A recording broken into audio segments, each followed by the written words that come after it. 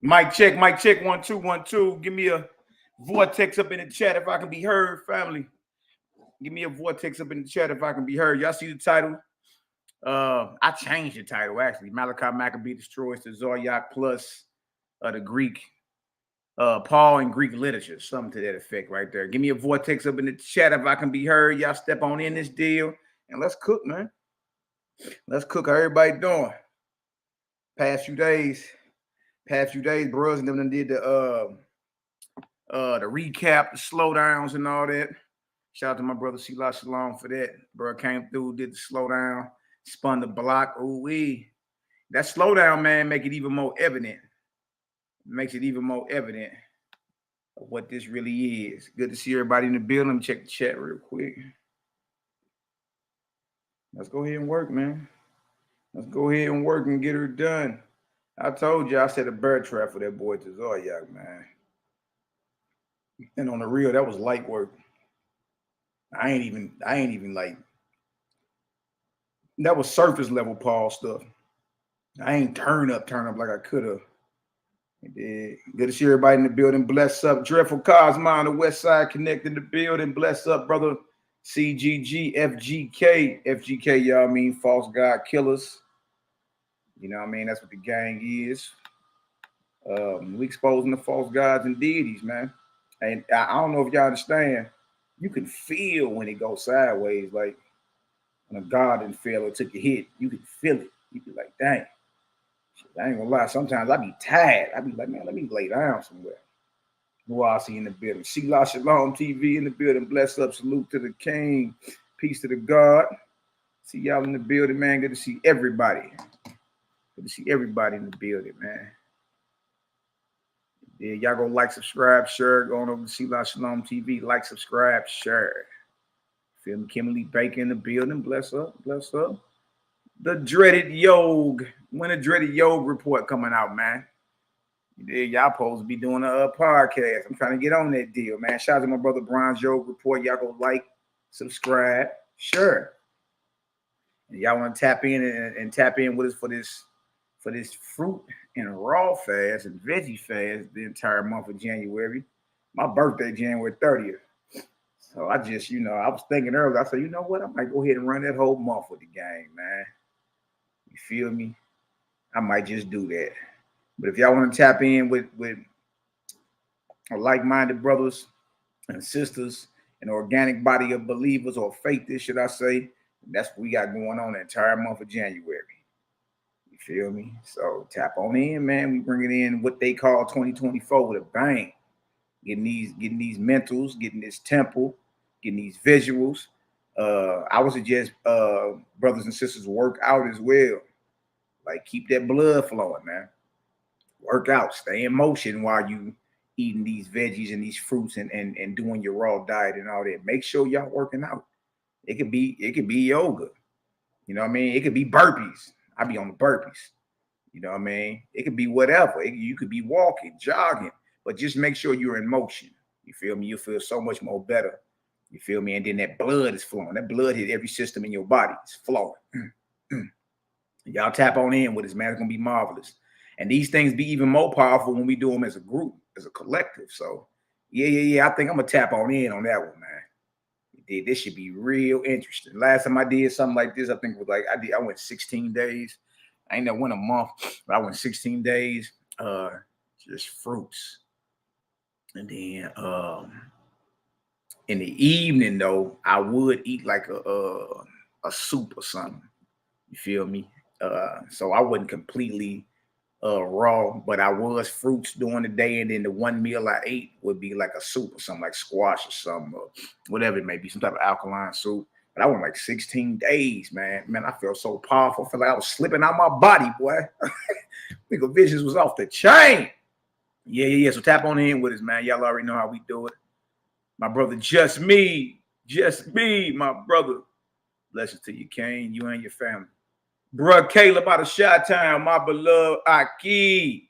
Shalom, Ak. What is the word? Good to see you in the building. I got the mayor of the West Side. He don't believe it's a West Side of St. Louis. I beg to differ. So, but I still call this brother mayor of the West Side. It's my brother YAH'KI Abiel. Y'all tap in with my brother. You feel me? The DC sniper, YAH'KI Macabee in the building. YAH'KI Mac in the building. That's a DC sniper right there, man. Tap in with him. Now we got some real ones on the squad. Real one. My brother Cornell Day. I've been talking to his brother since last night, boy. Y'all tap in with YAH'KI is very studied. He studied, he researched. That brother read. You know what I mean? Hey, bro, when you find that quote, though, you know what I'm talking about, man. Screenshot it and send it to me. You dig? It's already over dealing with Paul and him being Herodian, claiming to be a Benjamite. But, bro, when you find that, because I've been looking for it all night, but when you find it, please speed. I'm talking about breakneck speed. Send that to me, brother, please. You dig? We can look. When that information come through, everybody gonna be like, wow. Yeah, that's a wrap for that one. My brother YAH, we already know the West Side Connect.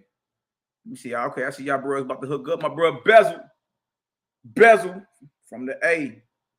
Bezel from the A. Blessings to you and your family. MINISTRIES Lifestyles. Y'all tap in with MINISTRIES. Blessings to you, my big brother, NehemiYAH, and y'all entire family. Love, light, and power to everybody. Robbie Dobson.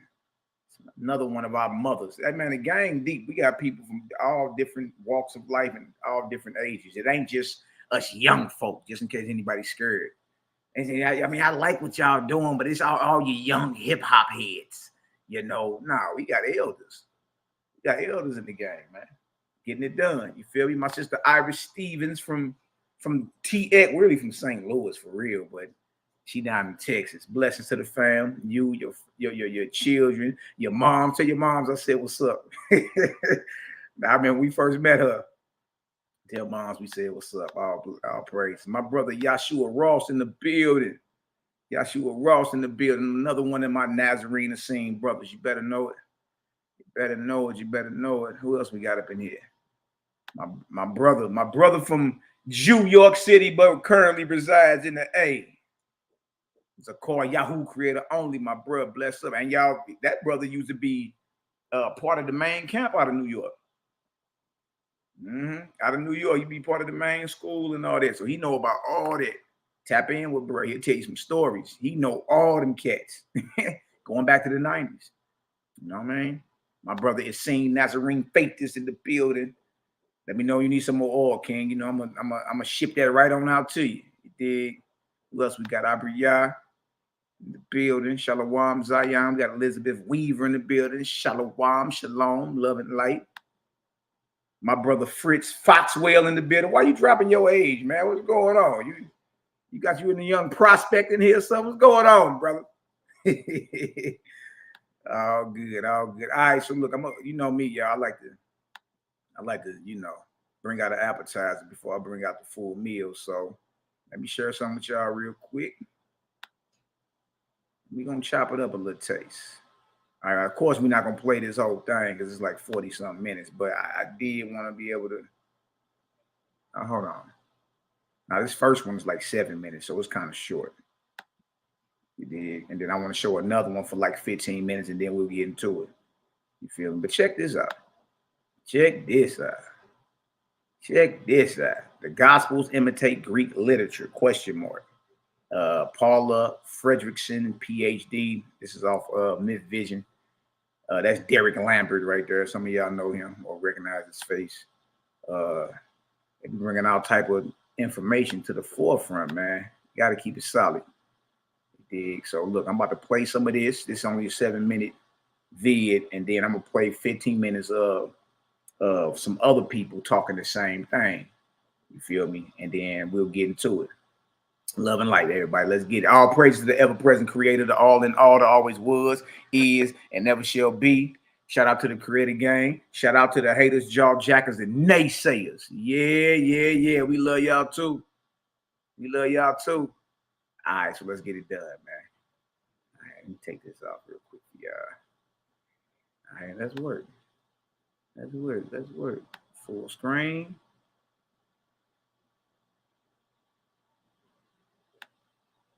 Donald has been dealing with mimesis criticism. Dr. Dennis R. MacDonald has been dealing with mimesis criticism, the idea that the New Testament gospel authors knew and were utilizing the Greek epic literature from the Greco-Roman world. Y'all see that? So there's a whole theory out there that the gospel writers or the New Testament writers were very, very familiar with the Greco-Roman world, including her poets, you know what I mean, her playwrights, all that. That's a theory out here, and it's called, hold on, so go back so you can hear him say it again. I had never heard of it. Watch this. Dr. Dennis R. MacDonald has been dealing with mimesis criticism. Mimesis criticism. Y'all look that up. Mimesis criticism. Ooh-wee. Ooh-wee. The idea that the New Testament gospel authors knew and were utilizing the Greek epic literature from the Greco-Roman world to develop their Jesus. See, to develop the whole Jesus story according to the mimesis criticism, the gospel writers were using Greek literature. You know what I mean?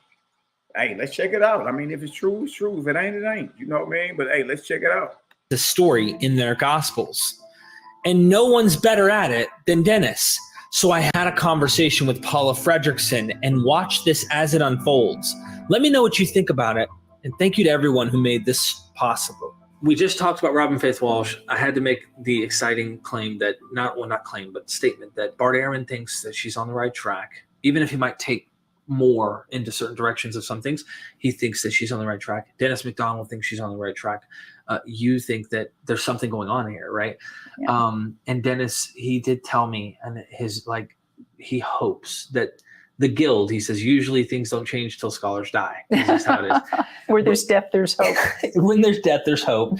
But that his work in mimesis criticism pertaining to including the Greek epics, he's obviously on board with the Hebrew Bible, and he thinks that scholars have kind of like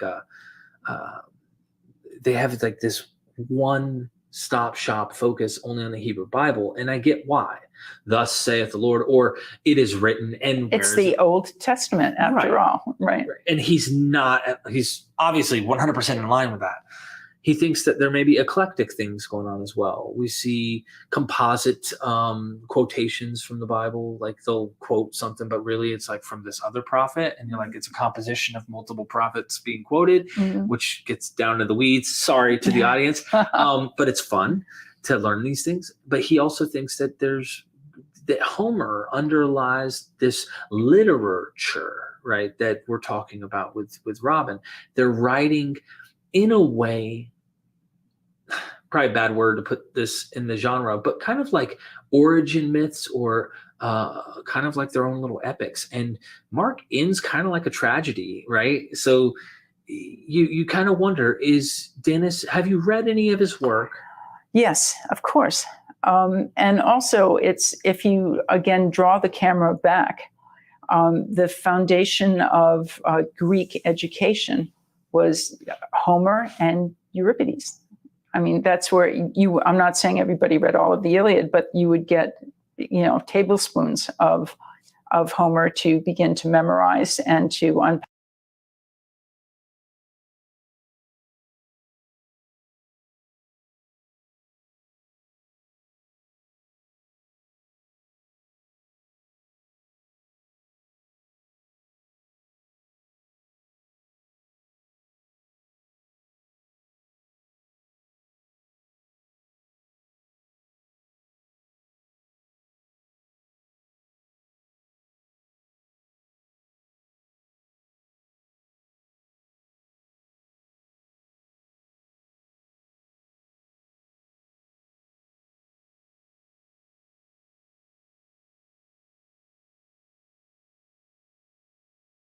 Grammatically and so on, and look, it's more the Iliad than the Odyssey, but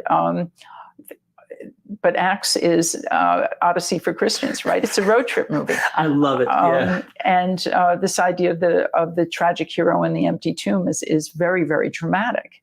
It's very dramatic in Mark to end that way.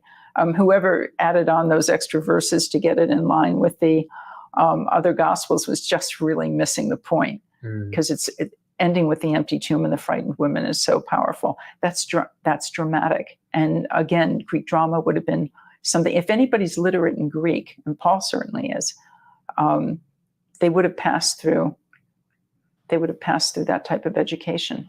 So you're not closed off to Greek mimesis. I mean, I'm not saying you buy it all of it. I'm saying, y'all heard that. In order for you to even be composed in any type of Greek literature, any type of composition, your basic rudimentary or elementary education starts with Homer.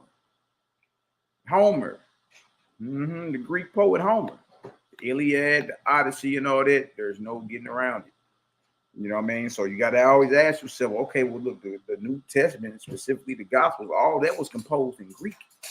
You know what I mean? So that means whoever composed it had at least a basic understanding of Greek composition, meaning that they at the least studied Homer. At the least, Euripides too. That's crazy. Okay, because even me and Dennis, we talk, and he's like, I hope before I die, but it's probably going to be after a long time after I'm gone before anyone's actually accepting this, big spoonfuls of what I'm saying. But he's like, I know that a lot of the things I'll say are weaker than other things.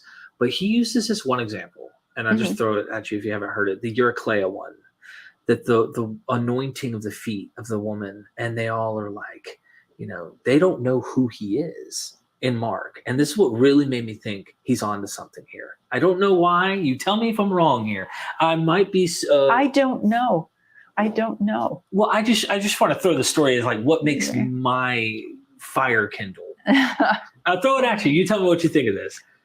I can honestly say I don't know, because that's not an angle of scholarship I live in. Right.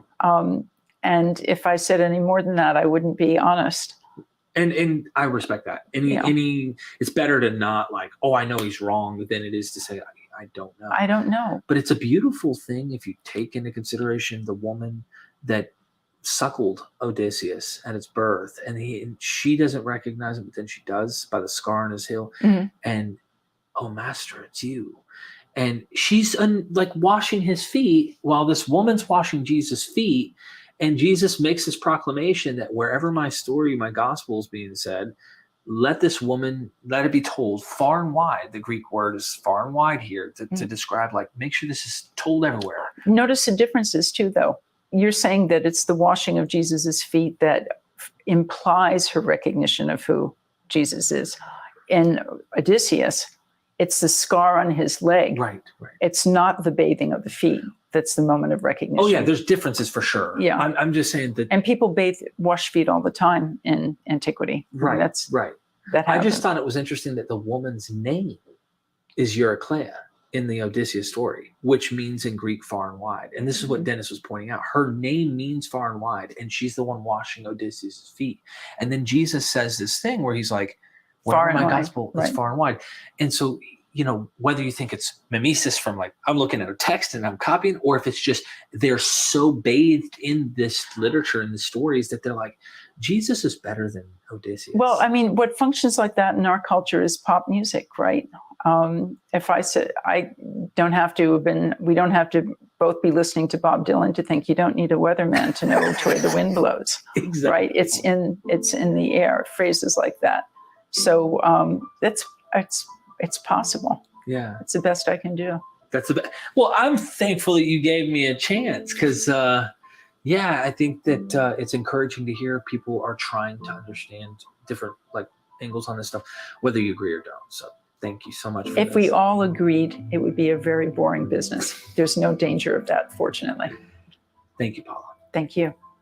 Thank you to those who contributed in the GoFundMe on making.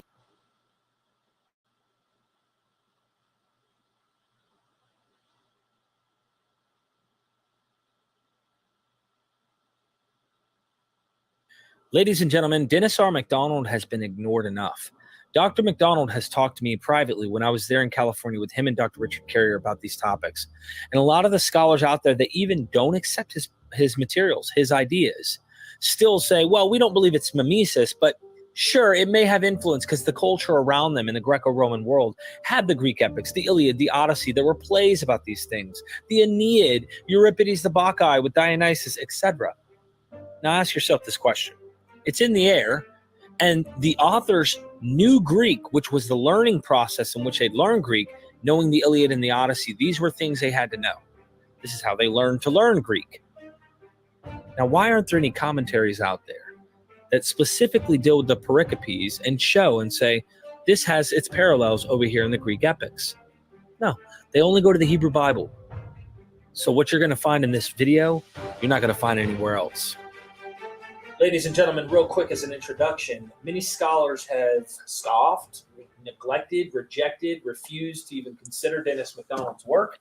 So today I have Dr. MacDonald taking us into an example that is almost so obvious.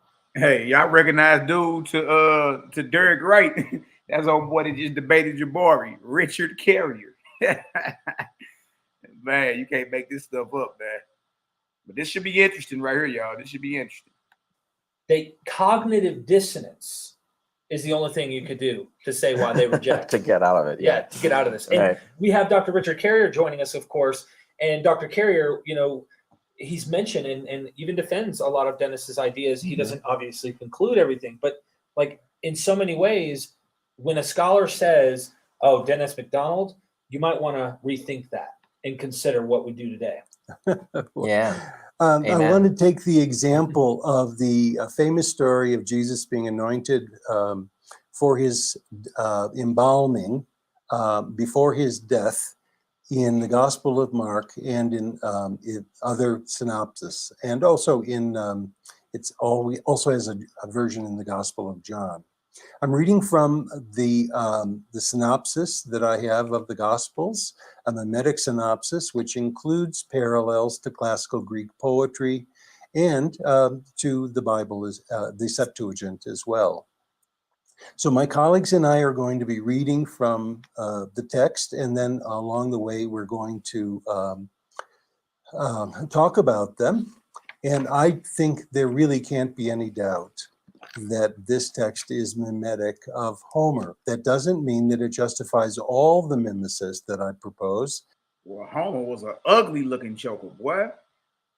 But it's crazy though, man, how these Greek playwriters and all that is like their work either directly or indirectly ends up in what we call the Gospels or the New Testament, you know what I mean? And another excellent point, I got to say it again. To learn how to read, write, and speak Greek, you have to have a basic education in Homer. They're going to give you the Iliad, the Odyssey, all that. You know what I mean? That's how you learn to compose Greek literature and read Greek literature and all that. You got to deal with Homer. You know what I mean? That's very, very interesting because our entire New Testament, hell, even the Old Testament, the Septuagint. You know what I mean? All that's Greek. We never asked ourselves, what is the curriculum? What are the prerequisites? You know what I mean? For composing Greek literature. Wow. But in this case, I think it's inescapable. And by the way, we're going to see that it was recognized by ancient readers. So this reading is congenial. He says it's inescapable, and you're going to see it was recognized by ancient readers as well. To the reading of the Gospels in Byzantium. So here we go. The woman who anoints Jesus for his burial in Mark surely imitates the famous Homeric niptra, or washing, by Eurycleia, Odysseus's nurse, who recognized the scar on his thigh while washing his feet in Odyssey 19. Here are the most relevant lines where Penelope speaks to Eurycleia about the renown that comes to those who show hospitality. Now, I'm going to read a footnote that's here because it really is I was just going to ask you to do that. Yeah, right. Because that's really crucial. Fact, why don't you read the footnote, beginning with Eurycleia's recognition? Yeah. Eurycleia's recognition generated many literary imitations, especially in Greek tragedy, where one character recognizes another by a distinctive token, which is the second criterion in this case. Examples appear in Aeschylus's Koiphori. Euripides is Electra.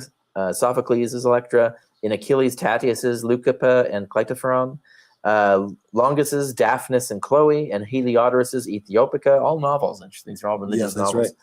Right. Where both tragedy, or there's both tragedies and religious novels, where the hero identified himself by quote unquote a scar on his knee, and he got hunting a boar. And the Testament of Abraham, even. So here we have an example of an imitation in Jewish literature. Presents a superb example of imitation of Odyssey 19 by a Jewish author. So, yeah. Hey, my brother Cosmo Cal in the building. Cal, do you hear this, man? Okay, Cal is in the building. Okay. I should have known you was up in here. Cal, do you hear this? You know what we shared with each other. Well, I brought it out in the debate, too, about how Paul was saying that Christ appeared to him quoting some Greek playwriters and Greek poets and a Greek proverb 500 years earlier. You know what I mean? Now we diving in a little deeper. Y'all make sure y'all write this stuff down, man, and like really go look at this stuff. And again, it's not saying it's line for line exactly, you know what I mean? But it's too many similarities to sweep up under the rug and sneeze at. Like, man, that don't mean that. No, you really got to go back and really look at what you're talking about, because if everything that we talking about was composed in Greek, then the Greek writers of the New Testament and the Old Testament, guess what they had an education in? Homer, Greek philosophy, Greek playwrights. You know what I mean? You had to been educated in that even in order to compose Greek literature. That's major, man. So y'all make sure y'all writing this stuff down, man. Take screenshots, do all that. It's crazy. And proof of concept. I give those parallels in other books. But here is my translation of some relevant lines from Odyssey 19. And Derek is going to read it, and he doesn't need to read the Greek. So go ahead, Derek. If one is noble and of noble heart, strangers carry one's fame far and wide. To all peoples, many speak of one's excellence. Then prudent Penelope said to him again, Dear stranger, never before has a man so prudent of dear strangers from afar come here to my house. So thoughtfully prudent as you are in everything that you say. I have an old woman with a wise heart in her breast, who nursed well and cherished that unlucky man. Wise Eurycleia, arise now and come, bathe this man who is the same age as your Lord. And the old woman took the gleaming basin to wash his feet, and poured into it lots of cold water, and then drew the hot. But Odysseus sat at the fireplace. So she approached and began to wash her lord. Immediately she recognized the scar that a boar long ago had gouged with a white tusk. After touching Odysseus's beard, she said, You most surely are Odysseus, dear child. I did not recognize you before, not until I touched the whole body of my lord. Later, she anointed him richly with oil. Now, the recognition of Odysseus by his scar is also the model for the recognition of the risen Jesus by his wounds. Oh, hold on, man. Hold on, man. Hold on. Man, look, y'all better leave me alone with all this, bro. Y'all just leave Macabee alone, man. Dang! Are y'all seeing this? I was just finna stop right before he was talking about the score and all that. Like, dang, what does this sound like? This sound like old girl who was washing, who poured the oil on Yahshua's feet and then dried his feet with her hair. You know what I mean? And basically was washing his feet and anointing his feet and all that. That's what that sound like. Hold on, man. Hold on, man. Hold on, man. I gotta run that back a little bit. Hold on. I know it's about Greek art too. There's a lot of nakedness. Let's go back a couple. Oh, surely are, Odysseus, dear child. I did not recognize you before, not until I touched the whole body of my lord. Later, she anointed him richly with oil. Now, the recognition of Odysseus by his scar is also the model for the recognition of the risen Jesus by his wounds in the Gospel of Luke, and then more extravagantly in the Gospel of John with the Doubting Thomas episode. Now, the phrase, strangers carry one's fame far and wide, is these two words, kleos, uru, far and wide fame. And we're going to talk about that as an important intertextual clue that Mark is dropping. By the way, Mark is not trying to disguise his imitation. He's advertising his imitation and wants to show that the episode about Jesus is actually superior to the one in Homer. This is So he ain't had nothing. not plagiarism. It's emulation. It's rivalry with Homer. And my work often is mistaken to be plagiaristic. And I'm not accusing these authors of plagiarism. I understand what they're doing as art. Any comment to that? No, that's spot on. And anybody who's, us classicists, people who've been in classics and ancient history, know this. This is common. This is the whole literary milieu in which this stuff was created. Everybody was doing this. Everybody accepted it. Everybody admired it as a process. And in fact, we're specifically taught it. This is the skill you were specifically taught to do. And so therefore, all the authors of the... So this was a skill, emulation. You know what I mean? Proving what you're going through is more superior, but you were taught to do this if you compose in Greek literature. You were taught to emulate. Man, this is nuts, man. The Gospels would have been taught this and encouraged to do it. It's the normal way of doing things. This especially... They would have been taught and encouraged to do it. Dang. What's really going on here, man? We better not be reading a whole book of Greek playwriters. Whether you talking about Old or New Testament, man, look, this better not be no product of a whole bunch of Greek playwrights. Constructing myths of any kind like this. So there's nothing spontaneously odd or ad hoc about what you're proposing. What you're proposing is that the gospel authors acted like anyone else who was educated in Greek literature. So the gospel authors acted like anybody else that was educated in Greek literature. I didn't say it. Don't get mad at me. Don't get mad at me. These your PhDs. That's old boy that just debated Jabari.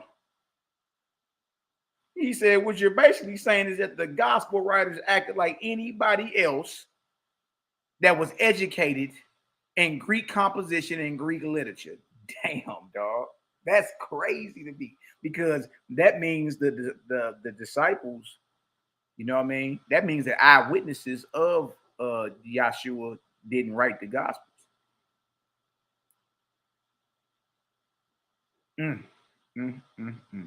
Or the New Testament as a whole, period. That's crazy. Because the only cap that was in the New Testament that's writing and was educated or had, Greek education was Paul. Mashiach didn't, none of the disciples, none of them. And I find that crazy, man. That right there is a bag drop. It's like what you're basically saying is that those who wrote the Gospels, right, in essence, were doing the same thing that anybody else would have been doing who was educated in Greek literature. That's crazy to me, man. That's crazy. I'm dialed into this. Little bro say, Shabbat Shalom, not hiding no rocks. Not no licking finger scholarship. I'm dialed into this topic, typology. Yeah, man. A lot of people don't know about typology. Yeah, let's keep going. This is crazy. If I might add, just to say it in like the most basic terms, to not do this is to not create epic narrative, to be the best. I mean, that's the whole point. So, and also it doesn't, if you were to create something sui generis, you lose all the richness of communication that you would have had That's by right, emulation. exactly. So the point of it that you need to emulate in order to comment, right? That's all of the Gospels are doing, is they're emulating, and what they change. It's the thing I think people forget, are the changes, because they'll often say, oh, but look at the differences. Yeah, look at the differences. The differences are the point. So the similarities, the emulation is what's to key the reader, or at least the the deep reading reader who notices, to key the reader and to know what's being compared. And then the changes are the point. They're the message, That's right? exactly right. That's how this technique is used as a method of communication. It is a language, if you think of it in those terms. So, and to emphasize again, like, this is a language that was being used by everybody at the time. It was well known and it was admired. So, for them to do it is actually exactly what you would expect. There are characters in Odyssey 19 who are not happy about the reception of Odysseus the beggar and somebody washing his feet. And there's a slave woman named Melantho, a female slave. She earlier complained about Penelope's generosity to Odysseus the beggar. The hero then rebuked her for discrimination against the poor. And Penelope accused her of having committed a monstrous act of hospitality.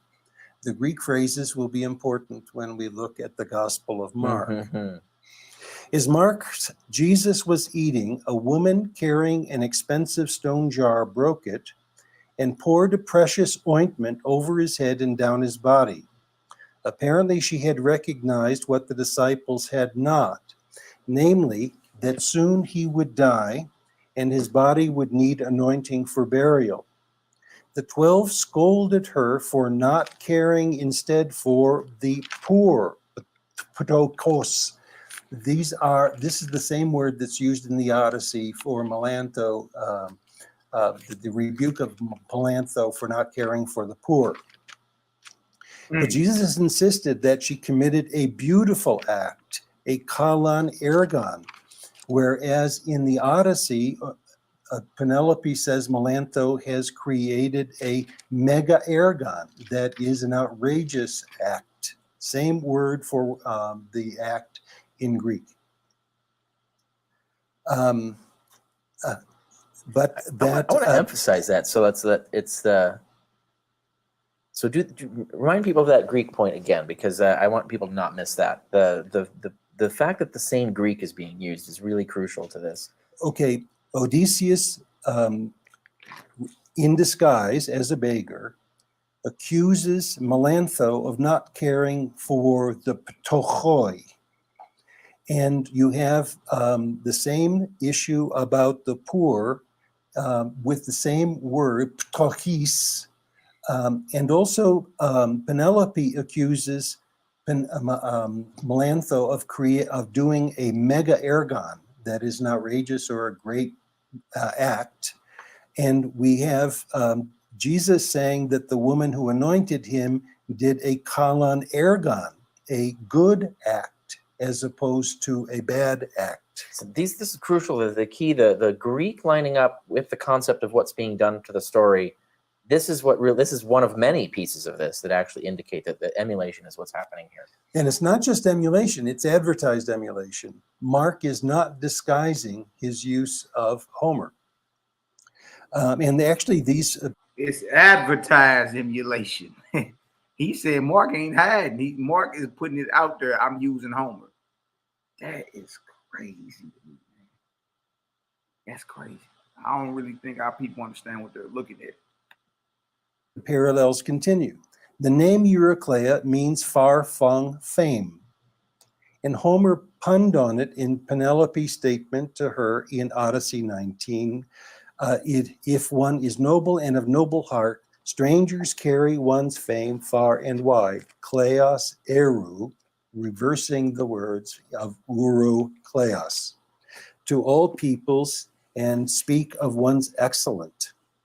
Luke freely redacted Mark's account at the beginning of his transformation of the pericope peccatora that we had talked about before. Now, I'm going to ask Derek to read on page 206 the entire story in Mark, from Mark 14:3-9. You can make your own judgment about the parallels. So go ahead. And while he was in Bethany, at the house of Simon the leper, and as he was reclining at dinner, a woman entered, who brought an alabaster jar of very costly ointment of pure nard. She broke the alabaster jar and poured the ointment down over his head. But some people expressed with each other their indignation. Why this waste of ointment? This ointment could have been sold for more than 300 denarii and donated to the poor. It goes off to the next page, right? And that word poor is the same word used in the Odyssey, the ptochoi. And they scolded her harshly. Mark, but Jesus said, let her be. Why do you trouble her? She has performed a beautiful act on my behalf, for you always have the poor with you, and when you wish, you can do good for them. But you do not always have me. She offered what she had. She anticipated the anointing of my body for burial. And I tell you truly, wherever the good news is proclaimed throughout the whole world, or through the world, what this woman has done also will be spoken of in her That memory. is, she will have Eurocleia. She will have renown far and wide. And the reader expects, this is a flag to Eurocleia, that this woman is doing a generous act that will be remembered everywhere, just as Eurocleia's generosity would be proclaimed throughout the Greek world. Any comments? No, I think it's beautiful. I just think that right there alone, the name means the very phrase in which Jesus is using is a huge red flag on top of everything Carrier and you. Yeah, and it's worth showing people. I'm going to show people this. So you have the synopsis. I don't know if this will show up on video, but you can at least see the structure of the page. But he's got all of the Homeric verses, so you can actually go and check, complete with. And then when we have the comparisons here, the synoptics. We have again all of the passages that you would need from Homer to actually see the parallels and figure it out. Well, in fact, it's right that those things in the footnote come from Homer, but they actually come from a Byzantine retelling of yes, the this is a story. good one. The bottom footnote stuff. So we have the Homer passages here, but down here in the footnote, we've got The Homerocentones. And what is that? These are poems. There are 5 large poems done over a period of about half a millennium, actually. Beginning in the 4th century, the first poet actually was a woman, Evdokia, the wife of Theodosius II. These texts have never been exhaustively translated in any modern language. And we've had a critical edition of them only in the last 15 years or so. And you will not find what we're going to read right now in any commentary or discussion of this text. And I think it shows clearly that these authors saw in this story echoes of the story of Odysseus, and they did not shy away from identifying those similarities and using the Homeric lines that inspired Mark to retell the Markan story. So Homer is both earlier than Mark and later than Mark when the Byzantine authors retell the story. It's really quite an amazing phenomenon. Wow, boy. and it's another proof of concept. Wow, boy. Homer's before Mark and after Mark when the Byzantine cats retell the story. Whew. Man, look, man. Hey, man. Y'all but just leave me alone. You know what I'm talking about? You want to debate something, and look, y'all don't even know what y'all looking at. You don't even know what the hell is even really going on around her. How in the hell are Greek playwrights, Greek proverbs, Greek sayings that was getting peddled around Athens 1,000 years earlier? How the hell is that in the Bible? How is that in the Bible dealing with Hebrew and Israelite people? Wow.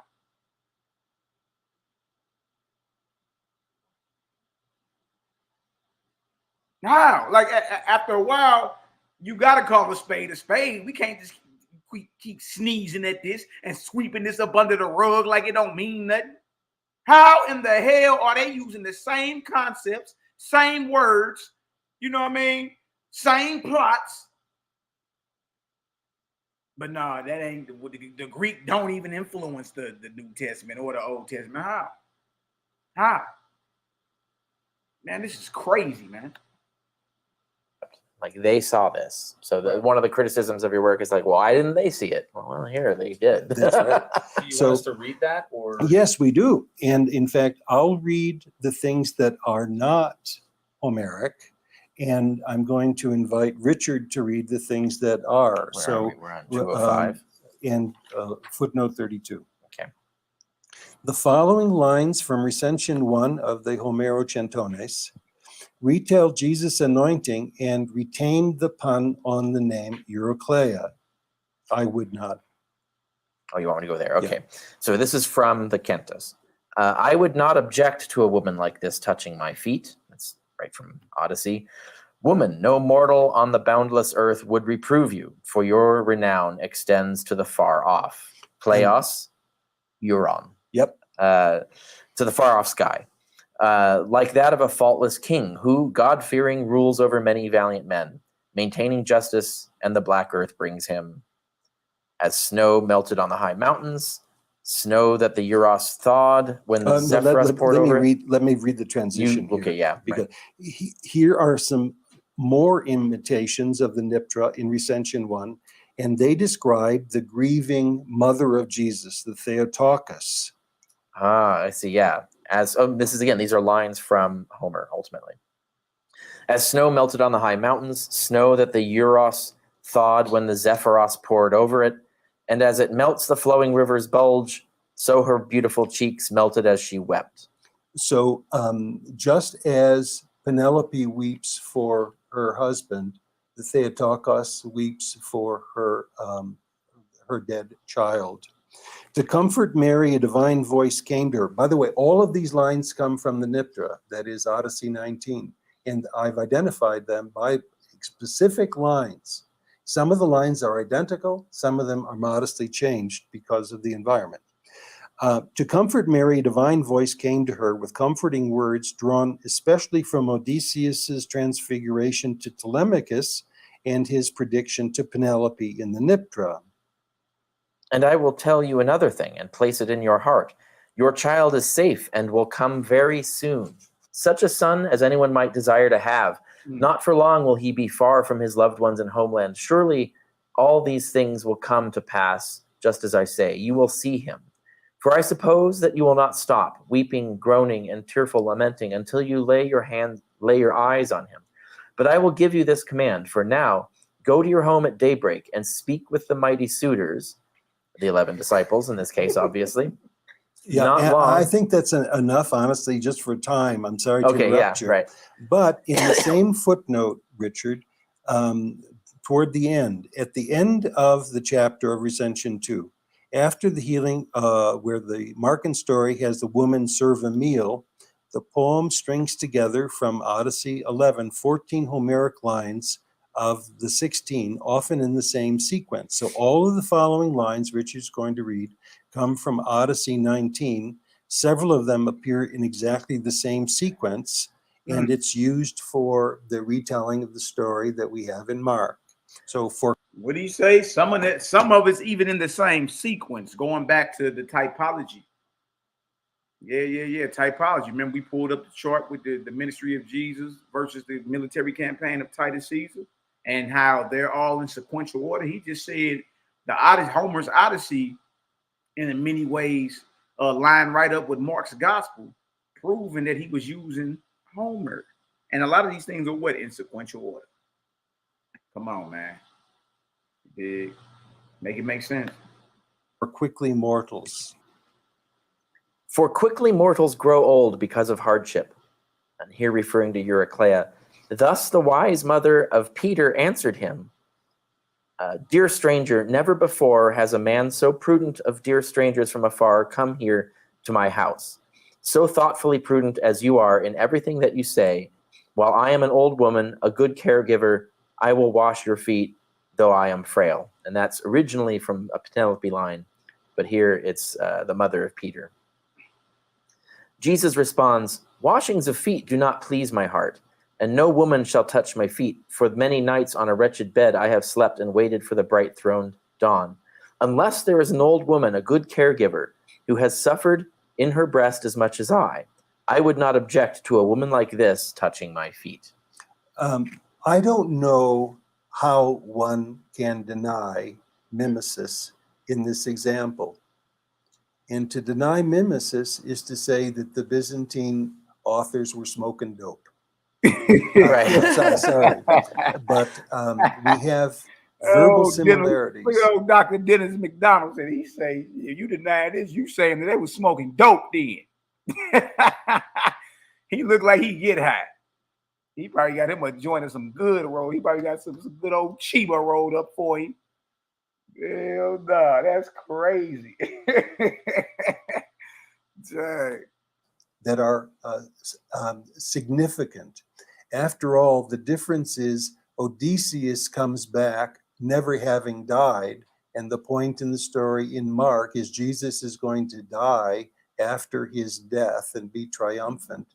And Eurycleia recognizes that she has spiritual perception in a way that the disciples don't. They want to give the money to the poor, which is virtuous, obviously, but you don't always have Jesus. And so you also have a rebuke and so on. I mean, the parallels are just so striking that now this is if you will, the camel's nose under the tent, and it's not going to be long before the whole camel is under the tent.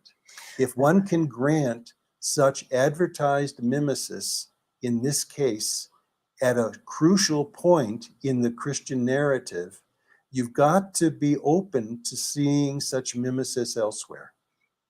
Yeah, and it's worth reemphasizing for people who might not have caught it that they actually were able to completely retell the entire gospel using nothing but lines from Homer. So what is the probability that you could do that unless the original gospels were already doing that, essentially? And what they do here, of course, is they're doing it much more literally. They're much more directly. They're taking actual lines, whole lines from Homer, slight modifications here and there, but it's clear what they're doing is that will do this, that will do this, that will do this, and it all falls together, which would not probably be possible had Mark, for example, not already built all these narratives out of Homeric passages. So, and you have analogous imitations in Greek tragedy, in Greek novels, and in a Jewish novel. So what Mark is doing here is a part of a literary tradition that is spread throughout the culture. What Mark is doing here is part of the literary tradition that spread throughout the culture. Y'all, the New Testament, the Gospels don't even come out after the war with Rome, from Rome in Greek. That means none of them were written by those who even knew Yahshua. Even Josephus was born after Yahshua died. You see what I'm saying? So, man, you really got to, when you start looking at the datings of these things, man, and really start like honing in on it, you be like, man, hold on now. What the hell is really going on here? You feel me? Look at this. That Mark is living in. Yep. Prior probability is high. That's how you do it. Background evidence establishes the higher prior and makes the theory easy to demonstrate. Derek, what do you think? I love it. I mean, and at the end of the day, like you've done in your books, and I always recommend people, you go through this chart, which I don't see it here, but it might be here where you literally are giving, rebuke, woman named far and wide.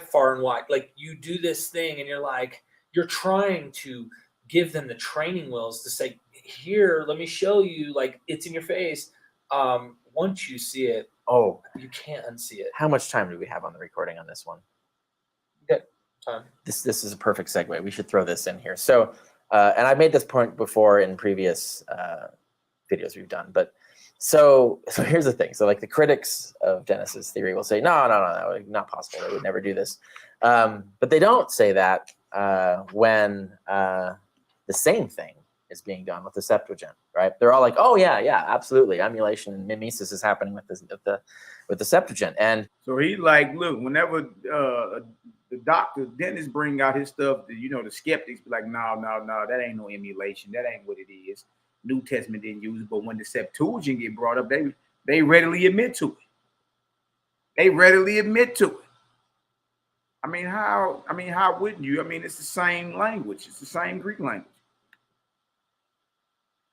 In my book, on the historicity of Jesus, I actually give an example. I have a whole section here on the work of Thomas Brodie, who showed that the Gospel of Luke does this same thing we're talking about Mark doing with Homer, and Luke also uses Homer, but also what he's doing and also what Mark does is he's doing the exact same thing.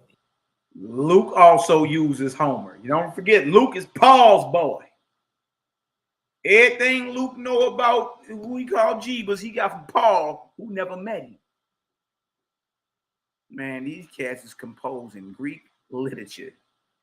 You dig? And got the world up under a God spell for well over 2,000 years. You basically got to go all the way back to the Ptolemies and them.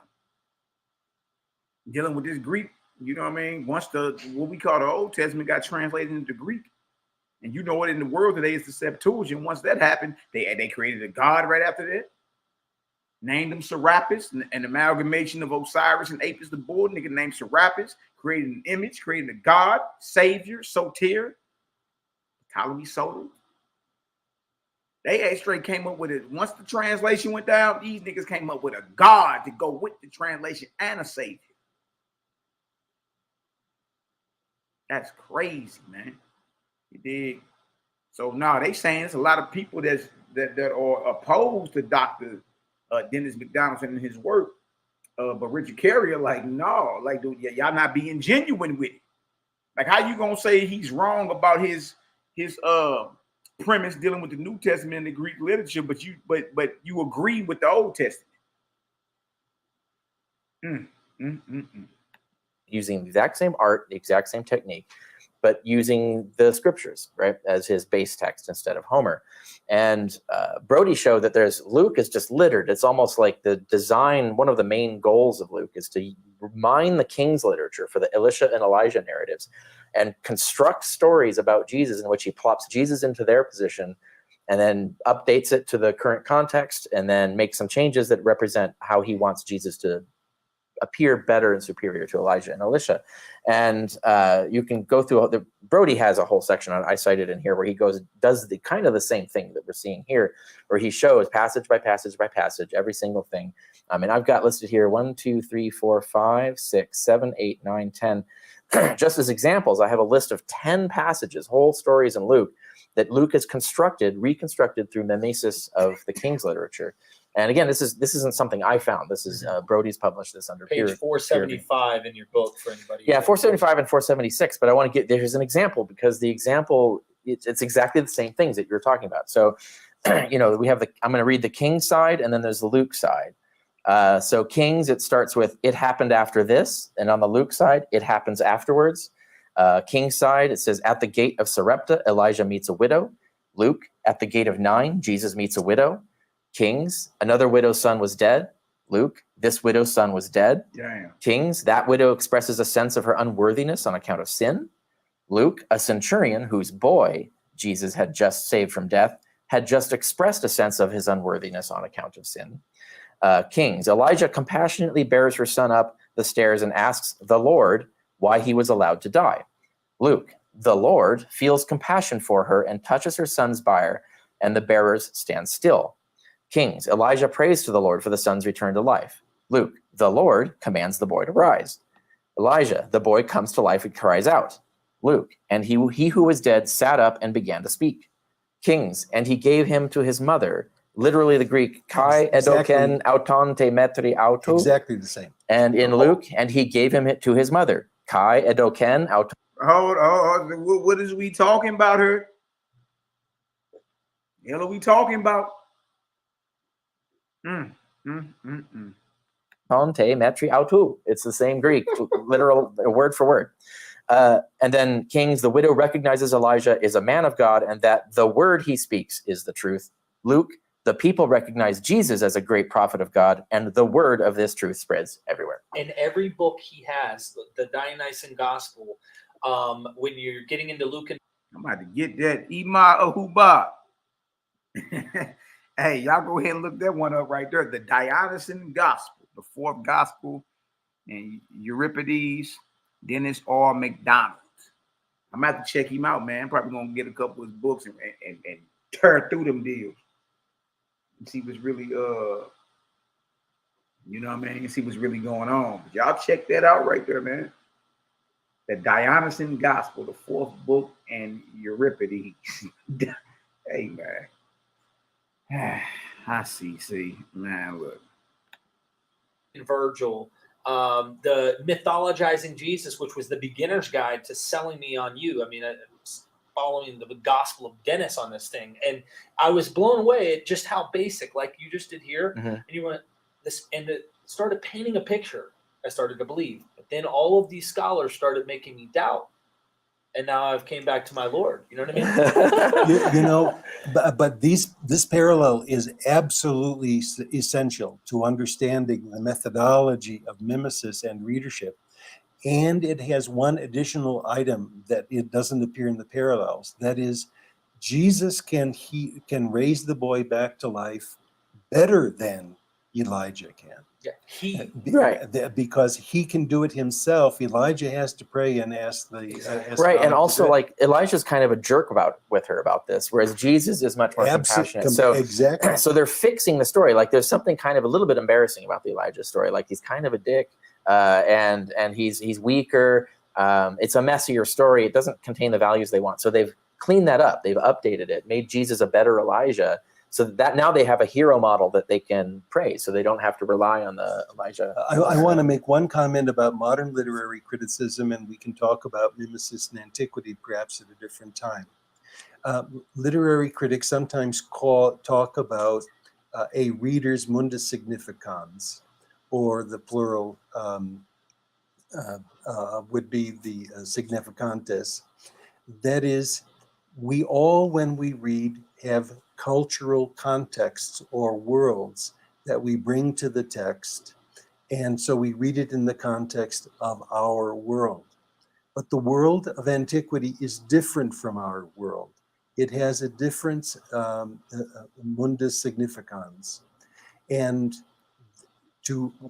what we're doing is trying to embed these narratives in its native environment and not to import the text directly into our own world and its signification, but to interpret it in light of the signification of antiquity and read it alongside of and not as well as the ancients. So the idea that the New Testament was written for people in the United States who speak English in the 21st century is simply not only anachronistic, it's just stupid. And we have to understand that these people read these texts. Hold on. Let's go ahead and get him on that again. Y'all heard what he said? 21st century is simply not to import the text directly into our own world and its signification, but to interpret it in light of the signification of antiquity and read it alongside of and not as well as the ancients. So the idea that the New Testament was written for people in the United States who speak English in the 21st century is simply not only anachronistic, it's just stupid. Y'all just hear him? To think that the Bible was written for people in the United States in the 21st century that speak English, you feel me, is stupid. Dang, dog. And we have to understand that these people read these texts over against the cultural monuments of their ancestry. That is, biblical traditions of Jews and the poetic traditions of Greeks, which were the monuments of ancient religion. And our ignorance, especially of the Greek side, has diminished and really crippled gospel studies. Yeah, and so Dang, did y'all hear him? He said our ignorance of the Greek side of the Gospels has crippled the gospel studies. You know what I mean? And crippled it. You don't know what you looking at. You reading it in English. He like, you stupid as all hell. It wasn't written for the people living in the United States in the 21st century speaking English. Man, just leave me alone for a minute. case in point, so it's mainstream, the King's emulation in Luke. Like it's pretty much everybody accepts that that's happening, and it's by the same evidence, repetition of the same Greek words, repetition of the same order of events, it's repetition of the same meaning and interpretation of events. Details, even if they're not verbatim, they're described basically the same things are happening. And so if you can show that. So in a nutshell, y'all, Joseph Atwell, who wrote Caesar's Messiah, found the typology dealing with Caesar, dealing with Titus, and Jesus, his military campaign versus Jesus' ministry and how they line up blow by blow. Dr. Dennis McDonald has found that the writers were also using Homer. You know what I mean? A Greek poet, Greek playwright, going back, y'all. I believe to like 700 BC, if I ain't mistaken. We'll look them up to get the exact dates. So like, there are no coincidences in any of this. Like the people who really study this, some of them are scholars, some of them got PhDs, some of them don't. But look what they're finding. Look what they're finding. You know what I mean? Evidence you can't get around. Like, dang, hold on. You feel me? Watch this. That and accept that for Kings. If Luke is using Kings, for example, and then here Dennis can show that the exact same techniques, exact same vocabulary for the exact same meaning, the exact same order of events, exact same sense of events. Sometimes things will be flipped, like in the case of Luke, or there's sometimes where Luke will flip the gender from something from Kings, right? So, or in the case it'll be you've done a monstrous thing will become you've done a beautiful thing. So there'll be flips, but they'll still be exact flips. So that's like improbable by itself. And the flip, of course, is usually the meaning of it, like something that they want to do to improve the text. So if that is accepted and is for the way that Luke is using the Septuagint, and he has the exact same evidence for Mark, for example, using Homer, and it lines up the same way, it's the same technique, it's the exact same thing. There's no reason to really reject it, other than your just insistence. There's no reason to reject it if we prove that Luke used the Septuagint and bringing out the story of Jesus and comparing it with Elijah. And Dr. Dennis McDonald does the same process to prove that the gospel writers were using Homer. The same exact process. What did Richard Carrier just say? There's no reason not to believe this. There's no reason not to believe this.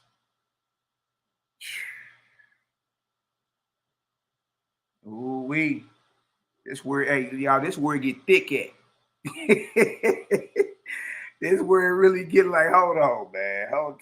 Time out. Let me go take a smoke break and meditate on this, man. Hold on. Damn. What did he just say? Man, this is crazy. There's no way Mark would use Homer for this, but obviously Mark would use Homer for this because he's writing Greek. Obviously, Mark used Homer for this because he's writing Greek. To readers of Greek. He's educated on Homer, as all. He's educated on Homer. All Greek literate persons were. So, and he wants to hit both audiences. He wants to hit the Jewish audiences, but he also wants to hit the Gentile audiences. What's going to appeal to them? Like the Septuagint is clever. The way he uses the Septuagint is clever and useful, but a lot of his audience aren't going to be familiar with that. So they're not going to get the allusions or get the communication. So obviously he's going to use like some sort of well-known Greek literature. Homer's going to be the most well-known. Even the public would have heard it sung. And so even the illiterate people would know Homer from the singing of it in public and so on. If you know Greek, you definitely do. I think the problem is they're starting with some presuppositions. Of course. I don't want to rabbit trail that these are not very bright authors. Right. Number two, they're starting with a paradigm in which the milieu is only Jewish, and they have a horrible conception of the Hellenism that was going on in that time. And yet these texts are written in Greek, so they're clearly not for a Hebrew-speaking audience, right? Obviously, if there are Hebrew speakers who also speak or read Greek, then the text is written in Greek, so obviously it's not for Hebrew-speaking people. A lot of common sense start making even more sense, don't it? Man, look, man.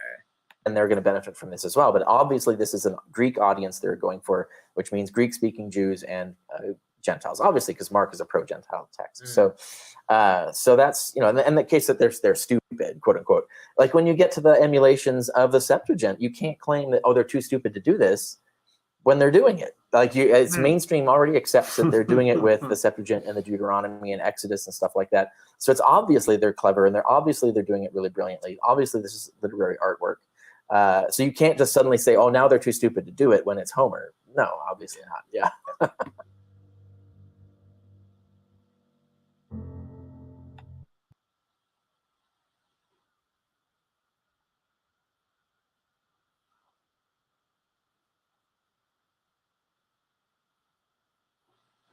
Oh, wait, oh, wait, oh, wait, oh, wait.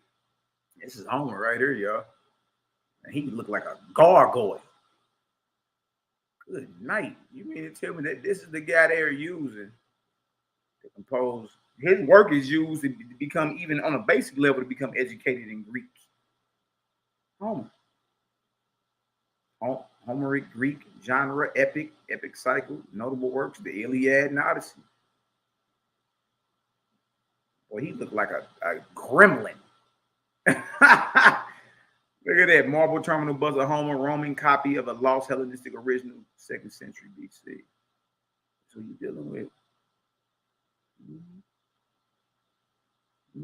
I'm already here. I know somebody done spilled their coffee. Mad. Be all right. Smell your own breath. Homer. Where you from? Born when? 8th century BC. What was Homer? Was a Greek poet.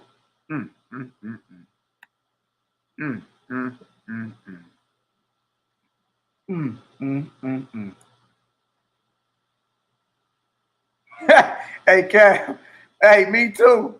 Me too, bro. Hey, I'm glad we ain't got to go through all this.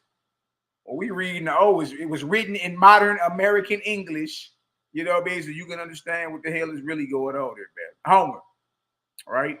8th century BC, was a Greek poet who is credited as the author of the Iliad and the Odyssey, 2 epic poems that are foundational works of ancient Greek literature. That the foundational works for all ancient Greek literature is Homer's works, the Iliad and the Odyssey, which are poems. All right, that's the foundational work of all ancient Greek literature. So everyone who's educated in Greek is educated in Homer. That's what the video just said, and when I pull it up on Wikipedia, it says the same thing. Y'all understand that? Give me a vortex up in the chat. Ain't nobody composing no Greek literature if they're not educated in Homer's Iliad and Odyssey. All right, if you're not educated in that, you ain't composing nam lick of Greek literature. Dang, that's crazy, man. 2 epic poems that are the foundational works of ancient Greek literature. Homer is considered one of the most revered and influential authors in history. In history. What is we even talking about her? They using Homer. Homer's Iliad centers on a quarrel between King Agamemnon and the warrior Achilles. Oh, yeah, Troy. So the movie Troy. Okay. I didn't know that. Yep, the king was Agamemnon, and the Achilles was Brad Pitt in the movie Troy. Sure was. Okay. Homer's Iliad centers on a quarrel between King Agamemnon and the warrior Achilles during the last year of the Trojan War. The Odyssey chronicles the 10-year journey of Odysseus, king of Ithaca, back to his home after the fall of Troy. The poems are in Homeric Greek, also known as Epic Greek, a literary language. It's a literary language. So the language of Greek literature is epic Greek. And that's what your gospels are written in. You people, how they were pulling up the same Greek phrases and the Greek words that's used over in the Iliad is used in the Gospels. You're not realizing this is a whole language used for literature. Most of us don't even know the difference between history and literature, man. This stuff is almost goofy. And then you start getting mad after a while, like, man, these bastards been playing with us. We've been getting played like a damn puppet around her.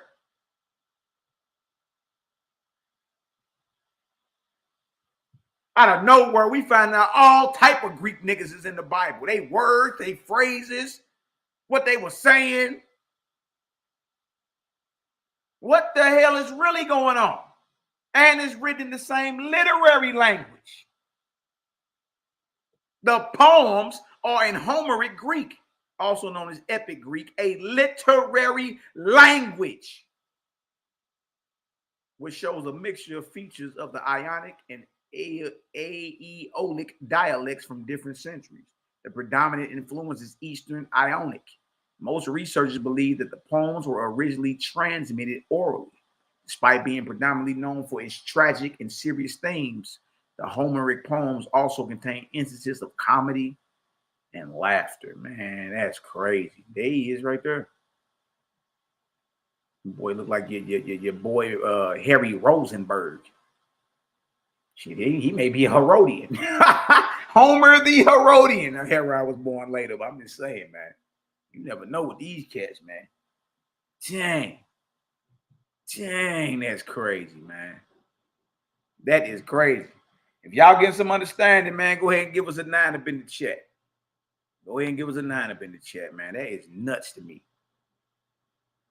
That is nuts. Ooh-wee, ooh-wee, ooh-wee. I got something for y'all, though. Bang, bang, bang. All right, let me stop sharing that. Stop sharing that real quick and then go back in. Man, that's nuts. Dang. Yeah, we're going to have to sit on back and then reflect on that one, man. Dang. I wasn't prepared for that one. That kind of took something about you, brother. All right. This is where we going first, y'all. Now, this is some of the stuff I pulled out in the debate on Tazaryach. I put that boy in a bird trap, man. Hey, Cap, boy, it was fun doing you like that too, boy. You know what I mean? It was real easy. It wasn't even hard. It wasn't even hard to box old Captain Tazaryach in. It was real easy. Boy, I don't know. They must ain't tell you about me, big dog. It's all good, though. You be all right. You be all right. People get shot every day. You tough, right? You tough, B. People get shot every day, B. All right. All right, I'm going to go back over what I read during the debate, and then we're going to jump back to the beginning of this. This right here, y'all, is called St. Paul and Greek Literature. It's a 35-page PDF, so it's a quick read. It ain't long at all. You know what I mean? And man, oh man, when I tell y'all, which further validates the video we just saw. It ain't just Homer being used. There's all type of cats being used in this deal. So let me jump back up here so y'all can see that.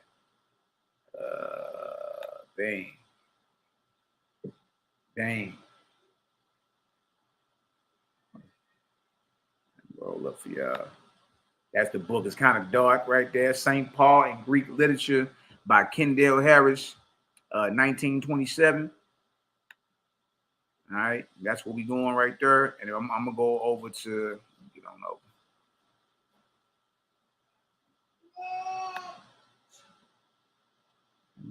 over. Let me get on over. I got you. Where's my stuff? Hold on, y'all. Right here. Boy, calm down. Ain't all that noise. Both of y'all need to chill. Hey, little joker. All right, boy, don't let me give you a knuckle sandwich, little joker. You want a knuckle sandwich? No. You sound like you want a knuckle sandwich, little joker. Hold on, y'all. I gotta get this off the page real quick. Hold on. This is where we going right here. Boy, what you say, little dude? Why is this not going over? There it is. It's like, do you want this off? yeah, leave that alone. All right, we're gonna put this as a single continuous scroll right there. All right, y'all. Give me a second. Let me run these little jokers upstairs real quick. This is where we going first. Come on.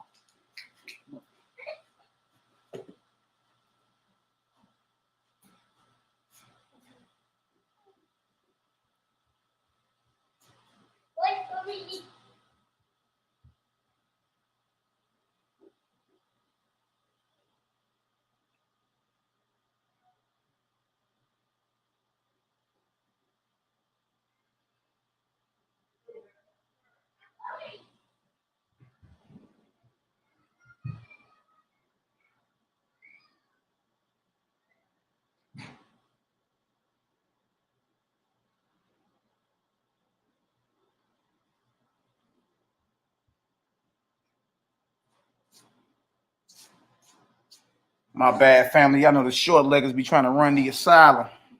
Can't let the inmates run the asylum. You know what I'm talking about? All right. Matter of fact, here, let me drop a link in here too, just in case any of y'all want to hop on and talk about this stuff, man. This stuff is crazy and crazy. Stuff get crazy and crazier, man.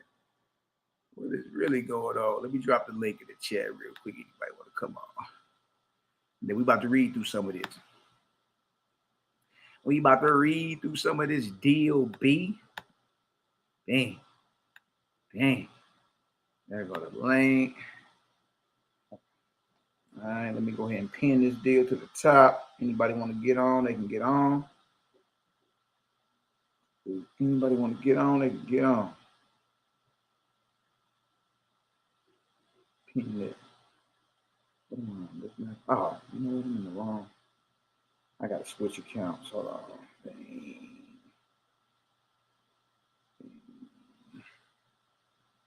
We get her done. Give me a second, family. Pin this deal to the top real quick. All right, that's right there. Anybody want to get on and chop it up about any of this? Come on in. Come on in. Let's chop it up. All right, let me get back to this book, though. Let's see what we really got going on here. See what we really got going on here. Just in case it went too fast for a few people.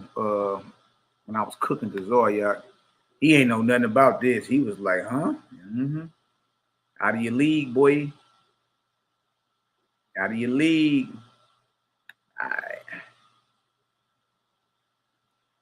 A lot of you cats got to go back to the drawing board, man. A lot of y'all got to go back to the drawing board with all that. You know what I mean? You at war in modern time with outdated information. Like, the information is outdated. It's been debunked. Right here, we're at the bottom of page 9, St. Paul and Greek literature. St. Paul and Greek literature. All right, trip off this. It says in the account, let me highlight it. We take our time with this. You know, with them debates, you be having to, you know what I mean? You got a rapid fire, but with something like this, we can slow it down. Yeah, I'm trying to, matter of fact, I'm uploading, trying to download it now off Sadet and them channel, Reza. So yeah, it'll be up on the channel. Hopefully by the end of the day. You can go check it out. If not, go over to Sadet Studios, SANETER, or somebody drop the link for the debate in the chat if you can. My sister Reza trying to go look at it. I can't believe you ain't seen it yet, Reza. That deal's still over there smoking.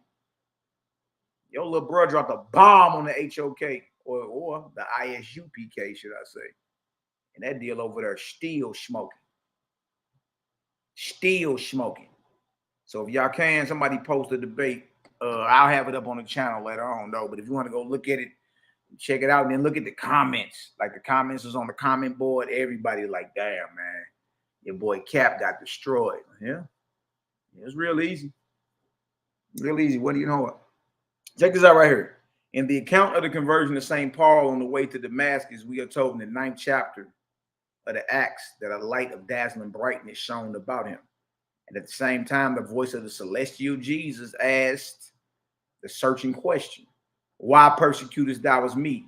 And declared that it was hard for him like a restive beast to kick against the goads, or you know in English as the pricks. This speech was said to be delivered to the consciousness of Paul in the Hebrew language. But it is turned at all events in its Lucan form into a verse, or what looks like a verse of what? What's that? Greek poetry. Y'all see that? So we already, based off the video we just watched, we got Homer. Homer is definitely being used. All right. What other Greek poets are being used in the construction or in the composition of the Bible? The writing of the Bible. Like they using Greek poets and Greek playwrights and those that specialize in writing tragedies and all that. Like, man, that's crazy. And all these cats lived way before there was a historical Yahshua. He said right here, man, it looks like a verse of Greek poetry. But as it was said to be Hebrew, the words pass for a common proverb, which might just as well be Hebrew as Greek. Do not Judean oxen resent government and guidance. Why put them into a Greek dress? Like, well, if it's a common proverb, why quote it in Greek? Right? Surely the oxen, the oxen in Judea, you feel me, don't like iron gold no more than the oxen in Greece. So there's no reason to put a Greek dress on it. If it's common, then you will put a Hebrew thing on it, a Hebrew idiom. Look at this. The sentiment in question occurs in 2 or 3 Greek poets. First of all, it's in Aeschylus, Prometheus, Vinctus, and in the Agamemnon. And second, it is in Pindar, in the second of his Pythian odes. That sounds crazy. Pythian odes. And third, in a nearly equivalent form, it is found in the bouquet of Euripides. That's a play. It's a play. So that we need not trouble anymore about Christ speaking Hebrew. For Paul has translated what he says he heard from the Lord. When he is on his trial, he repeats the translation. So we have an acquaintance on his part with a Greek proverb, which occurs in Greek literature, and we should at once concede an acquaintance with Greek literature. If it were not that the proverbial form need not be confined to a book. So we read in the Acts that against the pricks or against the goads, it's hard for thee to kick. And then we compare Aeschylus, against the goads, thou stretches out thy leg, and kick not against the goads, Agamemnon. While in Euripides, we have better slave victims under him than kick against the goads, man raging against God. Bouquet, that's a play, y'all. And in Pindar, we are told that it is best to bear lightly the yoke that rests on one's neck. For as you know, it is a slippery course to kick against the goads. When one looks over these passages, one is struck by the occurrence of the figure of the ox goad to represent the mastery of God or fate over recalcitrant will. The word recalcitrant expresses in Latin the same thing as the kicking at the goad does in Greek. How significant that Euripides should speak of man raging against God. That is almost exactly the language with which the 9th chapter of Acts opens when it says that Saul breathing out slaughter and threats against the disciples of the Lord. May we not say that he was converted in Greek and that he was Hellenist from the start. His subconscious mind was under the influence of what? Of what? Greek literature. Ball game, boy. Bag drop. Bag drop, boy. Dang. That is crazy, man. Y'all understand that? Now look. And matter of fact, let's go there real quick. That boy Tazaryach was trying to. And I'm like, bro, you reading 3 different conversion stories about one event. That's what you doing. So you trying to make Acts 9 match Acts 22, match Acts 26. If it's all the same event, well, according to Acts 26, Jebus appeared to Paul speaking some Greek playwrights. I'm saying, like, you're not realizing what you're looking at. You out of your league, man. So I keep trying to tell you, like, look, go back to the drawing board and figure this out. You're out your league. All right, watch this. Let's go there. Let's go there so we can see. And then trip off who the actual blue letter references. Man, that's crazy. I don't think people really understand. Right? Yeah, we all victims of these translators. And in these times, it seems as if the creative gang been the ones brought forward to expose all of it. Because the stuff we talking about, these mealy mouth misfits wouldn't even whisper. You wouldn't even whisper it. You know what I mean? Too scared of losing. You ain't ready to rock with us if you scared to lose. You know what I mean? You scared to lose fame. You scared to lose money. You scared to lose a spouse. You dig? You scared to do all that, all for the sake of, because people disagree with the truth that you bringing out, man. You better stand on it. Stand on business. You dig? What if all the real ones cowered down just because they was in fear of losing something? Man, look. Man, look. You better stand on it and stand on business. In the end, you ain't going to be respected. Okay, so this is Acts 26:14. You dig? Scared, all comfortable. And look, you better come on outside and tell everybody what it is. It don't matter what happened. Yeah, but maybe you ain't cut like that. Acts 26:14. And when we were all fallen to the earth, I heard a voice speaking unto me in Hebrew, saying in the Hebrew tongue, Saul, Saul, why persecutest thou me? It is hard for thee to kick against the pricks. I'm going to go to a couple of different Bible versions so you can see. He's talking about them golds. That's what a prick is. It's an iron gold. All right, this is the ESV. And when we had all fallen to the ground, I heard a voice saying to me in the Hebrew language, Saul, Saul, why are you persecuting me? It's hard for you to kick against what? The golds. The golds. Back to back with you. I better tell them boys I do this, man. I don't know what these cats thought. Let's go to the actual word pricks. Now that we know it's golds, let's go to the word pricks. All right, let's go down. We all don't be under no illusions. What is it? It's G 2759, Kentron. And iron gold for urging oxen, horses, and other beasts of burden. Hence the proverb to kick against the gold, i.e. to offer vain and perilous or ruinous resistance. All right, now look at this, Thayer's Greek lexicon. How do you spell it? Now look what they say right there. Look at this. I showed this to Carolyn another day. They was like, hold on, what? Look at this. As in the Greek writings. As in the Greek writings. So that's what we've been showing. We're showing how Homer was used. Now we're showing where other Greek playwrights and poets were used. You know what I mean? And their work used in compiling Bible. You know what I mean? You got to be real with yourself, man. That's it. You ain't willing to be real with yourself. You ain't ready to have no conversation with the gang, creative gang. Because we going to keep it real first before we do anything. We ain't going to act like that bomb ain't just go off and we didn't hear it or see it. You're like, man, what the hell was that? Right? We don't do elephants in the room. No, we gonna deal with it head on. What you mean? Now, ain't no tension in the earth so thick you can chop it with an axe. We get to the bottom of it real quick. Look at this right here. As in the Greek writings, an iron gold for urging an oxen, horse, and other beasts of burden. Hence the proverb to kick against the gold, i.e. to offer vain and perilous and ruinous resistance. Acts 9:5, Acts 26:14. Now y'all see the CF down here? See that CF? When it says CF, pindar, CF means compare. All right, so compare that phrase you have in the Bible. It is hard for you to kick against the pricks of the golds to pindar. We just read pindar, didn't we? To Escalades. We just read that, didn't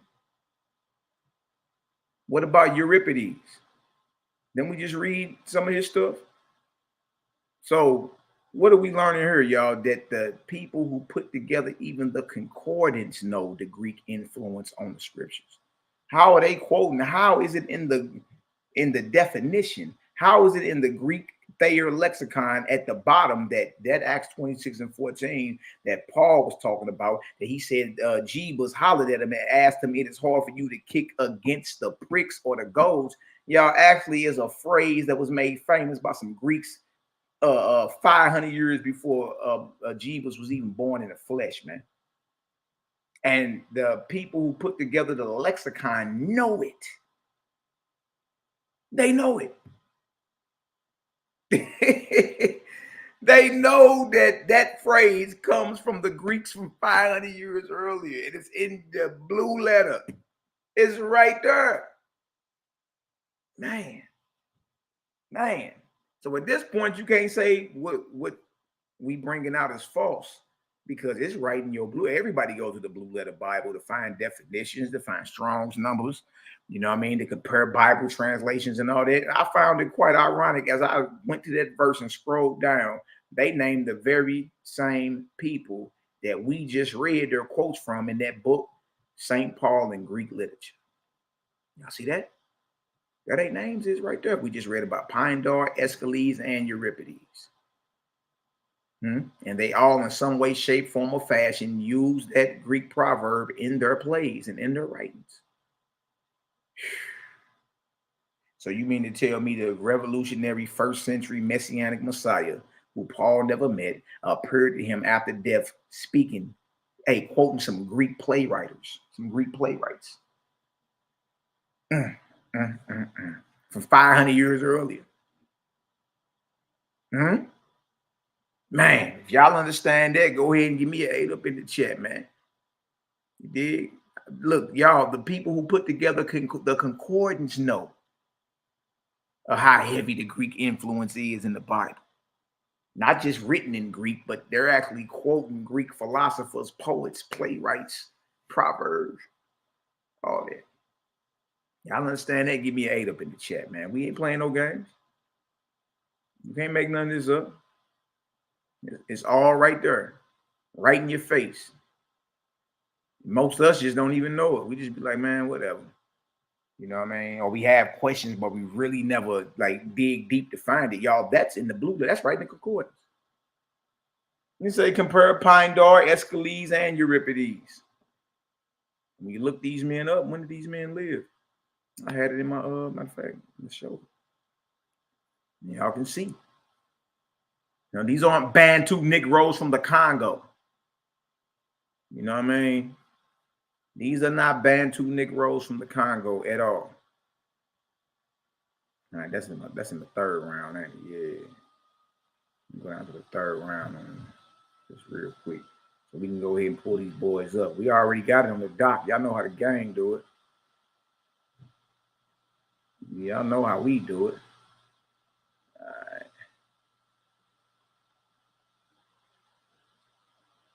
Where we at? Right here.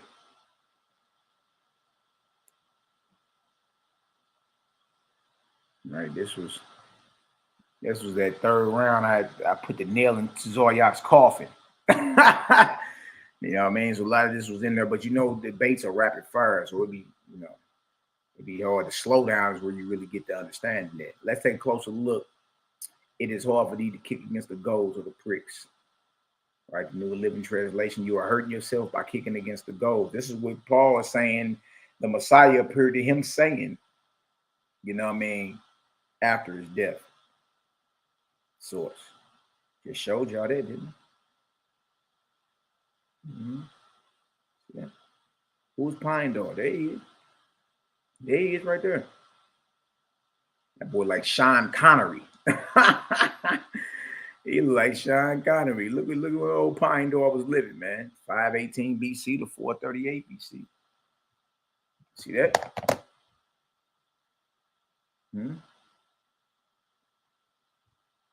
Yeah.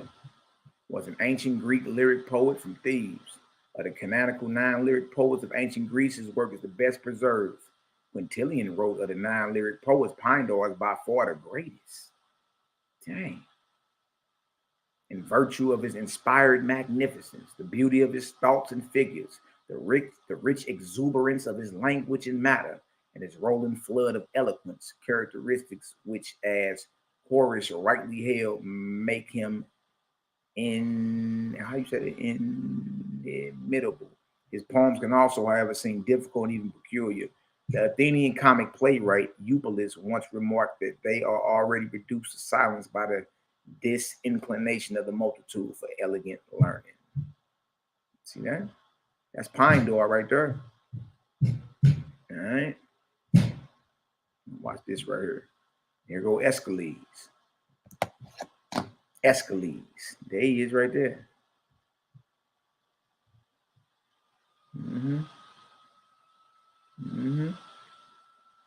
Aeschylus, 525 BC to 456 BC, was an ancient Greek tragedian, often described as the father of tragedy. Academic knowledge of the genre begins with his work, and understanding of earlier Greek tragedy is largely based on inferences made from reading and surviving plays. It's a plays, man. According to Aristotle, he expanded the number of characters in the theater and allowed conflict among them. Formerly, characters interacted only with chords. These are the Greek cats that's responsible for that phrase, kick against the pricks, or kick against the goals. I'm saying the Messiah appeared to you, quoting these men right here.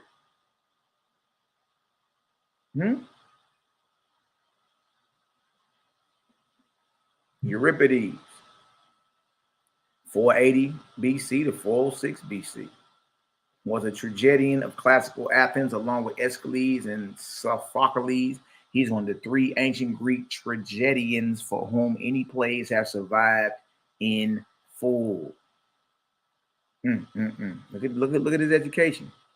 Look at his education. We just bag dropped that boy. Look at this. He became in the Hellenistic age a cornerstone of ancient literary education, along with who? Homer. Homer. You got to be educated to compose Greek literary, the Greek literature. You got to be educated. And what are the foundational works? What is the foundational work for composing Greek anything? Homer.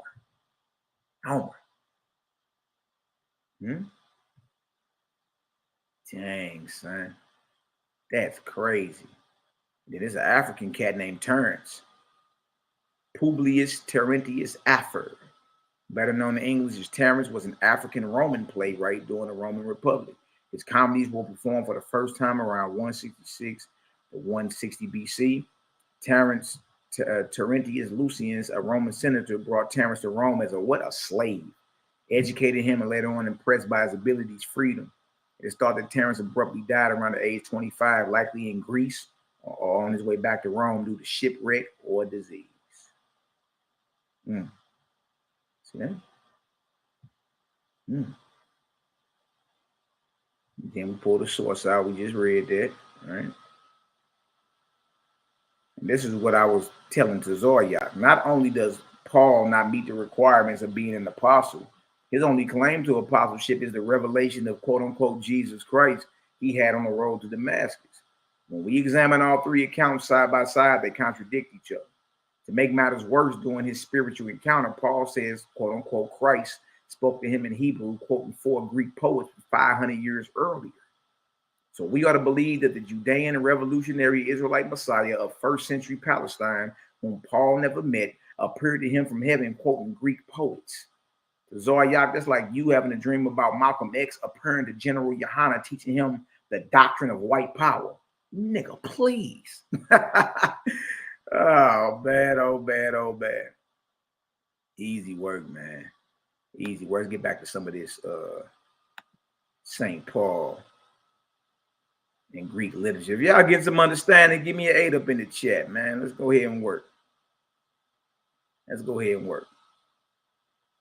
All right, page that, bang, right there. Let's go ahead and work, man. Easy work. They don't know your boy dude. I do's this.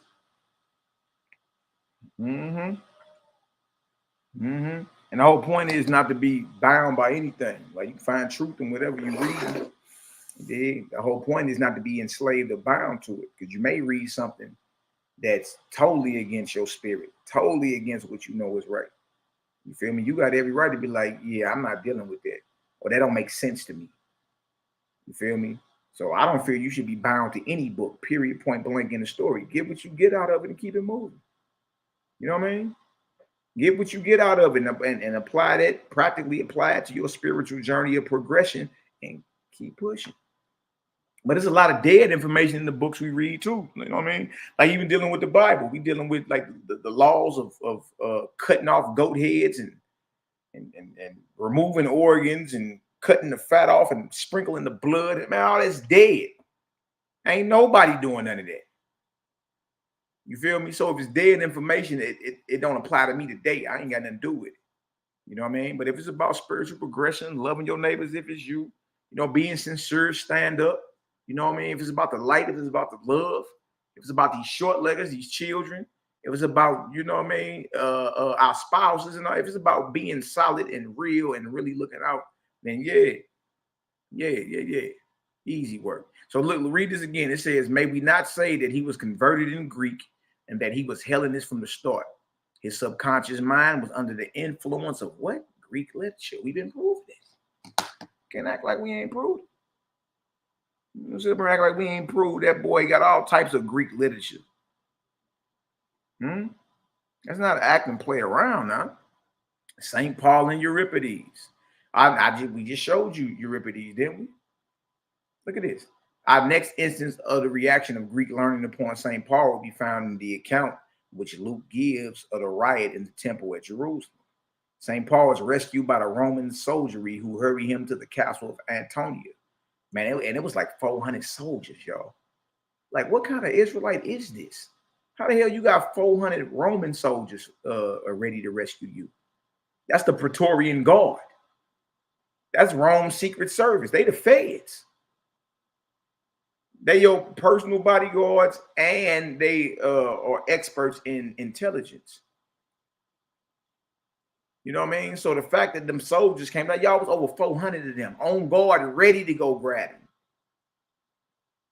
Man, please. Y'all still think this cat's solid?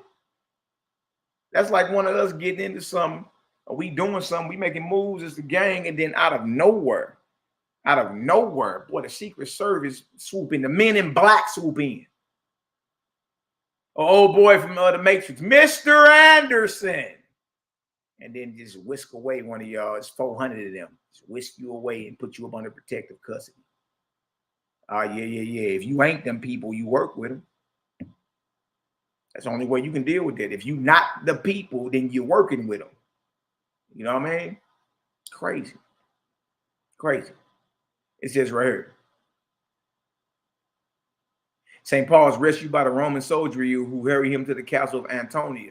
And as he's being dragged up the steps, he asks the Roman governor if he may speak to him. The official, on hearing himself addressed him in good Greek, expresses astonishment. He thought he had caught one of the Reds. Can you speak Greek? He asked him. Paul says, I am from Tarsus, says the prisoner, a citizen of no mean city. Now, if you were to turn to Euripides and look at the opening of the play of Ion, you will find a scene in which Hermes comes down on a mission from Olympus and explains to the audience how he had, years before, brought from Athens to Delphi a stray child of whom Apollo was the father. In referring to Athens, he introduces the reference to the city in which the play was actually being performed. In the words, there is no mean city of the Greeks. Hold on.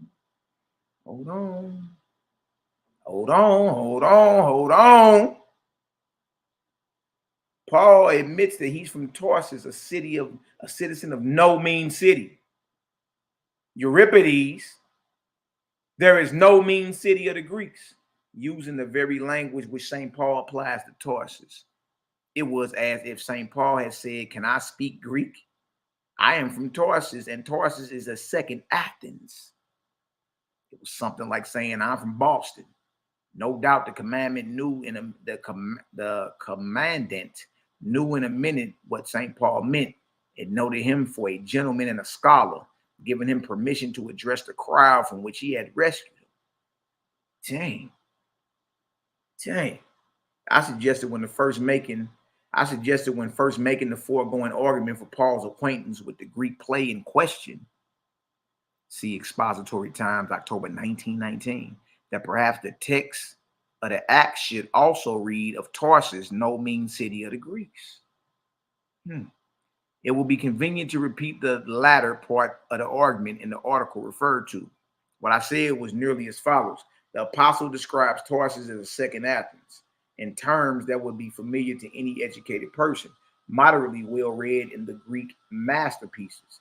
I suggest that the words of the Greeks should be restored to the text and that the word should be printed as a quotation. The whole Euripidean verse may perhaps be restored.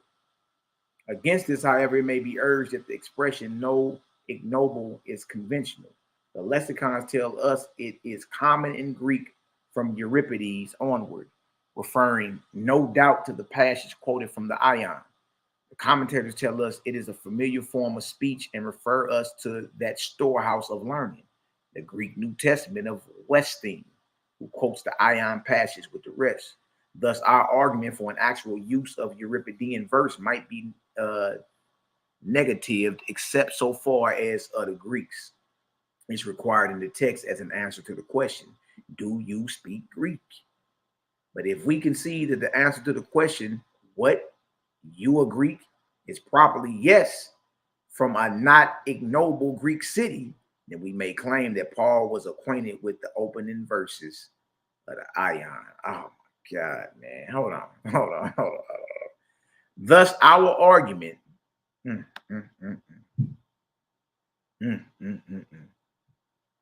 Thus, our argument for an actual use of a Euripidean verse might be negatived, except so far as the Greeks is required in the text as an answer to the question, do you speak Greek? That's what do asked Paul. But if we concede that the answer to the question, what, you a Greek, is properly yes, from a not ignoble Greek city, from a not ignoble Greek city, then we may claim that Paul was acquainted with the opening verses of the Ion. Straight up. Dr. A.B. Cook points out to me that the Euripidean line was bound to be famous, as were all the allusions to Athens in Greek literature, and that we have probably another echo of it in a passage of Dionysius of Halicarnassus, where the cities Canine and Antema are said to be not ignoble, seeing they are of Hellenic origin. Our theory of the dependence of St. Paul upon Euripides was confirmed in the Expository Times for April by my friend and former colleague, Mr. H.W. Fulford, who pointed out that in 1 Timothy 6 and 12, we're going to go there. We're going to go there. 1 Timothy 6 and 12, where Timothy exhorted to fight the good fight of faith. Oh my God, not that one, man. Anyone but that one. Fight the good fight of faith. You know how many times I've read that and said that? There is a striking parallel in Ecclesiastes of Euripides, line 648, where Admetus, the husband of Ecclesiastes, reviles his father for his unwillingness to die in Alcestis's palace, or Alcestis's place, and as a substitute for himself, thou wouldest, said he, have fought a good fight to die like that. Here it is, not only the coincidence of language, but its application to an old man, imagined to be in the article of death. The argument for St. Paul's acquaintance with Euripides is seen to be capable of reinforcement. It is not a case of a stray proverb. By the way, fight the good fight is not a good rendering. It should be run a good race. We now pass on to discuss the possible influence upon St. Paul of the writings of Aristophanes. We shall be obliged to use a few Greek words, but as far as possible, we will present the argument in English. Oh, man. Okay.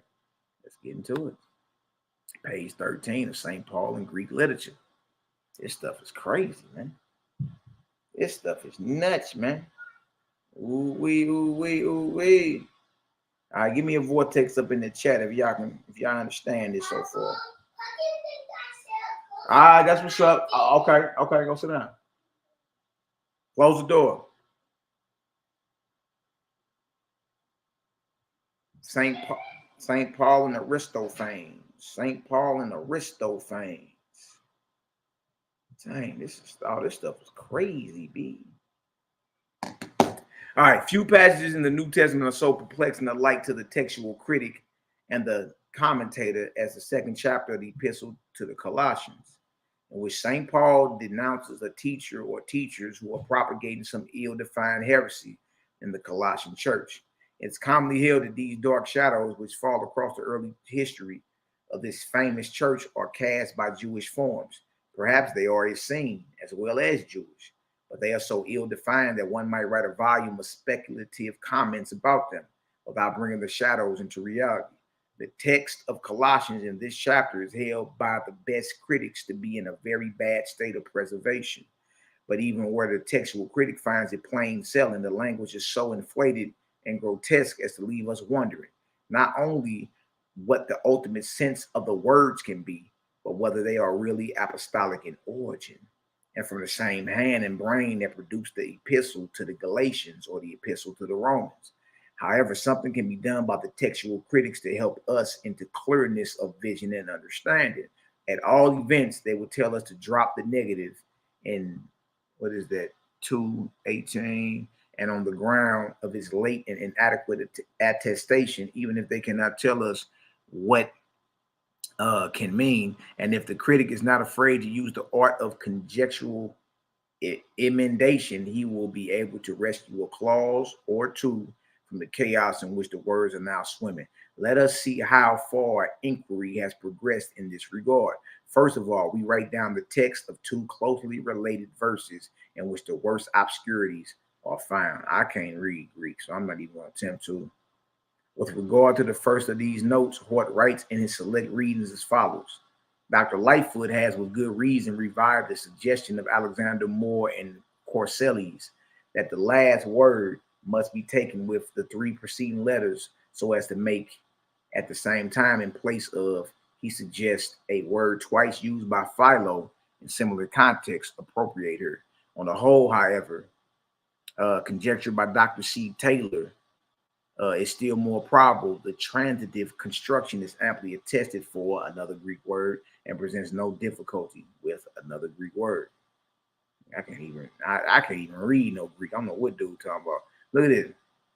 Having thus given his benediction to the Taylor emendation at the cost of the abandonment in part of the parallels which Lightfoot adduced from Philo, Dr. Hort went on to say of verse 23 that no probable emendation has been suggested. This epistle, and more especially the second chapter, appears to have been ill preserved in ancient times, and it may be that some of the harshness which we have left unmarked are really due to primitive corruption. Really?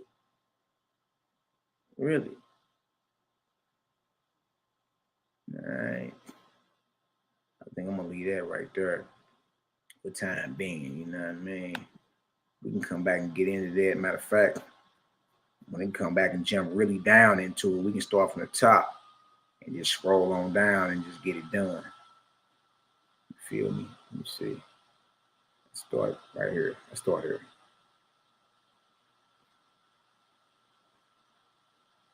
Bing, bing, bing. St. Paul in Greek literature. Paul in Greek literature. The pages which are here put together owe their unity and in part their reappearance from the various magazine articles in which they have been foreshadowed to a controversial feeling which was provoked in my mind by certain statements of Dr. Maurice Jones. He appeared to me to have underestimated the reaction of the Greek literature upon St. Paul's writings, and in consequence to have hindered rather than helped the interpretation of his epistle. So I plan to resist the devil of an understatement and make him flee from me. For it was clear to my own mind that there was much to be gained by having some, at least, of the New Testament writings on the same shelf with the Greek poets and tragedians, and that it would not be found amiss to have Euripides or even Aristophanes at one's elbow when one was trying to correct the text. What text? The New Testament. Or refine the interpretation of the first Christian documents. Like, look, if you want to really, you know, refine the interpretations and correct some things, you're going to have these Greek poets with you, because the earliest Christian documents, quote unquote Christian documents, are in Greek. The first impulse, which was thus supplied by Dr. Maurice Jones, was inadequate. I put the matter on one side with Felix fallacious talk about a more convenient season for hearing, and if need be for contradicting. And the moth and the rust would have consumed my comments if it had not been that the impulse referred to was reinforced from an unexpected quarter. The author of The Golden Bowl has recently added a new volume to his great pyramid of research and is telling the preliminary pages, which may expand to a dozen volumes before he is done, what our ancestors thought on the subject of the worship of nature. In dealing with the Greek writers who have discoursed upon the worship of the sky, Fraser comes naturally enough to the most spiritual utterances of Greek poets, and in particular to the noble hymn of Cleanthes and the writings of Aratus, the Sicilian poet and astronomer. The following passage strikes the eye and arrests the attention. Contemporary with the philosopher Cleanthes was the poet Aratus, who introduced his astronomical poem with an exordium addressed to who? Zeus. Which enjoys the distinction of being the one solitary passage of pagan literature quoted in the Bible. Dang. We have put in italics the statement which requires criticism and demands contradiction. It is far more sweeping in general than anything which Dr. Maurice Jones has said on the subject. The quotation to which reference is made, whether it comes from Aratus or Cleanthes, is the well-known passage in Acts 17:28, where St. Paul says that we also are his offspring. So that these 5 words are to represent to us the whole of the Greek reaction upon the New Testament. Yet it had been shown sometime since that there was adjacent to the words quoted another fragment of a Greek verse, which stated that in him we live and move and have our being, and that this fragment was in all probability from the writings of Epimenides.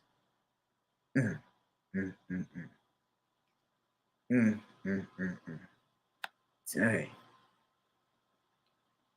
It is.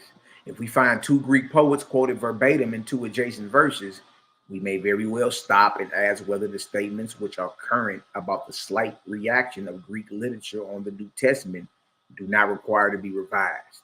That is why we are publishing the following pages. Y'all heard it?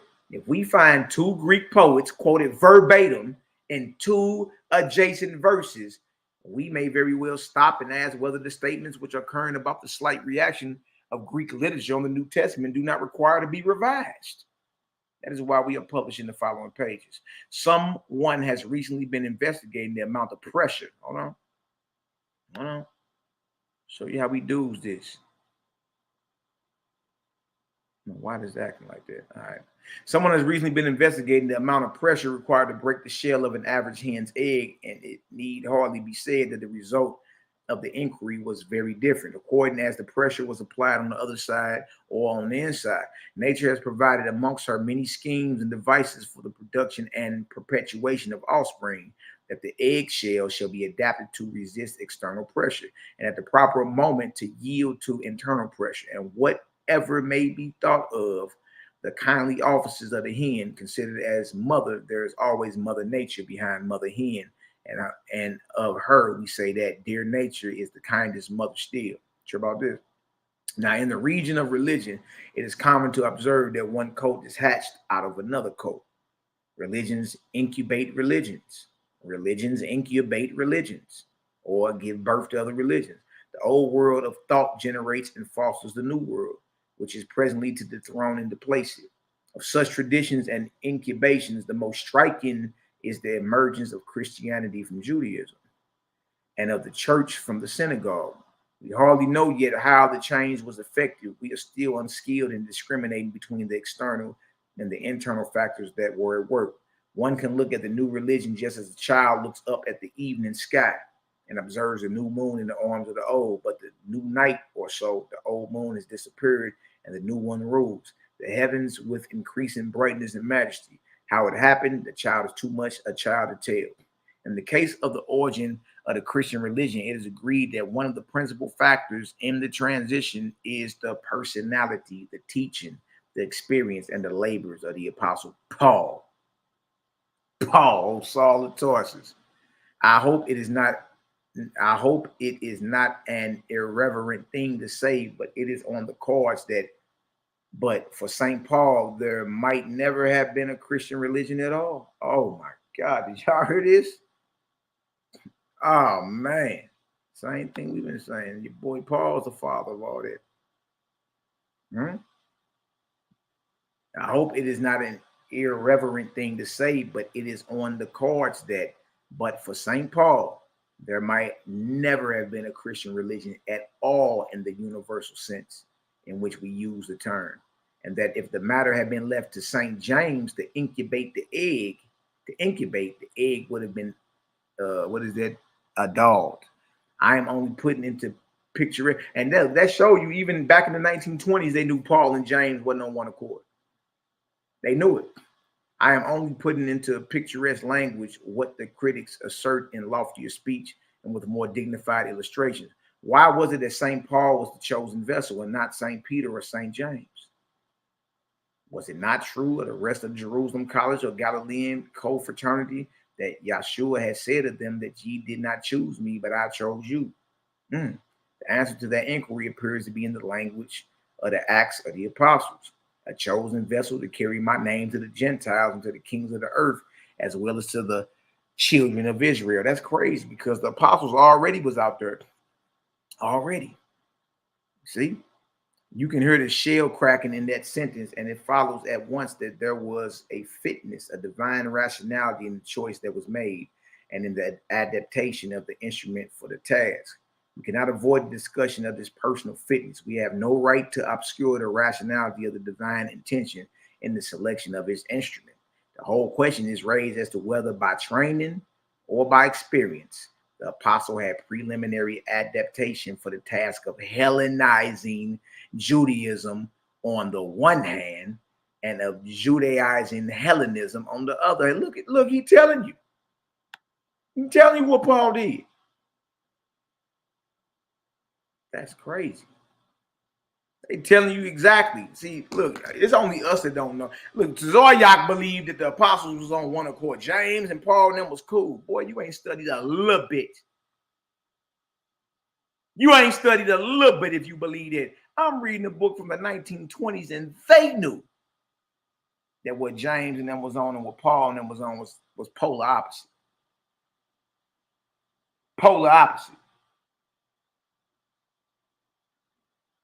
The whole question is raised as to whether by training or by experience the apostle had preliminary adaptation for the task of Hellenizing Judaism, meaning bringing that Greek way of thought into Israel, and on one hand, and of Judaizing Hellenism on the other. Had he any Greek culture, or did he come into the Greek world as a plain barbarian? Question. Had he any Greek culture, or did he come into the Greek world as a plain barbarian? And if he had such fitness for his evangelical work as would be suggested by a measure of acquaintance with Greek thought and Greek religious ideas, would he not, by that very fact, be unfitted for any reflex action upon Judaism itself, such as would be required in the production of a new world religion? If he was outside, how was the shell to be cracked? For Judaism has never yet yielded to external pressure, and it is safe to say that it never will. Now, as far as St. Paul's own statements go, he affirms in the most positive manner that he worked from the inside. My best historical document is the epistle to who? The Galatians. Now, I cooked Tazaryach with Galatians the other day. He ain't know what he was reading, and he agreed with me. He agreed with me while he was arguing with me. He agreed that Galatians 5 and 12, when he read the definition, it straight said to castrate. The privy member. And he had a nerve to say it wasn't in context. Like, man, stop it.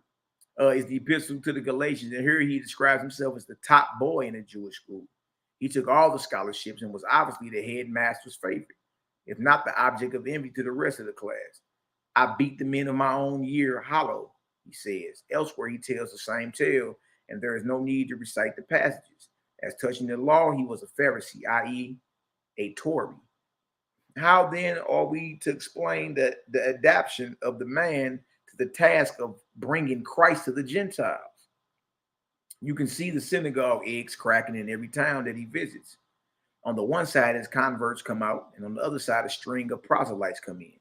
He adapts the old ritual to a new environment, and it is suggested that he also made a new ritual out of the new environment. The critics are so struck by this that they call him Paul the Hellenist, and will have Tarsus and his university in place of Jerusalem and his little academy. A group of unknown and unnamed Greek teachers comes on to the canvas along with Gamaliel. And it is within the bounds of possibility that Gamaliel himself is an incipient Hellenist.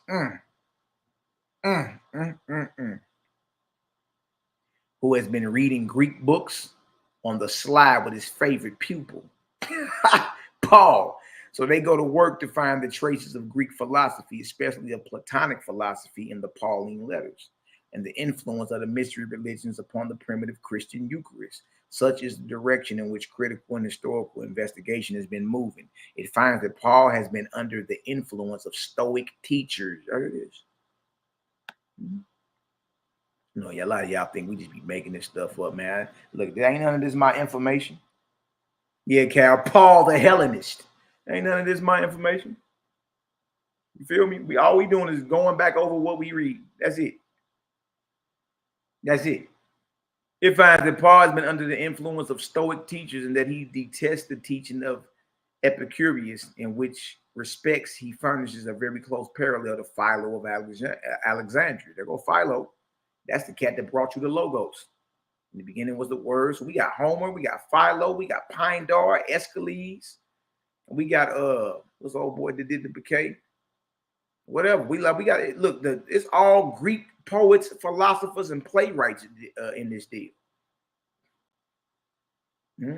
Close parallel to Philo of Alexandria, from whose voluminous pages we can dissect whole tracts of Poseidonius and other favorite Stoic philosophers.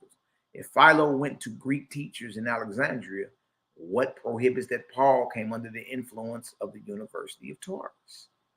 The difference would be, Tarsus, shall I say, the difference would be that the one great Jewish teacher surrendered to Hellenism and broke the shell of his preliminary education, and the other made a similar surrender and didn't break any racial shell.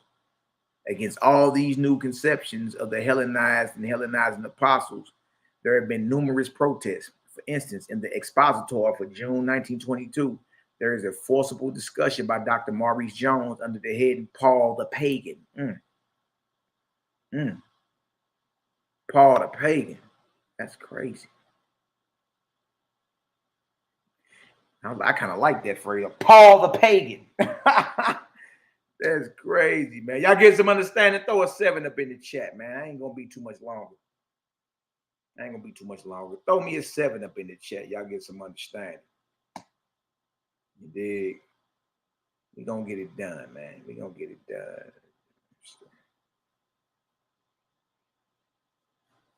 We're going to get it done.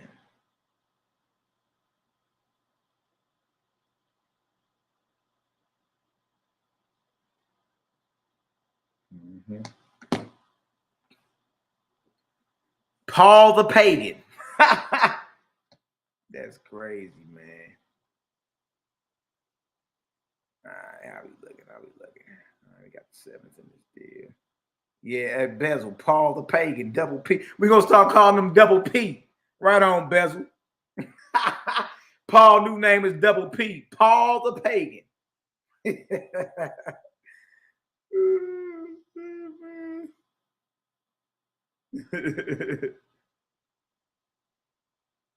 Just playing, y'all. I know some still rock with it. That's crazy. We double P, baby. All right, look at this. All right, Dr. Maurice Jones under the heading Paul the Pagan, in which he attempts to show that the modern school is all astray in their interpretations. According to the writer, St. Paul's acquaintance with philosophy was altogether superficial. And and his knowledge of Greek literature was very slight. I will quote a sentence or two because it will introduce me directly to my theme, which is the acquaintance of St. Paul with Greek literature. According then to Dr. Jones, it is doubtful whether we are justified in attributing to the apostle a definite training in Greek philosophy. It is doubtful whether we are justified in attributing to the apostle a definite training in Greek philosophy, or even in that special form of its stoicism, with which he shows the clearest signs of familiarity. He is acquainted with the leading ideas of that system and has a sufficient knowledge of them to be able to use them as a means of approach to a cultured Greek audience as at Athens. He has also some acquaintance with the Greek poets and quotes them on one or two occasions, but his writings as a whole do not give the impression that Greek thought or Greek learning had left a deep mark on him, or that he had been engaged in any specific study of Greek literature. When we draw special attention to the expressions some acquaintance with the Greek poets, quotes them on one or two occasions, we are to examine whether this is an adequate statement. The one or two occasions can easily be identified. One of them must be the verse which is quoted, 1 Corinthians 15:33. It runs in the English Bible in the form, evil communications corrupt good manners. Bronze, you know that? I know Brian is Bronze in the chat. Bronze know that. 1 Corinthians 15:33. Evil communications corrupt good manners. P Dub.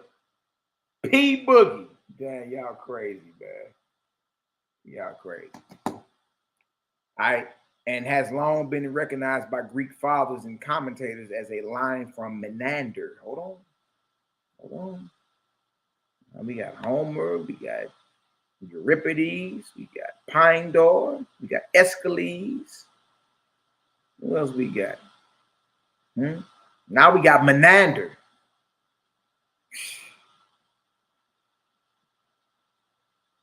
And has long been recognized by Greek fathers and commentators as a line from Menander, the comic poet. In a lost play called the Thais, the other must be the half of a hexameter in the speech before the Areopagus, or the words, where the words that we are also his offspring. That's in Acts 17. We are also his offspring are introduced as from certain of your own poets, or perhaps certain of our own poets, which have been identified as from the writings of Cleanthes or Aratus, the latter of whom was like St. Paul, a Cilician. So this Greek poet was from the same spot that Paul's from.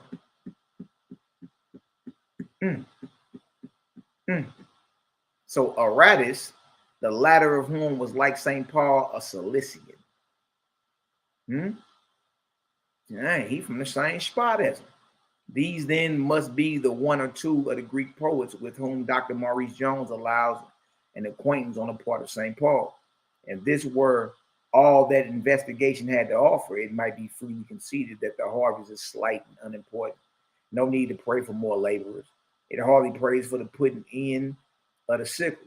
The Menander quotation taken by itself is most naturally to be described as a copybook headline. And as for the other passage, the fact of its occurring in two separate writers is enough to suggest popular religion rather than originality in the writers or research in the readers. One hardly needs a written book or a reference library for such a quotation. As for Menander, I suppose most people would feel that the argument of the apostle in that great chapter where the apostle's trump gives earnest of the archangels drops its wings when he comes to the quotation. There is not an atom of fine frenzy about it, no suggestion of towering fantasy. It even seems to break the sequence of thought, and it is only as we see what called it forth to wit the suggestion of the Epicurean formula about eating, drinking, and dying, which Paul as a Stoic, not to say as a Christian, couldn't endure, that we can appreciate the poetic observation that it is better to keep out of bad company and not to play cherry pick with Satan. Each of these quotations then is used in a Stoic sense. Y'all heard it? And to that extent, the literary identification confirms the reference and attachment of St. Paul to a Stoic school.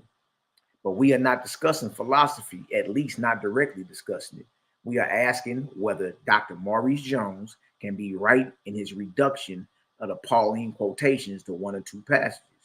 We are going to show from our own researches in recent years that the Pauline material will supply at least 5 more extracts from Greek writings. Dang, dog. Dang. Now, it ain't just 1 or 2, Maurice Jones. This is nuts. By the way, we have omitted the possible reference in the epistle to Titus, where Epimenides, the Cretan poet, says that the Cretans are always liars. Who said that? I thought Paul said that. He said Epimenides, the Cretan poet, says that the Cretans are always liars. That would take us outside the 1 or 2 passages of Dr. Maurice Jones, unless perhaps he wishes to emphasize the non-Pauline origin of that epistle. If not, the 1 or 2 occasions must be altered to 2 or 3. The Cretans are always liars. That's Epimenides. Dang. We are now going to show that it is possible to infer from other passages than those quoted the acquaintance of St. Paul with who? So let's look at it. Epimenides. A. B. Either Pindar or Aeschylus. C. Euripides. D. Aristophanes. E. Pindar again. And F. Aeschylus again. Dang. Then, when we have completed our proofs and added the estimated probability of a correct conclusion in each case, we shall be able to return to the question whether the sentiments that are quoted can be reduced to proverbial philosophy or the copybook morals to which we are disposed, a priori to refer to quotation from Menander. We begin with Epimenides, the story of the recovery of some missing lines of this poet, around which quite a literature has already accumulated, is as follows. St. Paul and Epimenides.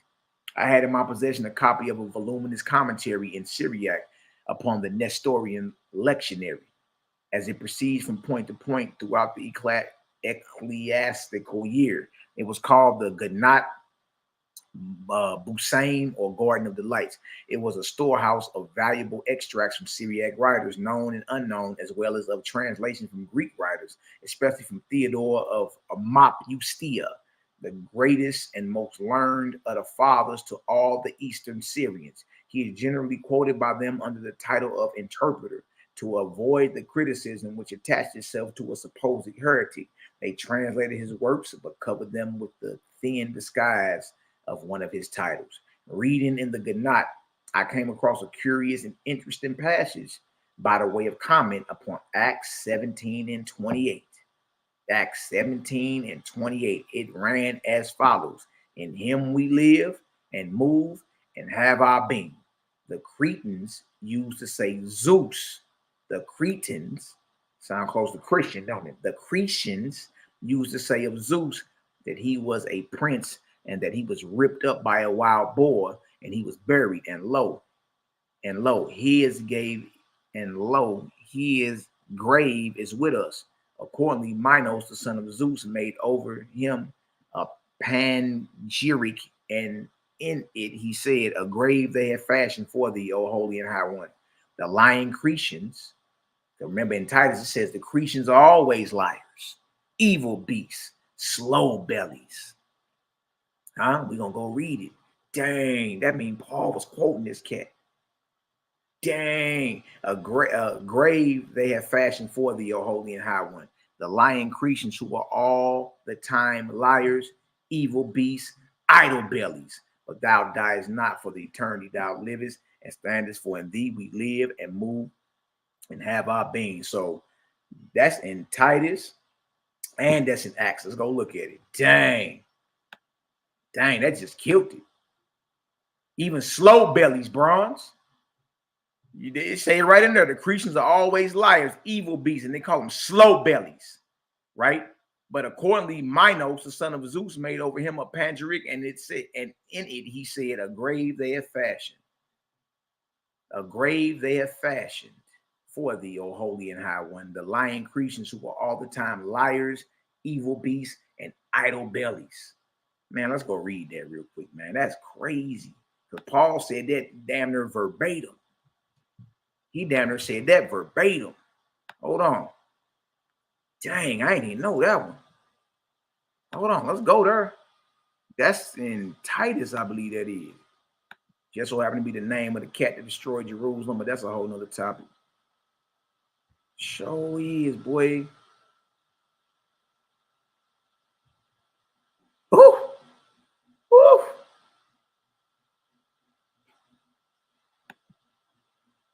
There it is right there. So he was acquainted with Greek literature. Look what he said. Titus 1 and 12. One of themselves, even a prophet of their own, said, the Cretians are always liars, evil beasts, slow bellies. Dang. I wonder what they're saying in a different translation. So he is quoting Greek poets. One of themselves, even a prophet of their own. Of who on? The Cretians on. Dang.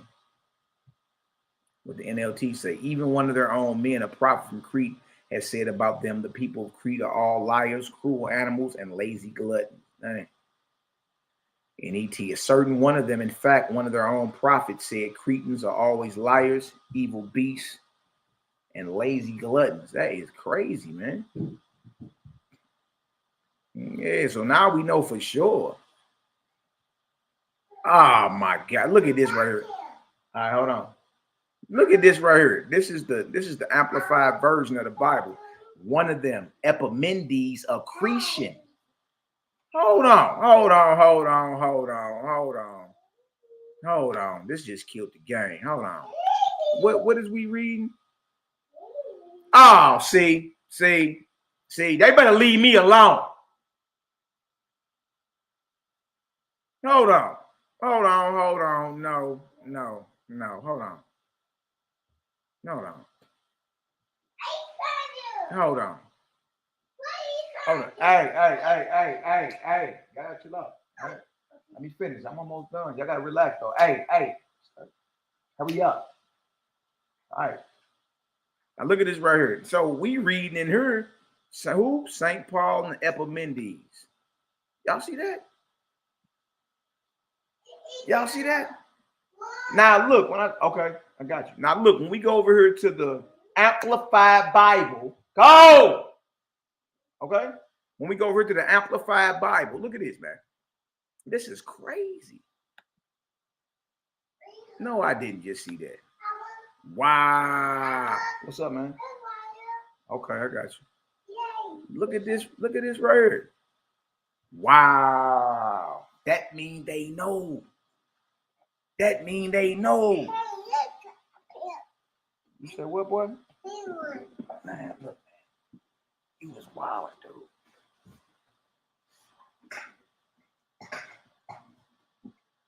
All right, leave stuff alone, all right?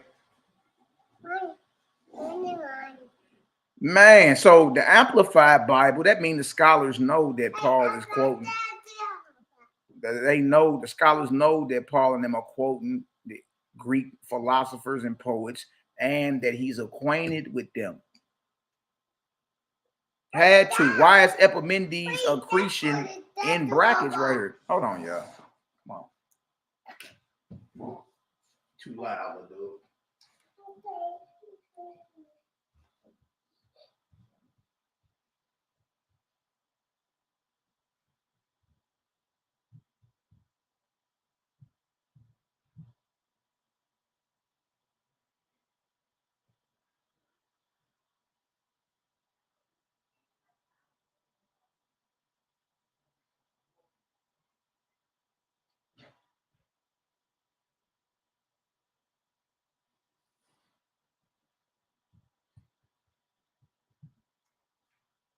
Yeah, that mean y'all they knew. That's crazy.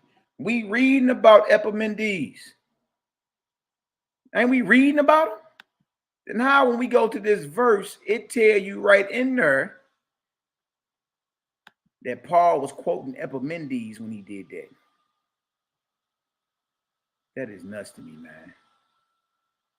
That's crazy. That mean they know. You know what I mean? That means they actually know, y'all. We the ones that don't know. You know what I mean? We the ones that don't have a clue about what the hell is going on. Greek poet. That's crazy, man. Man, if y'all getting some understand, man, if y'all understand, dang, God, if y'all understand that Paul was influenced by Greek literature, Greek philosophy, and all that, you know what I mean? And he's quoting this word for word.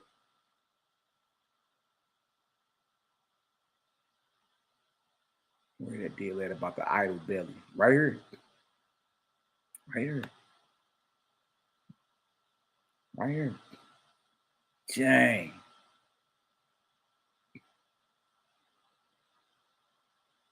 Dang. That's an excellent one. My brother Casey say if he studied at the feet of Gamaliel, why is Paul quoting Greek philosophers and not his so-called teacher? Right. Gamaliel mess around and been in on it too, though, bro. You never know. Yeah, Brian, some short leggers is crazy. Nuts.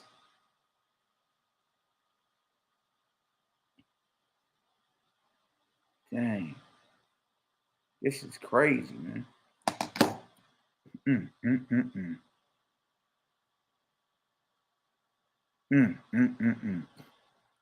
I'm reading again. A grave they had fashioned for thee, O holy and high one, the lying Cretans, who are all the time liars, evil beasts, idle bellies, but thou diest not, for to eternity thou livest and standest, for in thee we live and move and have our being. It would be difficult to overestimate the importance of the discoveries involved in these few lines.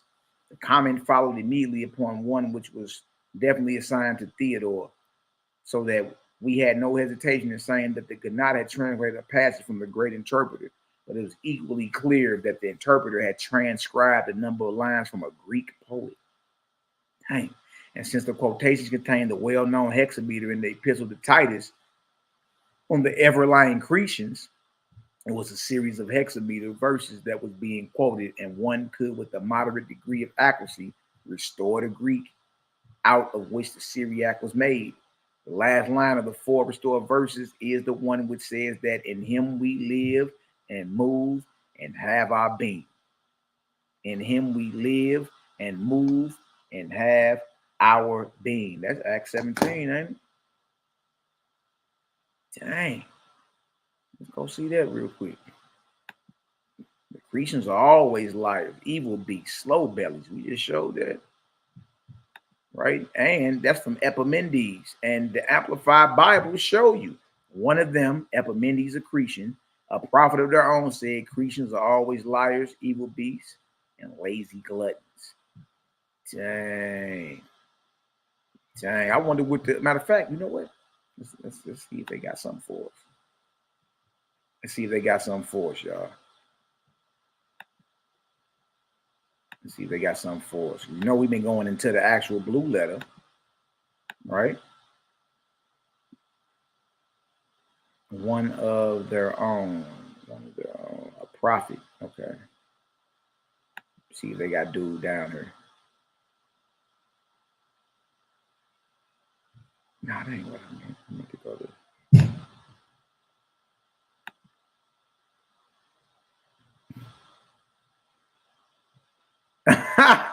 Hold on, man. They better not have it. Oh my God. Y'all, this stuff been in our face this whole time. This stuff been in our face this whole time. I'm finna get off here, man. I'm getting mad now. Look at this. In Greek writings and interpretive oracles or other hidden things. All right, talking about the prophet, all right, all these different. Now watch this. A poet, because poets will believe to sing under divine inspiration of who? Epimenides. Y'all, that mean they know. They know. Titus 1 and 12. Epimenides. Okay. No, I know you like, well, okay, hold on. Epimenides. Let's see. You spell that. Epimendes. Look at it. Go find him. Problem self-reference, not the. You ain't got that boy on which McCullough? Hold on, we gotta look him up. I want to look at him. Hold on 1 second, y'all. We gotta find him. Epimen. Yep, right here. Bing. Bang. Bang. Y'all got a Wikipedia for me? Yep, sure do. Bang. Yeah, we talking about around here. All these cats is in the Bible. And then what's up with all this Greek art? Everybody's jack naked. Everybody. Look at that. There he is right there, looking like a yeti.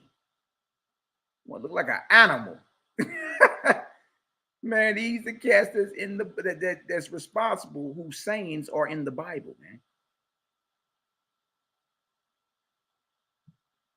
All right, while tending his father's sheep, Epimendes is said to have fallen asleep for 57 years in a Cretan cave sacred to Zeus. Wow. Wow. After which he reportedly awoke with the gift of prophecy. Plutarch writes that Epimendes purified Athens after the pollution brought by the Alcmeonidae, and that the serious expertise in sacrifices and reform of funeral practices were of great help to Solon in his reform of the Athenian state. The only reward he would accept was a branch of the sacred olive and a promise of perpetual friendship between Athens and Gnosis. Jack naked. All right, what are his works? Here's some of his works. Several prose and poetic works now lost were attributed to Epimendes, including Theogony, an epic poem on the Argonautic expedition, prose works on purifications and sacrifices, cosmogony, interesting, oracles, a work on the laws of Crete, and the treatise on Minos and Rhadamanthus. Right here. Look at this. Look at this. This ain't the Bible. This ain't the Bible, but look what they referring to. Y'all about to make me get off here. I want to go slap somebody now. I'm gonna be real with you. This is starting to look like we all victims of Greek playwriters. You know how many wars been fought? You know how many people that died over Bible and what it say? You know how many families been destroyed? People don't rock with each other no more because of what it says in Bible. And come to find out, there's a whole bunch of Greek niggas writing this.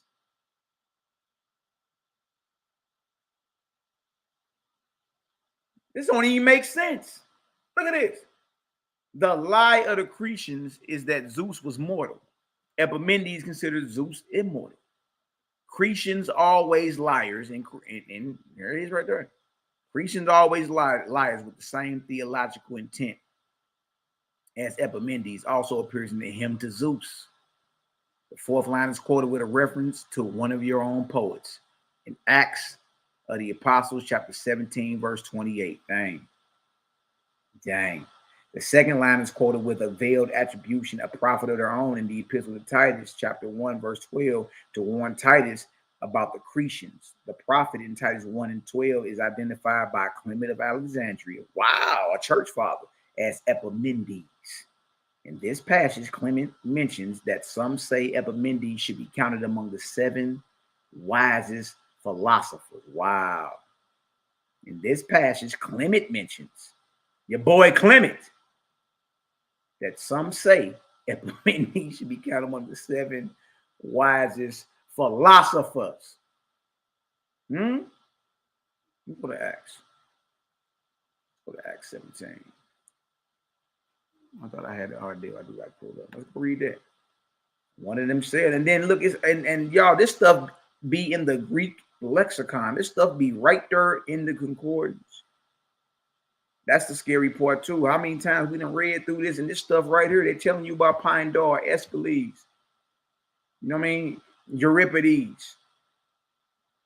Now you learn about Homer. You learn about all the Greek cats that's responsible for Bible. Because they were the influence. And your boy Paul running around here quoting these cats.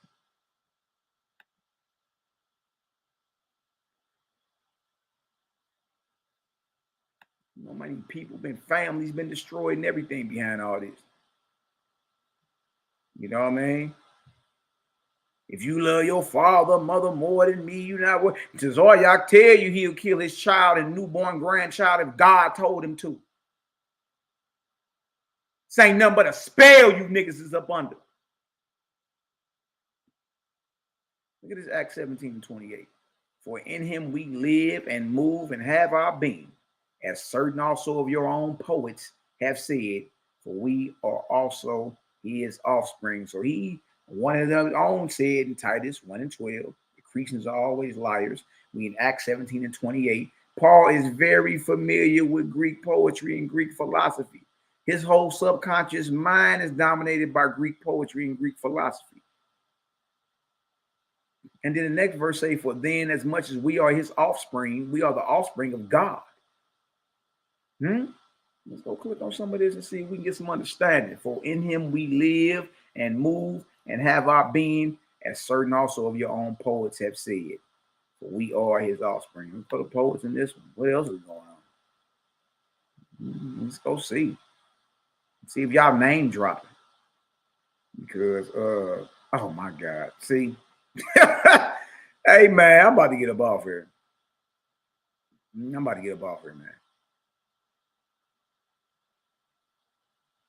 Y'all look at this.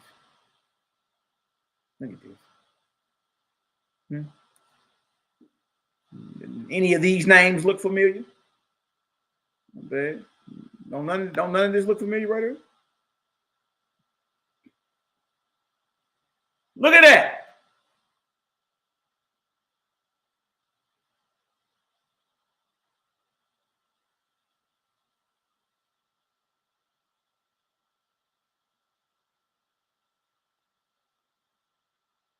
Look at this. Y'all know good and well what who them names are. Herodotus, Aristophanes, Xenophon, Plato, and Plutarch, and others. Man, look. I'm trying to keep my cool. You know what I mean? But man, at some point, you're going to have to call a spade with all this. Like, if you ain't ready to keep it real with yourself, don't even hit me up, because I'm going to be brutally honest with you, man. Do you know what's going on around here? This is crazy, man. Look at this.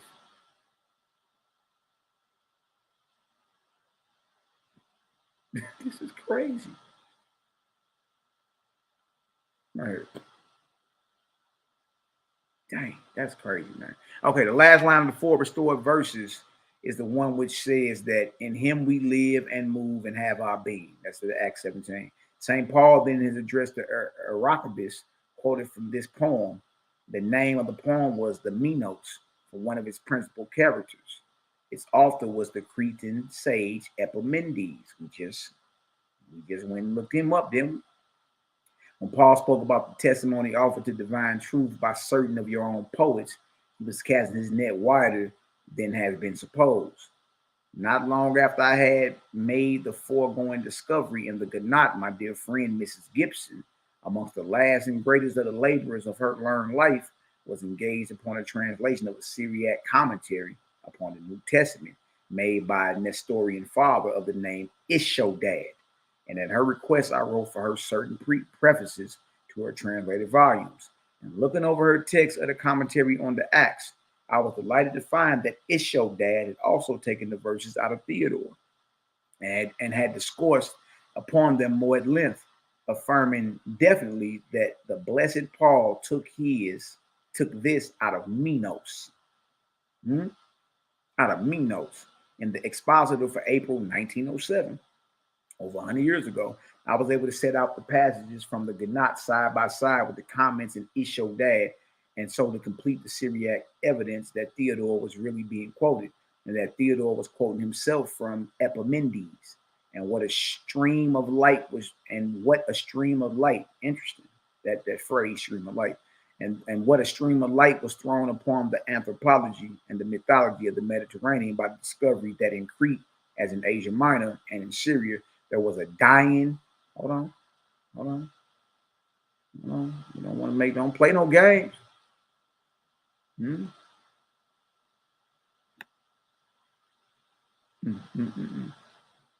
So it says that in Crete, as in Asia Minor and in Syria, there was a dying and rising god with a tabooed coat animal.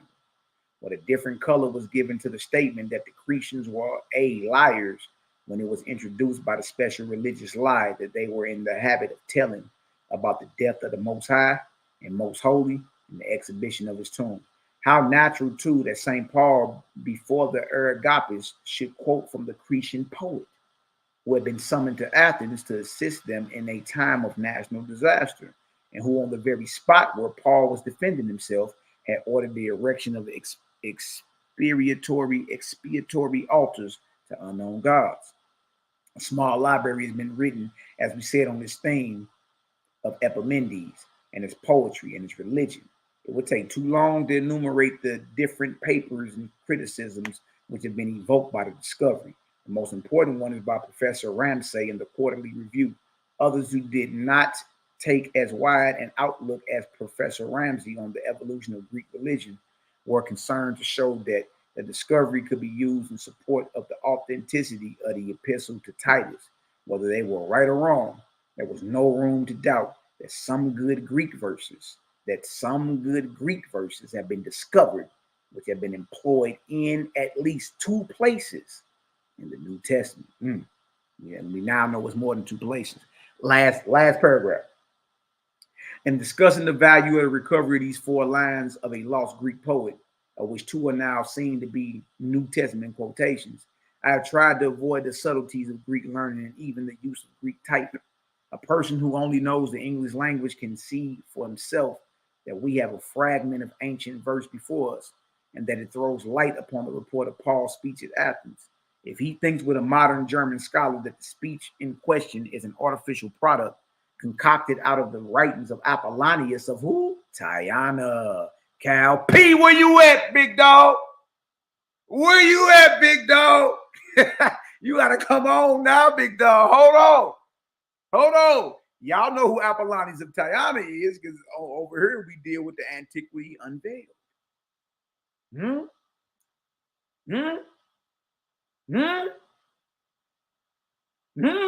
Kyle, I need you to respond on this one, big dog.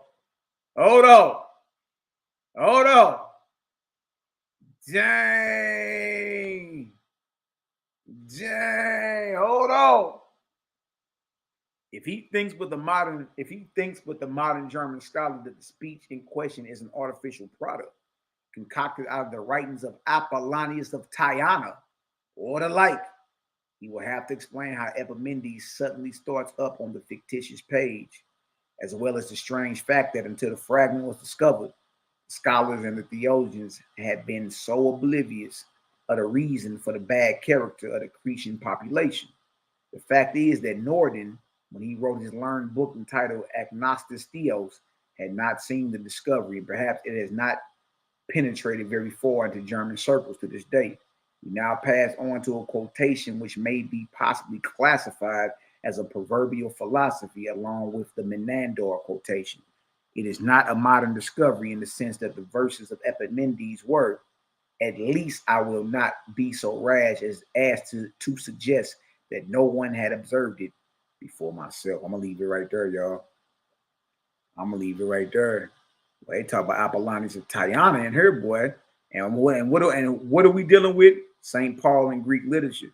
When you get to Apollonius of Tyana, he straight tell you, like, you feel me? The one y'all call Paul is me. Dang, that is crazy. I'm gonna leave that right there for right now, though. You know what I mean? You want to come on and talk that, you know, after I ended up running through Tazaryach, which was real easy. Real easy, you know what I mean? We got somebody named Doc Holiday in the building. Let me click on this real quick, bring somebody on. Bing, bing, bing. Oh, let me stop sharing my screen real quick. Hold on. Let me stop sharing my screen. Stop sharing. Doc Holiday in the building. What's the word? Talk to me, sis. I can't hear you. Why you laugh? What's going on? What's up? Why you smile? What's going on? All right, this is Amuna Batya. Amuna Batya. Amuna Batya. Why you got Doc Holiday on your stuff, girl? How you doing, sis? Talk to me. Shit, I ain't heard from you in a minute. It's good to see you still breathing. You above ground. Love and light to you and the family, girl. You already know. Talk to me. I get kicked out everywhere I go, bro. I don't know what to do. You get kicked out everywhere you go? Everywhere. Everywhere. Hey, what you tell him? You should tell him I've been kicked out of better places than these. You know what I mean? How you been? No, I ain't talked to you in a minute. How you been? I miss you. Hey, you got my email? Reach out to me so we can talk. I'll call you as soon as I get off phone. Okay, I love you guys. You say what? I love you guys. Hey, do you got my email so you can send me your number so I can wrap? Yes. Honor and humility. So hit me up so we can wrap them on. I got you. All right, one love, sis. Man, oh man, it's going down in this deal, baby. I got my brother Cal's mine, Cal in the building. Peace to the God, man. Talk to me. Cal P. Man, hold on, Cal. Cal, hold on. Your phone breaking up. Get by a good signal, brother. Hold on. Can y'all hear me? Yeah, I can hear you. Yep. I told you, niggas. I told you. I knew it. I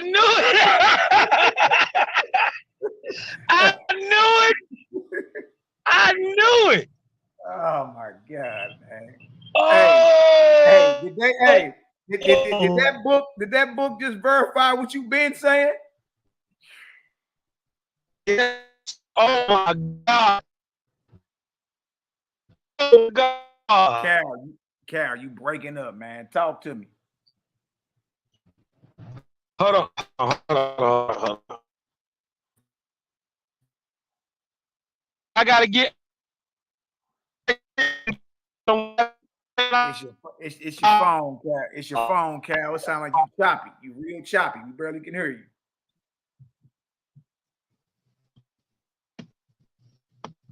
Maybe you can click off and come back in. How about now? Yeah, I can hear you. How about better. now? Yep, I can hear you.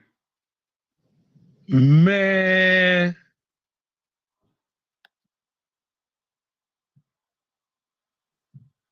I told him. I told him. It still sound messed up? Nah, you say, no, I can hear you. I can hear you. Bro, how long I've been saying this?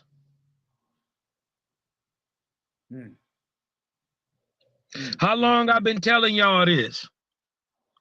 This same thing. It's too simple not to see it.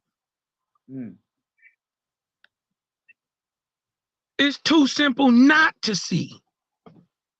2 + 2 is always 4. If somebody tell you it's anything other than that, they lying. Or they just confused. They got a whole saying now 1 + 1 is 3. No, them niggas is just confused niggas. Man, how is Euripides in the Bible?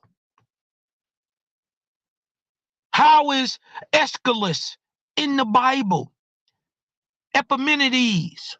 How are these men in the Bible quoted by the nigga who gave y'all Bible in the first place, Paul? How? Somebody got to explain that to me. And then once you really get down and unravel the lie, they didn't took some of the life of the OG Apollonius. So does this leads to give Antiquities Unveiled even more historical credit. But now I got to go back in it.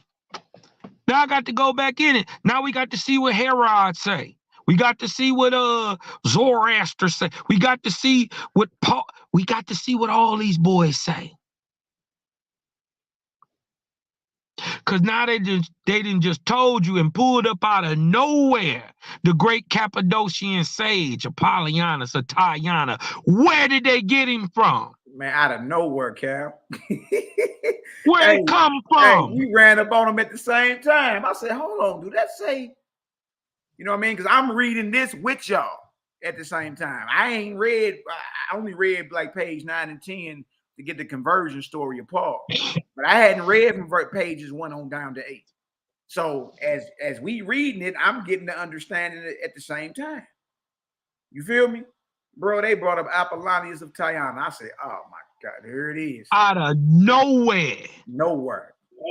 They brought this boy up out of no. Listen, because it once you understand the difference between Greek history and Greek literature, you dig what I'm talking about, and you comparing the acts and deeds of different people and characters, especially during the first time.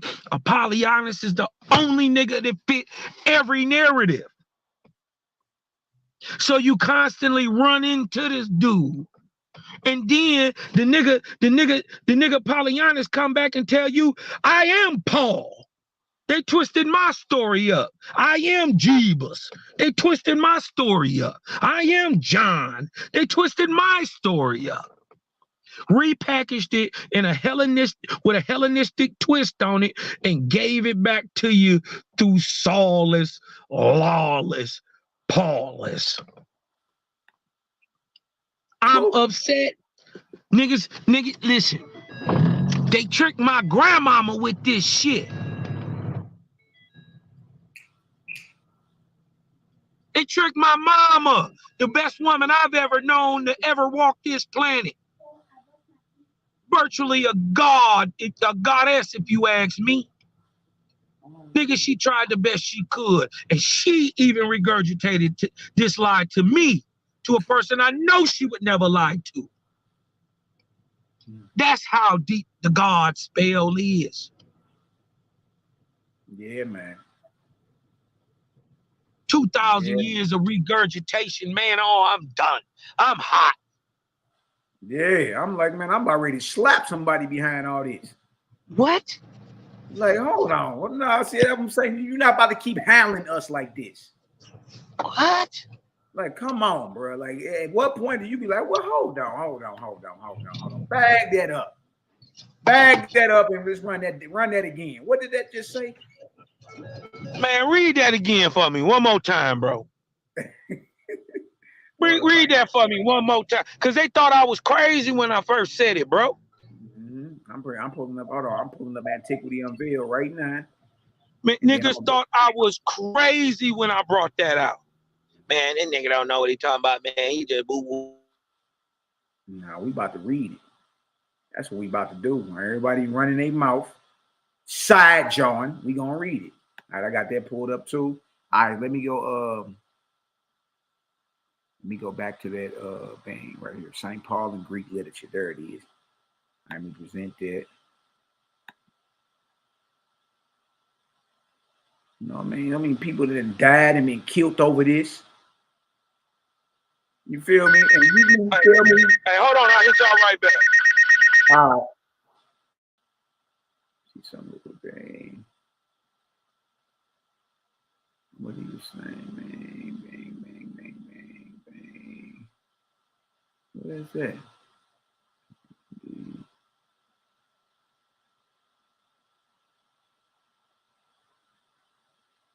No, I need to do the entire screen. That's what's going on. My bad.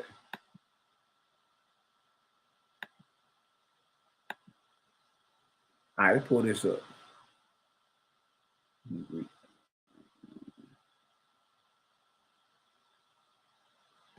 That deal shine.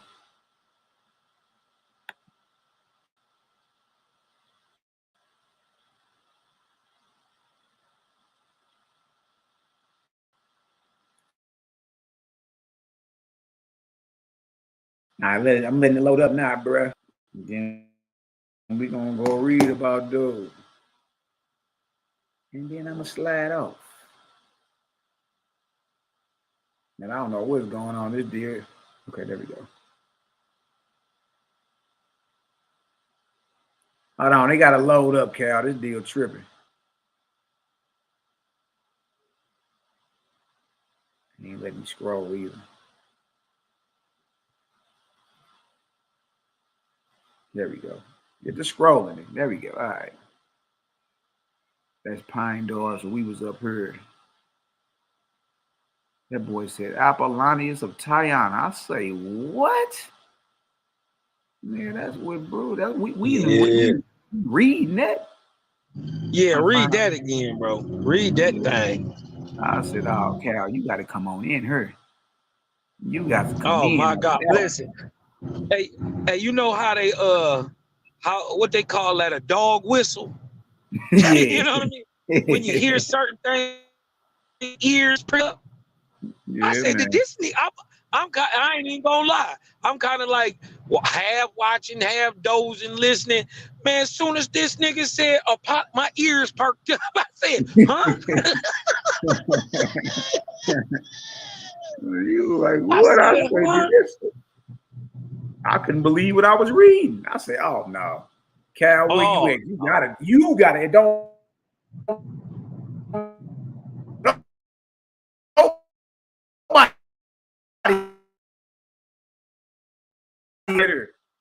Right here. I'll make it pull up, make it get wide. Give me a second. Should be getting wide. Dang, that's crazy. Here we go.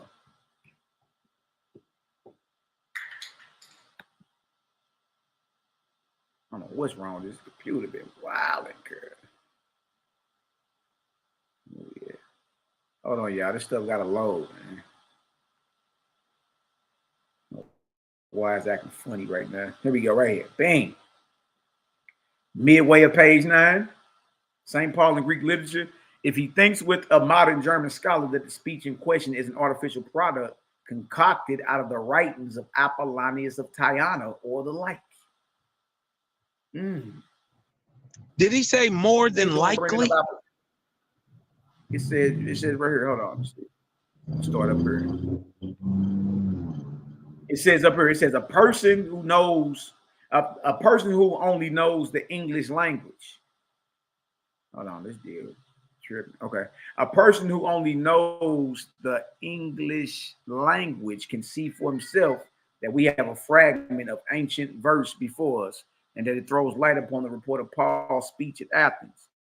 If he thinks with a modern German scholar that the speech in question is an artificial product concocted out of the writings of who? Apollonius of Tyana, right there. Right there, boy. Right there. Or the like. So it's funny how Apollonius of Tyana is mentioned in here. That's interesting to me. That's because crazy. we talk about Apollonius of Tyana. We talk about it. That's crazy. And a lot of people don't know so who this dude crazy. is. A lot of people don't know who this dude is. On my computer been tripping. Okay, bang. Let me know if y'all can see that.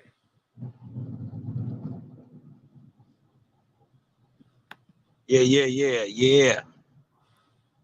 All right, so this right here is called Antiquity Unveiled, Ancient Voices from the Spirit Realm. Disclose the most startling revelations proven Christianity to be of heathen origin. And when was this book published? In Philadelphia in 1912.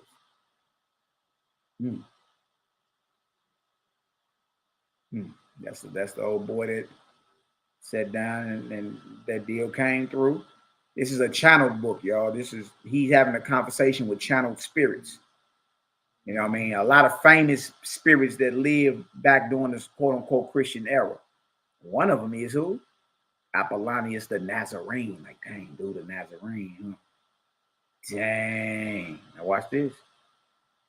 What's this? And then here's the table of contents. So you see in here, you got all type of cats. Apollonius of Tyana. Damage. You got Pope Gregory VII. You got Vespasian in her. All these cats are dead, and they come holler at dude in spirit and give him a testimony about what went down 2,000 years ago. Now, regardless if you believe this book or not, it's always interesting to peep like, dang, what a spirit got to say about this. You did Herod Agrippa II. Look at that. The true version of the trial of Paul before Agrippa as given in Acts. Pliny the Younger. I got one of his letters. Origen, another church father. Flavius Josephus. Flavius Philastrus. It's a gang of cats in here, man. Constantine in her. You know what I mean? So this is a good read. Like, especially if you're interested in, man, well, I wonder what the spirit world got to say about any of this. It's an excellent, excellent read. Now look at this. Let me show you how deep this is, man. And don't forget, Apollonius of Tyana was Vespasian's seer. That was Vespasian and Titus' prophet, basically. He was a seer, clairvoyant. Let me show y'all some of this. Now, this book about 1,000 pages long. Dude's name was J.M. Roberts. All right. What do y'all see this, though? This blew my mind when I saw it. I say, what? Slide past it, almost there. That's the preface. All right. Now, I advise y'all to get this if y'all can. You know what I mean? It's a PDF. Look up Antiquity Unveiled. It'll blow your mind. And to me, now who this look like right here, y'all? Oh, my God, man. Oh, my God, man. Who that look like right there?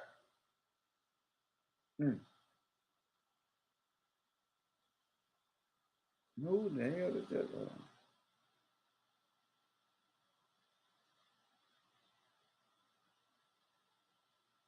I'm sharing my screen. Dang.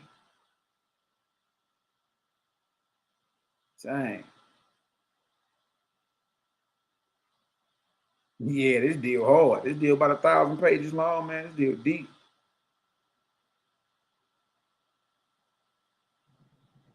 And think about it. If he got who that look like, y'all? The crazy part is he don't fit the depiction of Paul. Mm-hmm. He don't fit the description of Paul. But I bet you Paul fits the description of Josephus. Apollonius the Nazarene.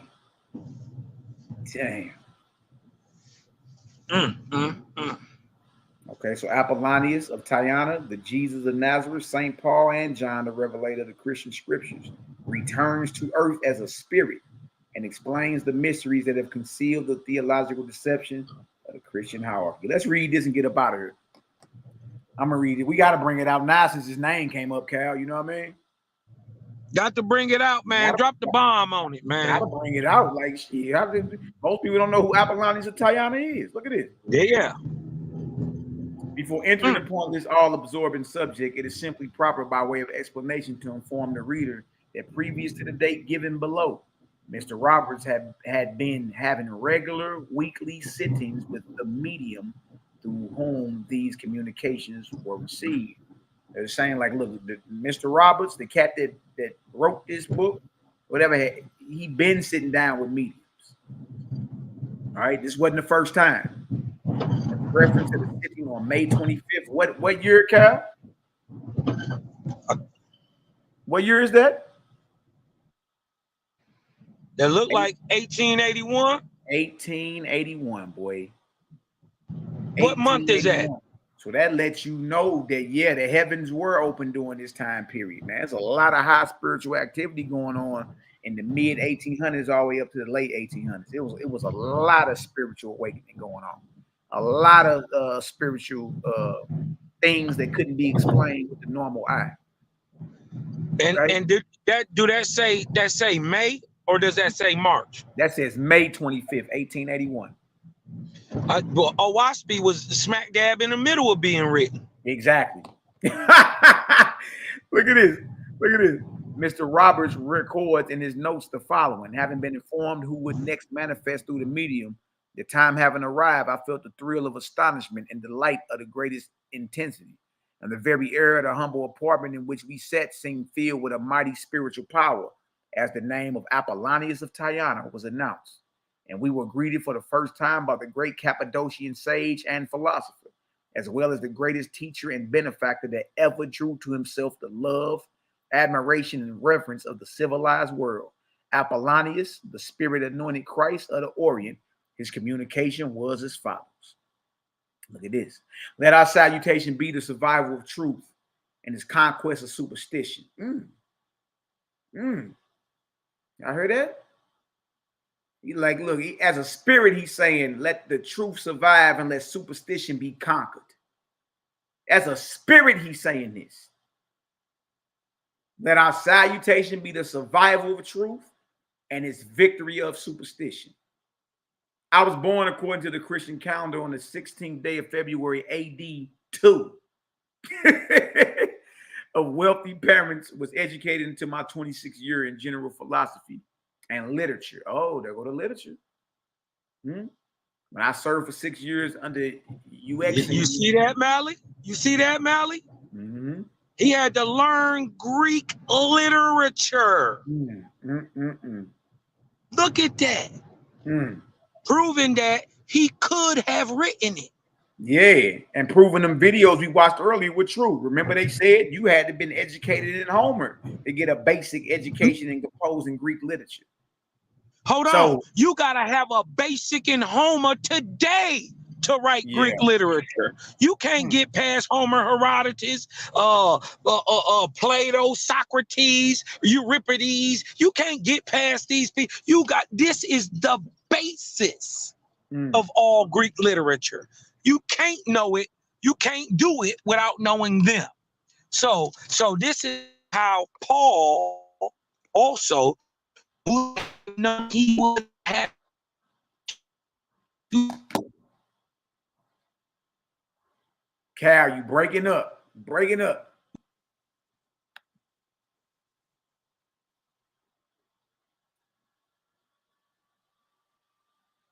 Hold on, give me a second, big dog. You was breaking up a little bit. We got somebody else in the chat, Roger, aka Vortex. Give me 1 second. 1 second. To the righteous brothers. Give me a second.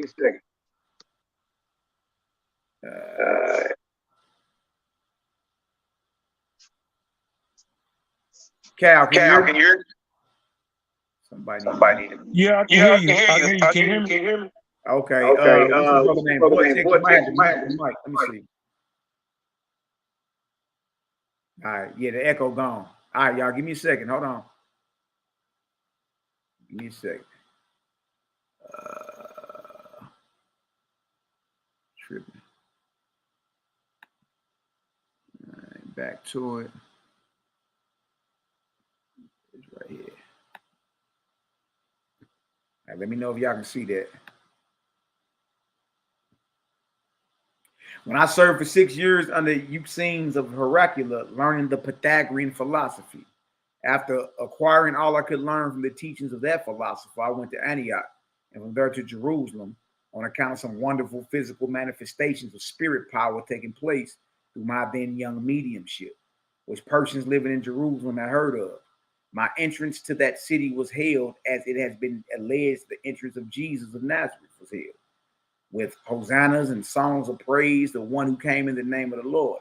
And now, mark particularly what I say. This took place when I was 33 years of age. I want you to pay the closest attention to what I shall here set forth. You will by examining. Listen. So that means right there that if he was born in 2 and it happened when he was 33, right? That means this is 35 AD, already past the time that Jesus would have lived and died. Yep. Let that sink in. Go ahead, bro. Right here it says, you will by examining Josephus's work, war the Jews see that concerning the siege of Jerusalem, a certain prophecy was given or words were spoken as is alleged by Jesus of Nazareth, which were fulfilled. You will find what I referred to in Matthew the 23rd chapter and 35th verse, where the so-called Jesus is made to have asserted that that generation were guilty of all the blood that had been shed from Abel to Zacharias, son of Barak, slain between the temple and the altar, exactly 34 years after. 34 years after the alleged death of Jesus. And you will find this prophecy then fulfilled while Jesus is made to have said it, that it was fulfilled in his time. And here you have an example of the unauthenticity of the Christian Gospels. All this I learned at the very time at which Flavius Josephus wrote the history of the war of the Jews. For I was employed and used by the Emperor Vespasian as his who? Oracle. When in the same state as this medium is, who now sits before you. So he telling John Roberts that the way this medium is sitting before you, transmitting what I'm saying, I was doing the same thing with Vespasian. I was Vespasian's medium. Never listen. That mean if you Vespasian's medium, you are absolutely recorded. Yeah. You absolutely recorded in time. Now, but remember, he was there also, not only with Vespasian, he was there with Titus. Yep, we finna keep reading. Look at it.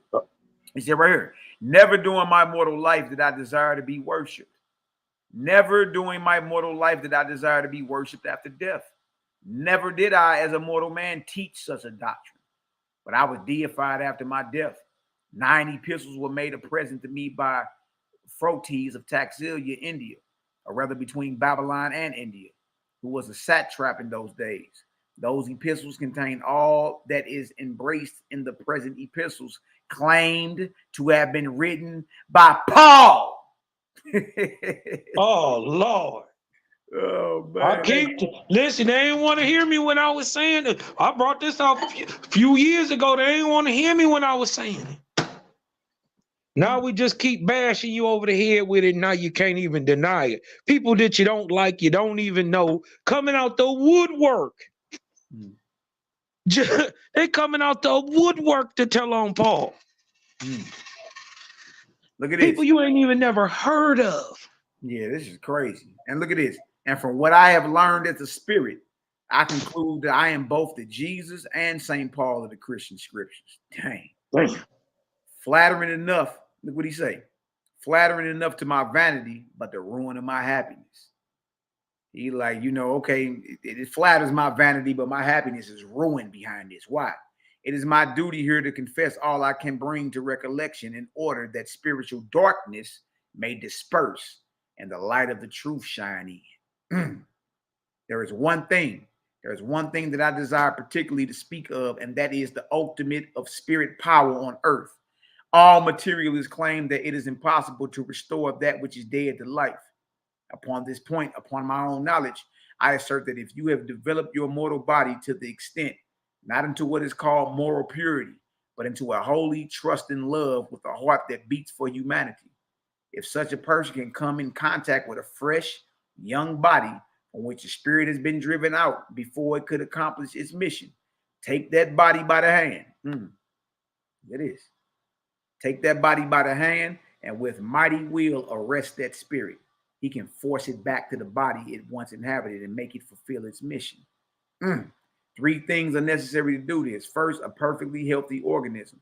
That does not imply a strong, powerful one. It means an organism in which the spirit is greater than the body, the excess of spirit producing this result. Here, the controlling spirit caused the form of the medium to rise, and extending his arms at full length to the right and left said, the spirit addressing you is not confined to the limits of the form you see before you. It not only fills the physical organism you see, but extends far around it as well. In the time when I lived in the mortal form, the old was dying out and the new being born. By this, I mean that superstition, gods, and all such ideas were on the decrease, and man was seeking, as he is today, for something more practical and beneficial. It was not through, look at this, it was not through any qualities that I possessed different from or superior to those of any other man that I accomplished what I did, but through the spiritual power within and with me. This fact I want to have especially marked. the highest sensitive mortals living in any age or generation, and who are living the nearest in accord with nature's divine law of truth, will bring forth a child who may be the so-called savior of that generation. Those men and women who utter the highest and most beneficial truths to their fellow mortals are the saviors of their time. Look at this. Look at that. Shout to the creative gang, man. This is Yeah, crazy. man. Did y'all hear This that? is crazy. Those men and women who utter the highest and most beneficial truths to their fellow mortals are the saviors of their time. Dang, boy. Gang, gang. We doing a major job here, y'all. You know what I mean? We doing a major job here, man. Look at this right here. Further, I have this to say. I retired voluntarily, for I was neither ostracized nor banished for anything I had done, said, or written, to the same island to which, as is alleged, that John of Revelations went. In the years 69 and 70, I there wrote what occurred through me in a trance state, not knowing what I wrote, an almost identical story with that attributed to the so-called Saint John the Revelator. That story, Look at that. Was nothing more than an attempt of the spirit world to get a truth of the spirit life through a mortal organism in a day and generation that was not ready to receive it. That is, the medium chosen for the expression of the teachings of spirits was too much imbued with the mysticism of Judea and neighboring countries to be well suited for that purpose. Wow. Hey, look, you want to know how I know he a faithist? You want to know how I know? Go ahead, bro. Look, go back up. See, when you a faithist, there are some themes and also typology, right? That if you not a faithist, you've never even heard them put this way, right? As into the ripening and unrightness of the spirit. You've never heard it anywhere else in the world outside of OWASP. So when he says right here, he says, in a day and generation that was not ripe to receive it, he's talking about spiritually. They understood the story, and they understood that it came from older stories in that day, but they weren't able to understand it. The spirit, like you said, it's a spiritual thing, or a living organism trying to explain the spiritual world that wasn't, spiritually ripe enough to accept it. This is how I know it's a oneness up there, because nobody has equated ripeness to spirituality to you ever. Right. If he wasn't a faithist, if he ain't probably one of us four, you've never even heard of that. That's an excellent point. Yeah, that's a theme. You dig what I'm talking about? That's a typological model. Okay. You dig what I'm talking about? So we see that oneness, man. Damn. Yeah, that's crazy, bro. What is known to you moderns as the Ante-Nicene Library. Hold on, Cal. Wasn't I pulling that on Tazaryach the whole debate? I can't make it up. You Wasn't can't make it up. This good. Wasn't I reading out the Ante-Nicene Christian Library, y'all? Wasn't that the one of the whole sources debate I was reading out of when I debated Tazaryach? Wow. Come on. What is known to you moderns as the Ante-Nicene Library contain documents, some of which are still existing, that fully warrant you in challenging the translators of today.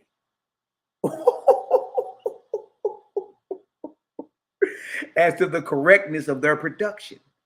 Let them examine, if they dare, the manuscripts referred to, and they will find what is now being published erroneous in many particulars. Huh? What? Wow. They have followed too much what their ancestors translated without having translated for themselves. Man, that's crazy. Look at this. We're gonna read this. And Didn't dude just tell us it's our lack of understanding Greek? You know what I mean? That does a disservice to reading the Bible, because it wasn't. He said that earlier. He did. Yeah, because it wasn't written for us ever. It was written for 1st century, 2nd century, 3rd century Greeks in Greek for Greeks. Look at this. Now and here I declare that the Christian gospels were all preached by me, preached at Jerusalem, preached at Ephesus, preached at Athens, preached at Philippi, preached at Rome, preached at Antioch, preached at Alexandria, preached at Babylon. And all those countries I preached, and by manipulations and certain qualities developed in me, I healed the sick, restored the sight of the blind, and in the way herein set forth, even raised the dead. I will try to make this raising of the dead plainer. If a child, a youth, or a maiden whose body is fresh, full of vigor and perfection, and whose spirit has become detached from it, in that case, I hold that one whose power is great and whose will is indomitable, while that body is yet warm, can cause the spirit to return and continue to inhabit that organism.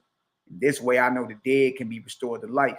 When I lived on earth, all the philosophers who taught men to expect redemption, according to more ancient authorities, taught that such redemption was to happen at that time.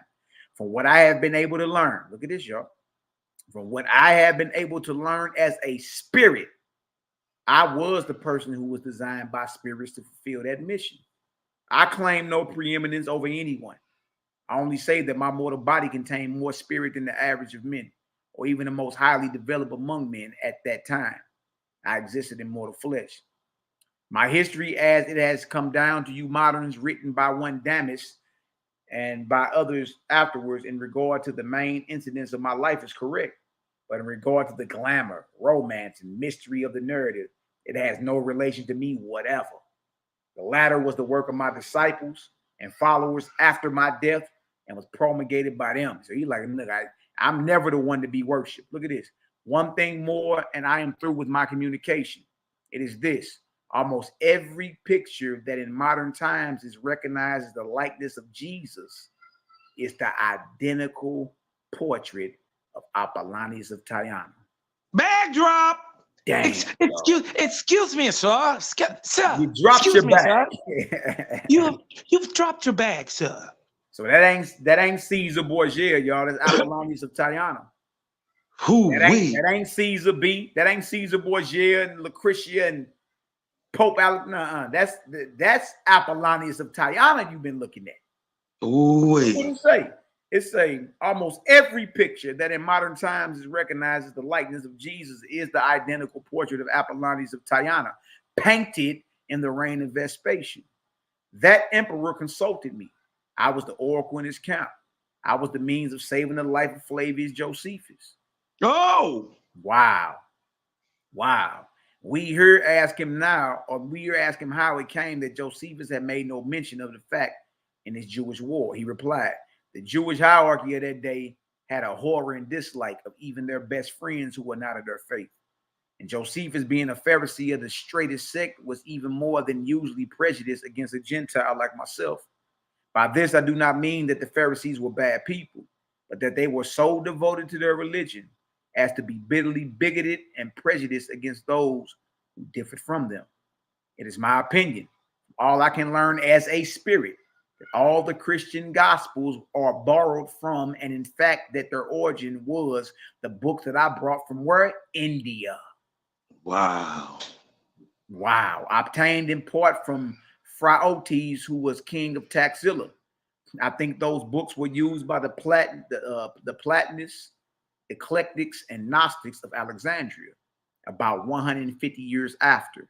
I died in the year AD 99 at Ephesus. I was 97 or 98 years of age, although some have enlarged the period of my earthly life to 150 years. The originals of the four Gospels I obtained through one Hiram of Ermandi of Taxila, who took me forward into farther India. They were written in characters not unlike those used by the Chinese. Wow, on thin, tough paper. They treated of the four stages of the life of Buddha. The first to his incarnation and birth, the second to his childhood and youth, the third to his mature life, and the fourth to his old age and death. These books I obtained at Singapore at the extreme point of India, on the strait between India and Sumatra.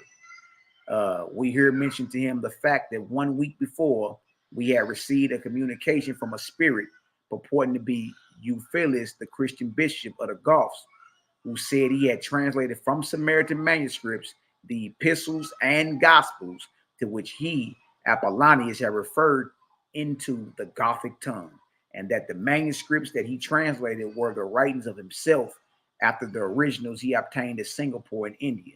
To which he replied, one Agesippus. Now, Agesippus is in some of the work I brought out. Come on, man. One Agesippus made copies from my translations and modified versions. That's crazy. Because, you know, Agesippus is called the Nazarene. Right. You know what I mean? That's crazy. It says right here, it says, one Agesippus made copies from my translations and modified versions of the originals in the Samaritan tongue, and Ulfilas copied from the manuscripts of Agesippus. I wrote in the Hebraic, look what Apollonius said he did. I wrote in the Hebraic Samaritan tongue, which was the language of who country? My country. Turkey. Dang. The Edomites spoke Hebrew. Dang. Oh, y'all don't like it. They ain't gonna like that. They ain't gonna like that. You speaking the colonizer tongue, nigga. Your enemy who you hate so bad. You hate the Edomites so bad. Give him his tongue back. Oh, your Laquan, what they call it, the Laquan Quadash? Oh, that's the language of the Edomite. Let Apollonius or Tayana of Turkey tell you. The great Cappadocian sage, let him tell you. I wrote in the Samaritan Hebrew, which is the language of the Turks. Read it and weep. You niggas ain't even Israelites. Get off that high horse. Huh? Better get off that high horse. That's how you get knocked down. I'm trying to tell you. Trying to tell you. Man, series, man. That's crazy, bro. Right here. It says, here the control of the medium. Here the control of the medium. Oh, yeah, I'm off mute. Okay. It said right here, here the control of the medium became wholly exhausted, bidding us a hasty and most benign adieu. He left the medium more exhausted than we had ever seen him at any previous sitting. No other control of the medium was possible, and thus ended a spirit interview. That's what this was, y'all. It was an interview. He interviewed a spirit, a man who had lived for 2,000 years earlier. Guess what it's called? Guess what a spirit interview is called? Spiritalis. Oh! That's a book too, ain't it, huh? Hey, look at this right here. It says no other control of the medium was possible, and thus ended a spirit interview, which is destined to mark an era in human progress never transcended. If ever equaled in importance and interest to all classes of the human race, we publish such facts as are conceded by ample authority to be historically established according or concerning Apollonius. There is much that it would be desirable to add as a result of our own researches, but we will confine ourselves mainly to the current history of his life and labors. Ooh-wee, ooh-wee, ooh-wee, ooh-wee, boy. Ooh-wee, ooh-wee, ooh-wee. We in the building, man. Talk to me, Cal P. Man. Then we got our brother Roger, a.k.a. Vortex, in the building. Talk to me. Man. Can you hear me? Yeah, we can hear you. Yeah, we can hear you.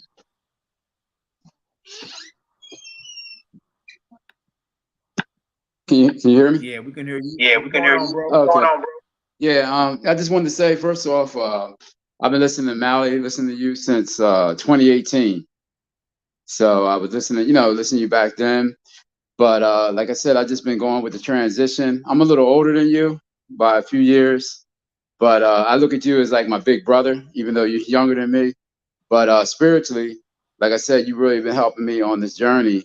But the reason why I had to chime in is because I seen a debate you did with Tazaryach. Yeah. And basically you destroy him. I mean, it's like really wasn't even a battle. I don't even look at it like a battle or nothing.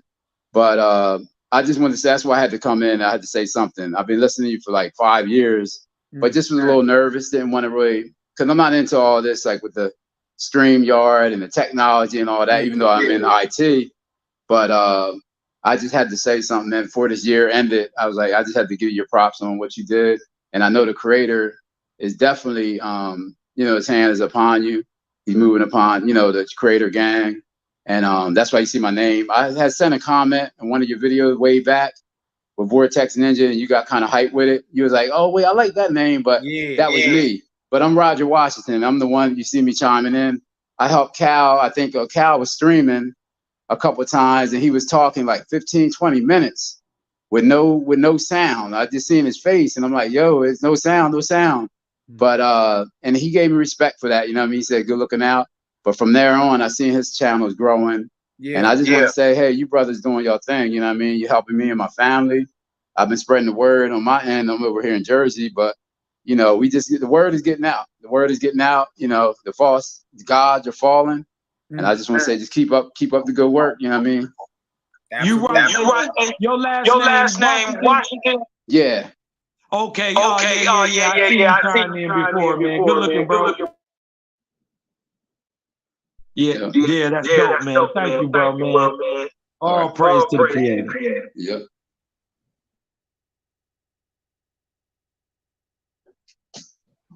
Go ahead, Malaki.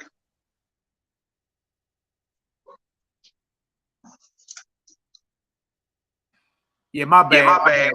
Gotta handle that business. But yeah, my brother Roger, Vortex Ninja. Like, I remember that. I remember your name. I was like, man, I like that. You dig? And even I remember now when you said Roger Washington. I remember now. You dig? So yeah, bro. Look, it's an honor to be able to assist our people in any way, shape, form, or fashion, especially when it comes to spiritual progress, spiritual reality. I mean, spirit reality, spirituality, and all that. Hey, man, it's an honor to be able to help. That means a lot. Look, that's worth more than any amount of money anybody could give you. When somebody tap in and be like, hey, bro, what y'all doing is changing my life. You know what I mean? They do something to you right here, because we go through life and a lot of people think we crazy. You know what I mean? A lot of people don't rock with us because they be like, man, them cats cool, but they nuts. So to hear people come on and say, nah, hey, man, what y'all doing changing our life. You know what I mean? Like we don't be right there, but we be there. We just in the back listening. But like, to me, it's priceless. You feel me? Because that's what YHWH's talks about. It talks about righteous works done unto others, the fastest mean to resurrection and salvation. You know what I mean? So that's what we here to do. You know what I mean? We here to straight raise them up and raise up together, actually, to get better and better daily, man. So the Creator is truly marvelous. The debate with Tazaryach, I'm gonna let y'all know that was real easy. I prepared for that debate like I was debating my old self. You feel me? So I'm saying Tazaryach can't even debate the old me. So I prepared for it like I was going against me, 25-year-old Macabee. You know what I mean? Like, dang, let me go ahead and prep like I'm going against my young, hard-headed ass real quick. You know what I mean? But so I knew why would box me in. Like I'll be 42 next month. So I know where to go to box 25-year-old Malaki in it. I know what he gonna say. I know where he going. So I prepared for the debate like that, as if I was battling me. You feel me? And when he didn't even prepare as even close to how I would have prepared, you dig? I'm like, nah, he ain't nowhere near ready. You feel me? So it was easy, man. It wasn't hard at all. We prepared for it. They gave me 9 days to cook them. You feel me? So we put all the information on that doc, and we just got to scroll it. You looked up the whole document, like 83 pages long. I'm like, dang. Yeah, I had one question. What was up with the score? Because from what I've seen, I mean, it's not about the score. Like you said, we know you won, your creator won. But the thing was, Sionetta showed 50-50, but when I last seen, you were up like 60-50. And that screenshot he showed was an hour back into the debate. So it's like the voting, like he took a screenshot like when it first started voting off, seemed like, I don't know, maybe I'm just tripping off of that. But I ain't tripping. The big homie Nehemiah told me the same thing. He's like, bro, he showed 50-50. That was an hour ago. Yeah. You know what I mean? So we got the screenshot. I was up like 65 to 35. Mm-hmm. You know what I mean? I seen that. Hey, but if you trip off this though, Even if I took the votes, which is false. Somebody got an echo on the video. Everybody on there said I won. Everybody said I won. You know what I mean? So, but even if I took 50% of the votes, I did it in Tazaryach's house. That's his house. So he still lost. Even a 50-50 split in your own house, boy. You feel me? I'm the underdog over there. I ain't, you know what I mean? They don't know me over there. They know you. He been over there 10 plus years. You feel me? So for me to come in there, you dig? Really, I took 65% of the votes. But even if they showed 50-50 just to save Captain, because that's all they did. They had to hurry up and save them and get people in there to start voting and doing all this extra stuff. You know what I mean? And really what Sai did was, hey, Mally, stay on and have like another 5-minute conversation with Tazaryach. That wasn't part of it. That wasn't, we supposed to do an opening, 3 15-minute rounds, question and answer, rapid fire, and then you close out. You know what I mean? He wanted me to stay on a little while longer and buy him some time. Because you see, he got right on the phone. You dig? And if you look at you start looking at the poll, it start dropping drastically. I say, look at Saab, man. Look at him. But it's all good, man. Everybody know what it is. Again, you let Macabee come in your house and lead with 50% of the votes, really 65% of the vote. So had we been on a neutral platform, my brother Vortex Ninja, it'd have been 80-20. Smoke. Yeah, yep. 80-20. Easy. And the big thing I look at too, and not to cut you off, you was talking, but is you won because of the fact that you brought the creator over there. Even though you didn't mention the creator, I noticed you wasn't mentioning the creator too much, but they sense that energy, and they're going to look at your videos, and then that you won in that sense of bringing people over and open their eyes up. Because I think a lot of people are blinded, and you open their eyes up to a lot of scriptures, to like the Paul, you know, the doctrine of Paul, he was trying to deny it, but I think you even opened his eyes up to go back and study it more in detail and say that, hey, look, you know, he's on to something, you know what I mean? Yeah, so man, yeah, you definitely won. Yeah, man. It's all good. Like, I ain't really worried about, my whole thing was to come over there and just drop that bomb. That's it. And have fun while I was doing it. But I already knew he wasn't nowhere near ready for nothing we talking about. Like, he ain't studied that deep. You feel me? And then dealing with all the Nazarene editions that I put together, over 110 of those, that's over 400 hours of teaching. 400 hours. So it's like, you ain't got no 400, it ain't 400 hours in a week. You don't got enough time to study me. You know what I mean? So I already knew what it was, but no, bro, I came in the name of the creator. All praise to the ever-present creator, the all and all, the always was, is, and never shall be. That's how I jumped on there. I come in the name of the creator. Jaja, boy, I'm here to bomb. So then, but we here talking Bible, so I'm about to ragdoll with Bible, and then everybody else gonna be like, hey, let me tap in with bro and see what they talking about. I had the creator gang flag waving behind me. Go with Creator Gang TV, you know what I mean? Like, we outside. We outside, that's it, man. You know what I mean? Yeah, next time I try to jump on, you know, I go in the chat. Because like I said, this is my first time. I'm going to get it set up, like with my mic and everything, because I know it has some feedback. So I'm going to make sure when I come correct, you know what I mean? But I had to say something to end this year off, man. I said, listen, I've been listening to this brother for over 5 years, you and YAH'KI. I've been vegan since like the same time you went to be a vegan, I started around that same time. And you even quoted that. I wrote in your chat one day, and I said I lost like 42 pounds. And you had put it in there. You said, yeah, Roger Watson said he lost 42. I remember that. Yes, that was me. I just never showed my face. Yeah, I never showed my face. But yeah, I'm glad to talk to you, bro. I hope you have, I know you're going to have a blessed, empowered new year. You know what I mean? And you said I'll be chiming in more often now, you know what I mean? So yeah, chime in. All right. You got all family. Yeah, well, yeah, like I said, me and my one son, I've been spreading the light to my family. They're coming around. You know, it's a whole different the way of looking at the Bible, and it's taking them away from the religion. But their eyes are being opened. And I expect, I came to it quick. I resonated to it fast when I seen Selah come on. And he did that. Well, he didn't battle the guy didn't show up. And that was my first time hearing about it.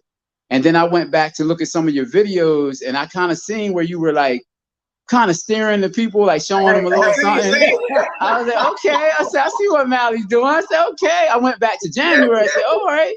Yeah, so yo, I'm trying. We're like brothers, man. We're like brothers, man. I really resonate with you. I was trying to figure out how to incorporate. Like, man, I got to incorporate this in as a Nazarene. If you look at like 10 Nazarene, you start incorporating the wasp. Yeah. Look at that. Yeah. You know what I mean? Yeah, bro. Yep, but yeah, good love, much love, man, to you and the family. Creator Gang, you know, we in here, and this year I can't wait. 2024 is going down. It's going down already, but it's over. You know what I mean? It's over. So, hey, we ended the year out. Yeah. Hey, see lots of rounds, Zion Lex. Them the biggest cats in that. Yeah. I mean that, and that's why I think Zion had to put the 50-50. Because if he would have put the real score, that would have just devastated like all the people that's following him. It would have been too devastating of a blow. So he wanted to put the 50-50, and that's why he said he had a confession, but he didn't make it because he knew you beat him. You know what I mean? Yeah. Don't forget we kicked Judah Naz ass too. Oh yeah. Hold on, let me mute so we can hear you, Cal. Yeah. All right.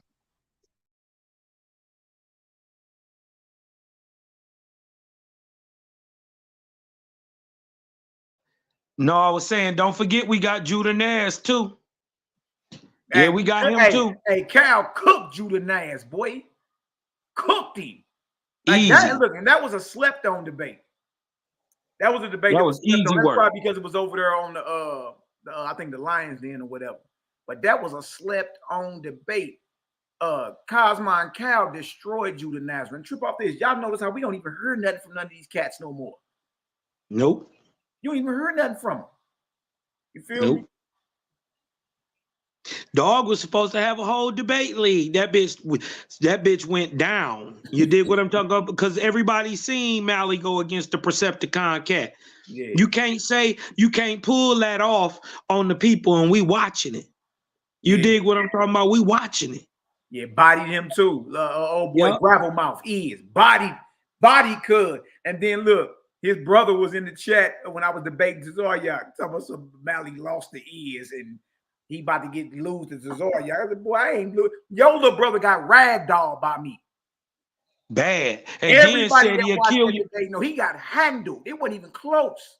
And then in the end of the day, just said he would kill his child, nigga. You lost the debate. Yeah, you over here talking about something. Look, put it this way.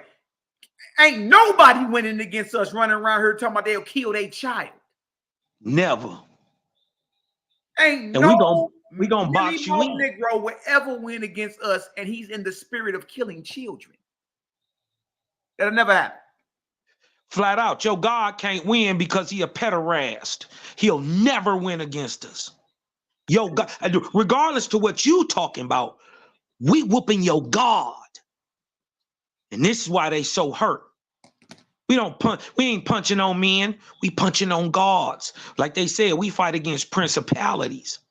It's just y'all was never the ones gonna do the fighting. Y'all was always gonna be bending the knee, talking holy, holy, holy for the rest of your life. Gang was gonna do the fighting. Gang. You already know. Just Me, my brother Just Me said, I remember when Malaki was on God's Warrior 298. That's St. Louis. That's one of the St. Louis channels. The bros in them. This is a big turnaround for Malaki because he was a Paul advocate. That's true. That's true. That's why I said I prepared for that debate like I was debating me. Mm-hmm. And so Tazaryach can't defend Paul better than the old me. and the old me ain't messing with the new me, bro. So you know what I mean? So it says, like Owaspi teaches, you got to clean up your mess. Keep cleaning, Mally. You know I am. That's why I go so hard. Like, man, I done been around here spreading all this. Man, look. I'm about to go beyond hard. First of all, they don't if you pay attention, Mally lit a Paul bomb. Before all this Paul that you've been hearing about for the last week, it was Mally on that Friday before who dropped a megaton light bomb on the house on the HOK. Yeah. It's still smoldering today. Mhm. We just got off a debate about Paul after a whole week that Yeah. everybody got on talking about Paul. Everybody. Everybody. Paul went on trial. Yeah. He went on trial. Y'all got to see the spiritual ramifications. You did what I'm talking about. Why would it be? Why as soon as we say it? And then understand what we actually showed for real, for real. Mally had more information than Richard Carrier. Yep. Yep. Jacob Berman, Richard Carrier, and Vocab Malone. All of them. Yeah, all of them together still didn't bring out what he brought out. Mhm. Only Richard Carrier even proved a actual genealogical line to Herod. He the only one. Listen, the boy been giving y'all a PhD level class. Pay attention. Mhm. Pay attention. I'm trying to tell you, this is the God spell, but over here we ain't going for nothing. We don't believe what God say. We don't believe the Lord. We don't believe Jesus. Shit, we hardly believe ourselves. You got to understand that only the Creator is sufficient. Once you learn that, everything become easy. Just like when you learn how small you and insignificant you truly are, that's the exact point you find out how magnificent, grand, and dynamic you are also. Facts. Facts. I'm telling you, it's all one, man. It's all one, and it's all Jaja. The faster you get it, the faster you click on. Straight up. You change your diet, guess what? The faster you click on, guess what? You don't even have to believe none of this shit. But if you change your diet, I guarantee you get them downloads and you start seeing them spirits. Man. I guarantee that. I guarantee that. I bet you if you do this 30-day raw fast we about to do for 30 days, you gonna be new. You gonna be the new Paul. Nigga, you gonna be having visions of Jesus coming down to you speaking in Greek, nigga, in 30 days. Hey man. Hey. Hey, no, but I'm saying, man, see, we got to get the spookiness out of it, because the fact that we don't see spirits every day isn't the proof that there are no spirits. That's just the proof that niggas is dark. Yeah, man. And their spiritual eyes still got calluses on them. Mm-hmm. Only way you get that out of there is fruits and veggies, hey, nuts and berries. We doing a whole month. The gang doing a whole month. Fruits, veggies, and raw, boys. So if y'all want to tap on in, I would suggest go ahead. You dig? And look, Yeah. even if you don't make it the whole month, just try for a couple days, and then you get stronger. Go a week, and then go. Take your time and patience. Yeah. But the whole thing is to try. Yeah, and I would tell you this: if you're not already primarily plant-based anyway, I wouldn't even advise you to do this. You dig what I'm talking about? Just be raw. You know what I mean? Build yourself up. You dig what I'm talking about? Like the brother said, even if you can't get 30, get 3. Then come back, get 5 days. And then you're going to notice that 5 ain't bad. Oh, I can get 5. Shit. If I can do 5, I can do 10. Then you do that little 10 day. You know what I mean? You come back after that, man. If I can get 10, I can get 20. In a month, you can do a month 30, but your body ready for it. You dig what I'm talking about? Don't try to trick yourself and try to be You know what I mean? Something you not. You just stopped eating hamburgers yesterday. I would say get into the vegetarian lifestyle first. Then try to work on fast. But if you've been eating and you ready and you mentally ready to cut it all off and go raw with it, that's, you dig what I'm talking about? This fruits and veggies and nuts and berries and stuff. I don't even know if anybody else is eating like vegetables unless they raw, like salads. So other than that, if you're not ready, man, don't trick yourself. Set goals that you can accomplish, and then set another one, and then set another one. That's building spiritual rate. Come on, man. Y'all got to see this. You dig what I'm talking about? And as soon as you see it, that's as easy as you'll get you a 30-day raw in. And if you can get you a 30-day raw in, you can just stop. You can just stop eating any flesh. You dig what I'm talking about? Yeah, but I just for me, because I'm not perfect. You dig what I'm talking about? My first year, I ate just fish. I became a pescatarian. I turned up all the veggies and cut down the fish because I knew me. I knew me. I ate meat 40 years. What, I was just gonna stop that day? No, nigga.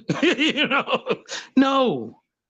But once I set my mind to it, you get it. And then after a while, the fish don't even taste good no more. And then it's easy after that. 5 years later, cause mine. Peace to the righteous God. I got my brother SHALOM in the building. What's the word, King? Hey, man. Peace, King. How you, brother? Man, feeling marvelous. Hey, man. I was dipping in and out, but I came back and caught the tail end when y'all was going in the Apollonius of Tayana. You know what I mean? Told them niggas, bro. That was crazy. That's crazy. Yeah. That shit is wild. But, coming back to that debate again, you know what I mean? That was easy work. Easy work. You know what I'm saying? So it's like you said, we ended the year off right. Yeah. We ended the year off right.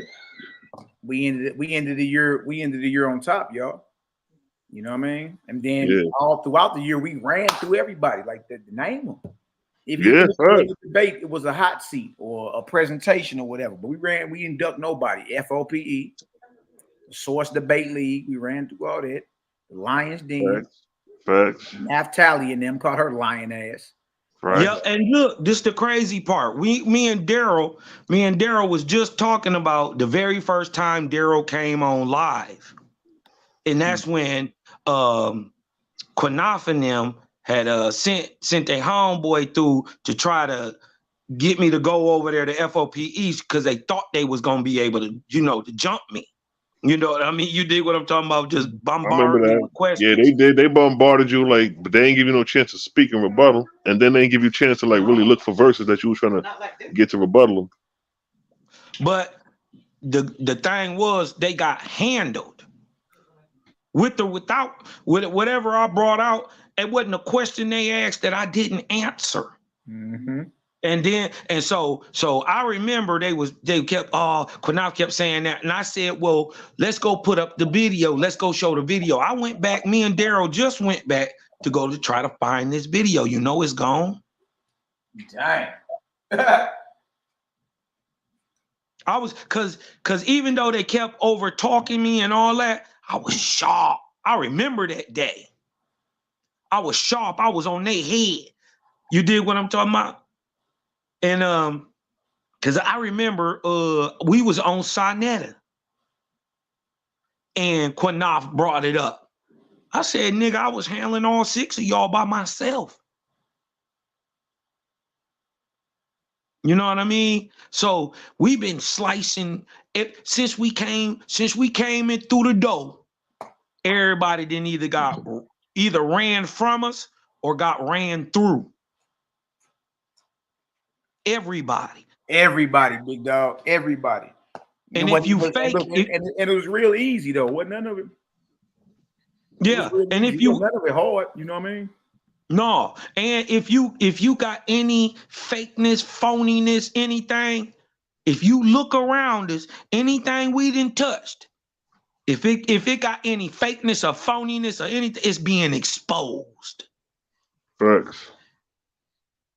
Look at your friendly neighborhood YouTube guy. His shit is in shambles. For the simple fact that light, not that it was anything on purpose, we wasn't doing nothing dirty. We just shed light on situations, and guess what? They lighten up. Hey, if that nigga Canal was smart, he could have, because he tried to bring us over there with him for a minute, with the FOPE. Like, you know what I mean? Because, we was taking heads, but he wanted to try to unite us with them. But he was trying to play us because when he was on SAR, the nigga was like, yeah, I brought them over here by me so they could be bait for my people. And, we was going to, I said, showed your hand. But if you would have been wise, nigga, you would have said, you know what? Let me let these niggas rock out under FOPE. And because if you would have did that till now, nigga, the victory would have been yours.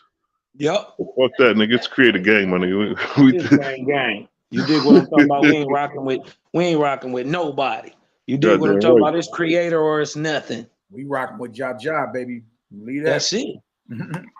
That's but it. Yeah, that's what spawned that shit when the nigga went on FOP and did that presentation, and then Sonetta hit nigga up and was like, yo, come do that shit on my channel. Yeah. But that was to set the tone right there, because it's like, yo, nigga brought out the science on that shit. So where the niggas who deal with the science said, nigga, we starting off this joint talking about spiraling galaxies through vortexy and current. So where the Reggie at? Where God kill at? This is y'all field. We starting off in y'all field before we even got to the God concept. Man, look, that shit above they pay grade. Man, them niggas don't know calculus. That shit above they pay grade. Hey, look, nigga been looking at vortices his whole life and don't even know what it is. Right. Imagine that. Niggas look, hey, the answer right in front of them niggas' face and they can't see it. Get off the commode and flush the toilet. You gonna be looking at a vortex. Take that shit down that drain, boy. And we've been looking at the effects of ether right in front of our face the whole time. Science doesn't do anything but prove OWASP. Hey, Bezel, Nepal is dumb. Yeah. She ain't even nowhere near close to, man, look. She ain't nowhere near close to nothing. Yo, she a joke, man.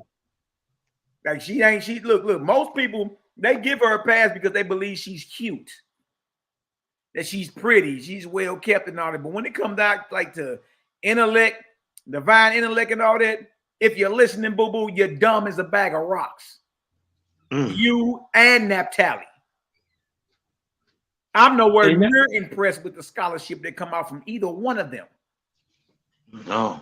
Just to be honest, man, you know what I mean? That she can talk like she can't nobody in the creative gang see her. Woman, let me help you out with something. You dumb. You're not even close to being on no type of level. We got sisters over here that'll destroy you in a nanosecond. Just to be real with you, don't make me call my sister Samisha off the porch. I don't think Shamisha ever even been on the porch. Well, not the porch. This is what I'm trying to say. They're not ready. Not the wrong choice of word. I think I'm gonna bust my Samisha gun this time. You know, you can't take every gun with you. Think if I grab that Samisha, you dig, and get the busting at you, it's over. Everybody know it. So now Nepal ain't nowhere near on no level. She only like that because of Saab promoting her like that. She ain't on no level, man. I remember Sonetta called me up, and he was like, "Yo, Sela, man, since all these dudes are scared to debate you, how you feel about debating a woman?" I said, "Who?" Nepal. I said, "Set it up." He said, "All right, well, you know, she on county time. I'm gonna call you back, and when she wake up, probably I ain't heard nothing after that. The next thing I heard from them was her and what's her name? Christina Nick having a debate. So I'm like, damn nigga, what happened to the callback? What happened to the callback? I ain't never get a callback from nobody. G called Rand, he ain't called back. No. Pastor Bennett ain't called back. Cap. Neftali ain't called ran back. from you too. Cap ran. Let's not forget that. But Cap got caught in that bear trap because he ran from me, but got caught in that. But got caught by MALAKIMAC. He got body slammed. He walked right into it. He walked right into it, bro. It's like, damn. I thought it was gonna be. I thought it was gonna be harder than this, actually. You know what I mean? Did you see at the end when they was asking the questions, right? This nigga he asked the question and you answered the question perfectly. When you rebuttal 2 Peter, he didn't ask, should we throw any of them things away? And even if he did, he asked it differently the second time. First of all, but the answer would still be the same. Exactly. Nigga, if Paul is fake, I mean 2 Peter is not even written by Peter, well then we got to question all of it. Yeah. How about all of it pseudo, meaning it's written down and got the names of men that lived 100 years earlier, 40 years earlier. So in other words, these things are being written and these men names are being put on them. You know what I mean? So basically, Saul Hold up. These niggas got the Aramaic Yahshua, the Aramaic speaking 1st century, very we know him as a, you know what I mean, nigga taking whips, beating niggas on a whip, speaking Aramaic his whole life, dies.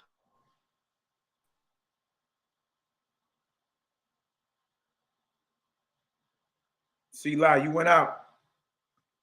Yeah, he went out. Okay. You going in and out, Sila? Oh shit! No, I said that was a death blow right there. Say it again, though. I said that was a death blow right there. Nah, I was saying, you know what I mean? You got the 1st century Aramaic speaking Yahshua.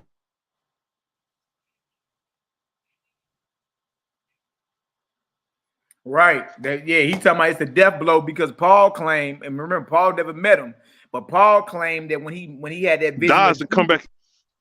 Yo. When he had that vision of Jebus, that Jebus came to him quoting some Greek niggas from 500 years earlier. Romeo.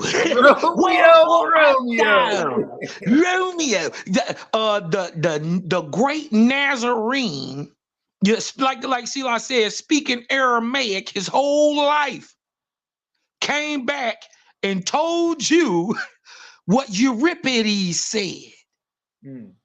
500 years before. And mind you, the only way you could know of Homer, the only way you could know of Euripides, Heraclides, Plato is to be learned in the Greek literature writing style.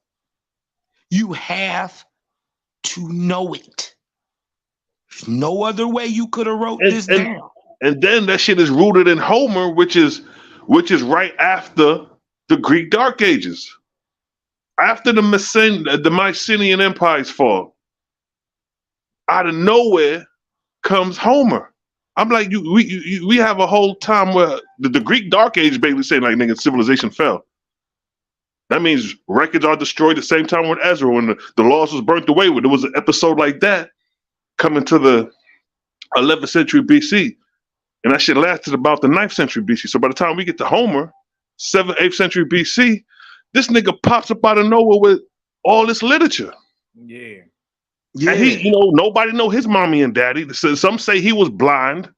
So I'm like, yo, it's a mystery surrounding Homer, my nigga.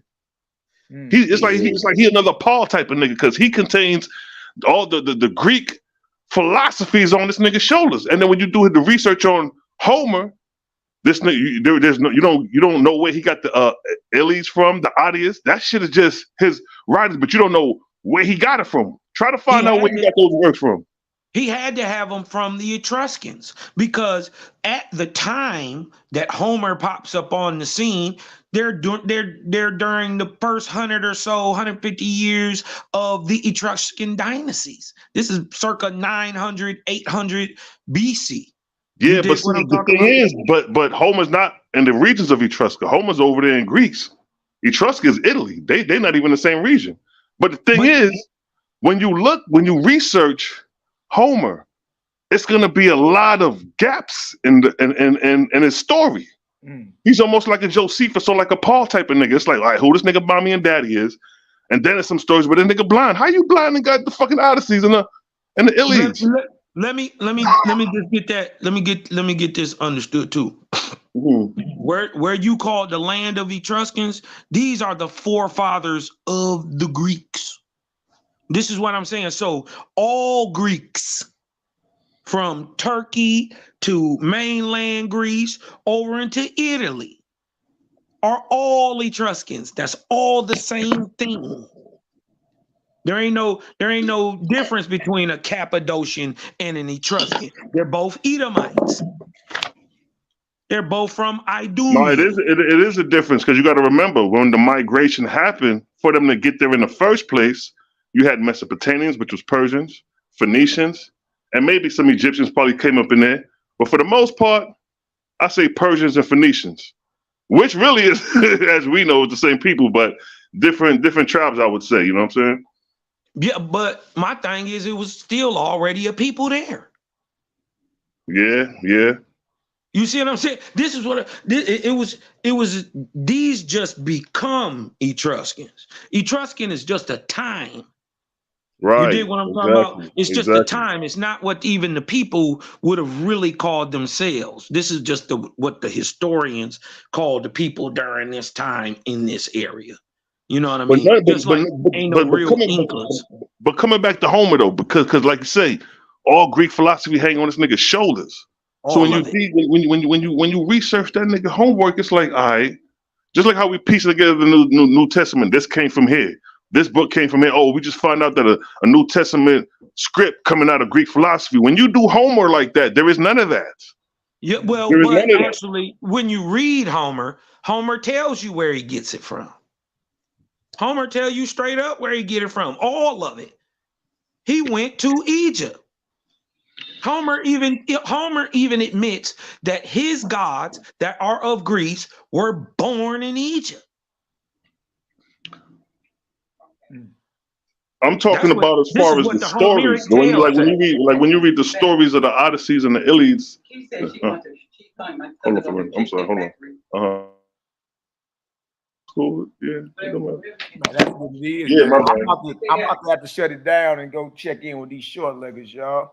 Hey, this was a fire build, bro. Absolutely, man. It's a lot. Hey, bro, this is gonna be. But look, it ain't just. It's all. Look, I'm finding out. It's damn near every famous Greek philosopher in some way, shape, form, or fashion got a saying in the Bible. That's crazy. That's nuts, bro. And listen, you mess around and be reading the ancient Greek playwrights. And then keep in mind, we talking anywhere coming from 8th, 7th century BC. That's Zeus. That's Baal. Baal, you know what I mean? That's all Jupiter. That's all Jove. That's all Zeus. That's all Baal. Yeah, all of it. So basically, Yahshua is quoting a 5th century Greek poem, which is inspired by Baal. That nigga Baal then turned into a Greek philosopher from Canaan and shit. Man. And they got a land called Canaan up there. I'm gonna get on that next time. Oh my God, man. Let me get off here, man, before I slap somebody, man. This is all right, Mally, appreciate you, bro. All right, peace, brothers. We gotta do a round. Hey, YAHWH'S say we got to do a round table, y'all. We got to do us a round table. You know what I mean? So that's what's coming, family. Y'all already know. Y'all know it's love and light over here, man. Credit gang. You bring them, we raise them. you know, continue to stay righteous, man. Live to your highest light. Meaning whatever situation you find yourself in, man, try to be the best. Try to be righteous in it, should I say. And you know, pray for each other, but pray for yourself as well. Remember, the Creator is all in all, within all, overall, including within you. You know what I mean? So you activate Creator right within you. Yeah, power without power, Creator. Love without love. Healing, protection. You know what I mean? Discernment. Light. Love without love, oh Creator. Light without light. Protect us. You know what I mean? As we move forward and get up and know with a certainty. See it, feel it, claim it. Get up and know for certainty. Creator got me, boy. I'm good. You understand? So look, man, love all y'all. Love, light, power, balance to everyone.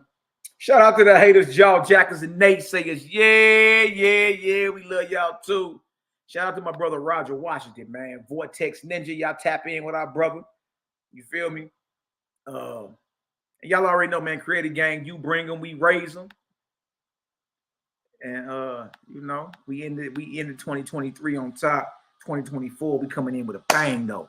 We ain't stopping. We about to put the pressure on every false god and deity round her. Yeah. No deity is safe. Creative Gang in the building, baby. Love all y'all. Check y'all next time. Enjoy yourself. Be vigilant.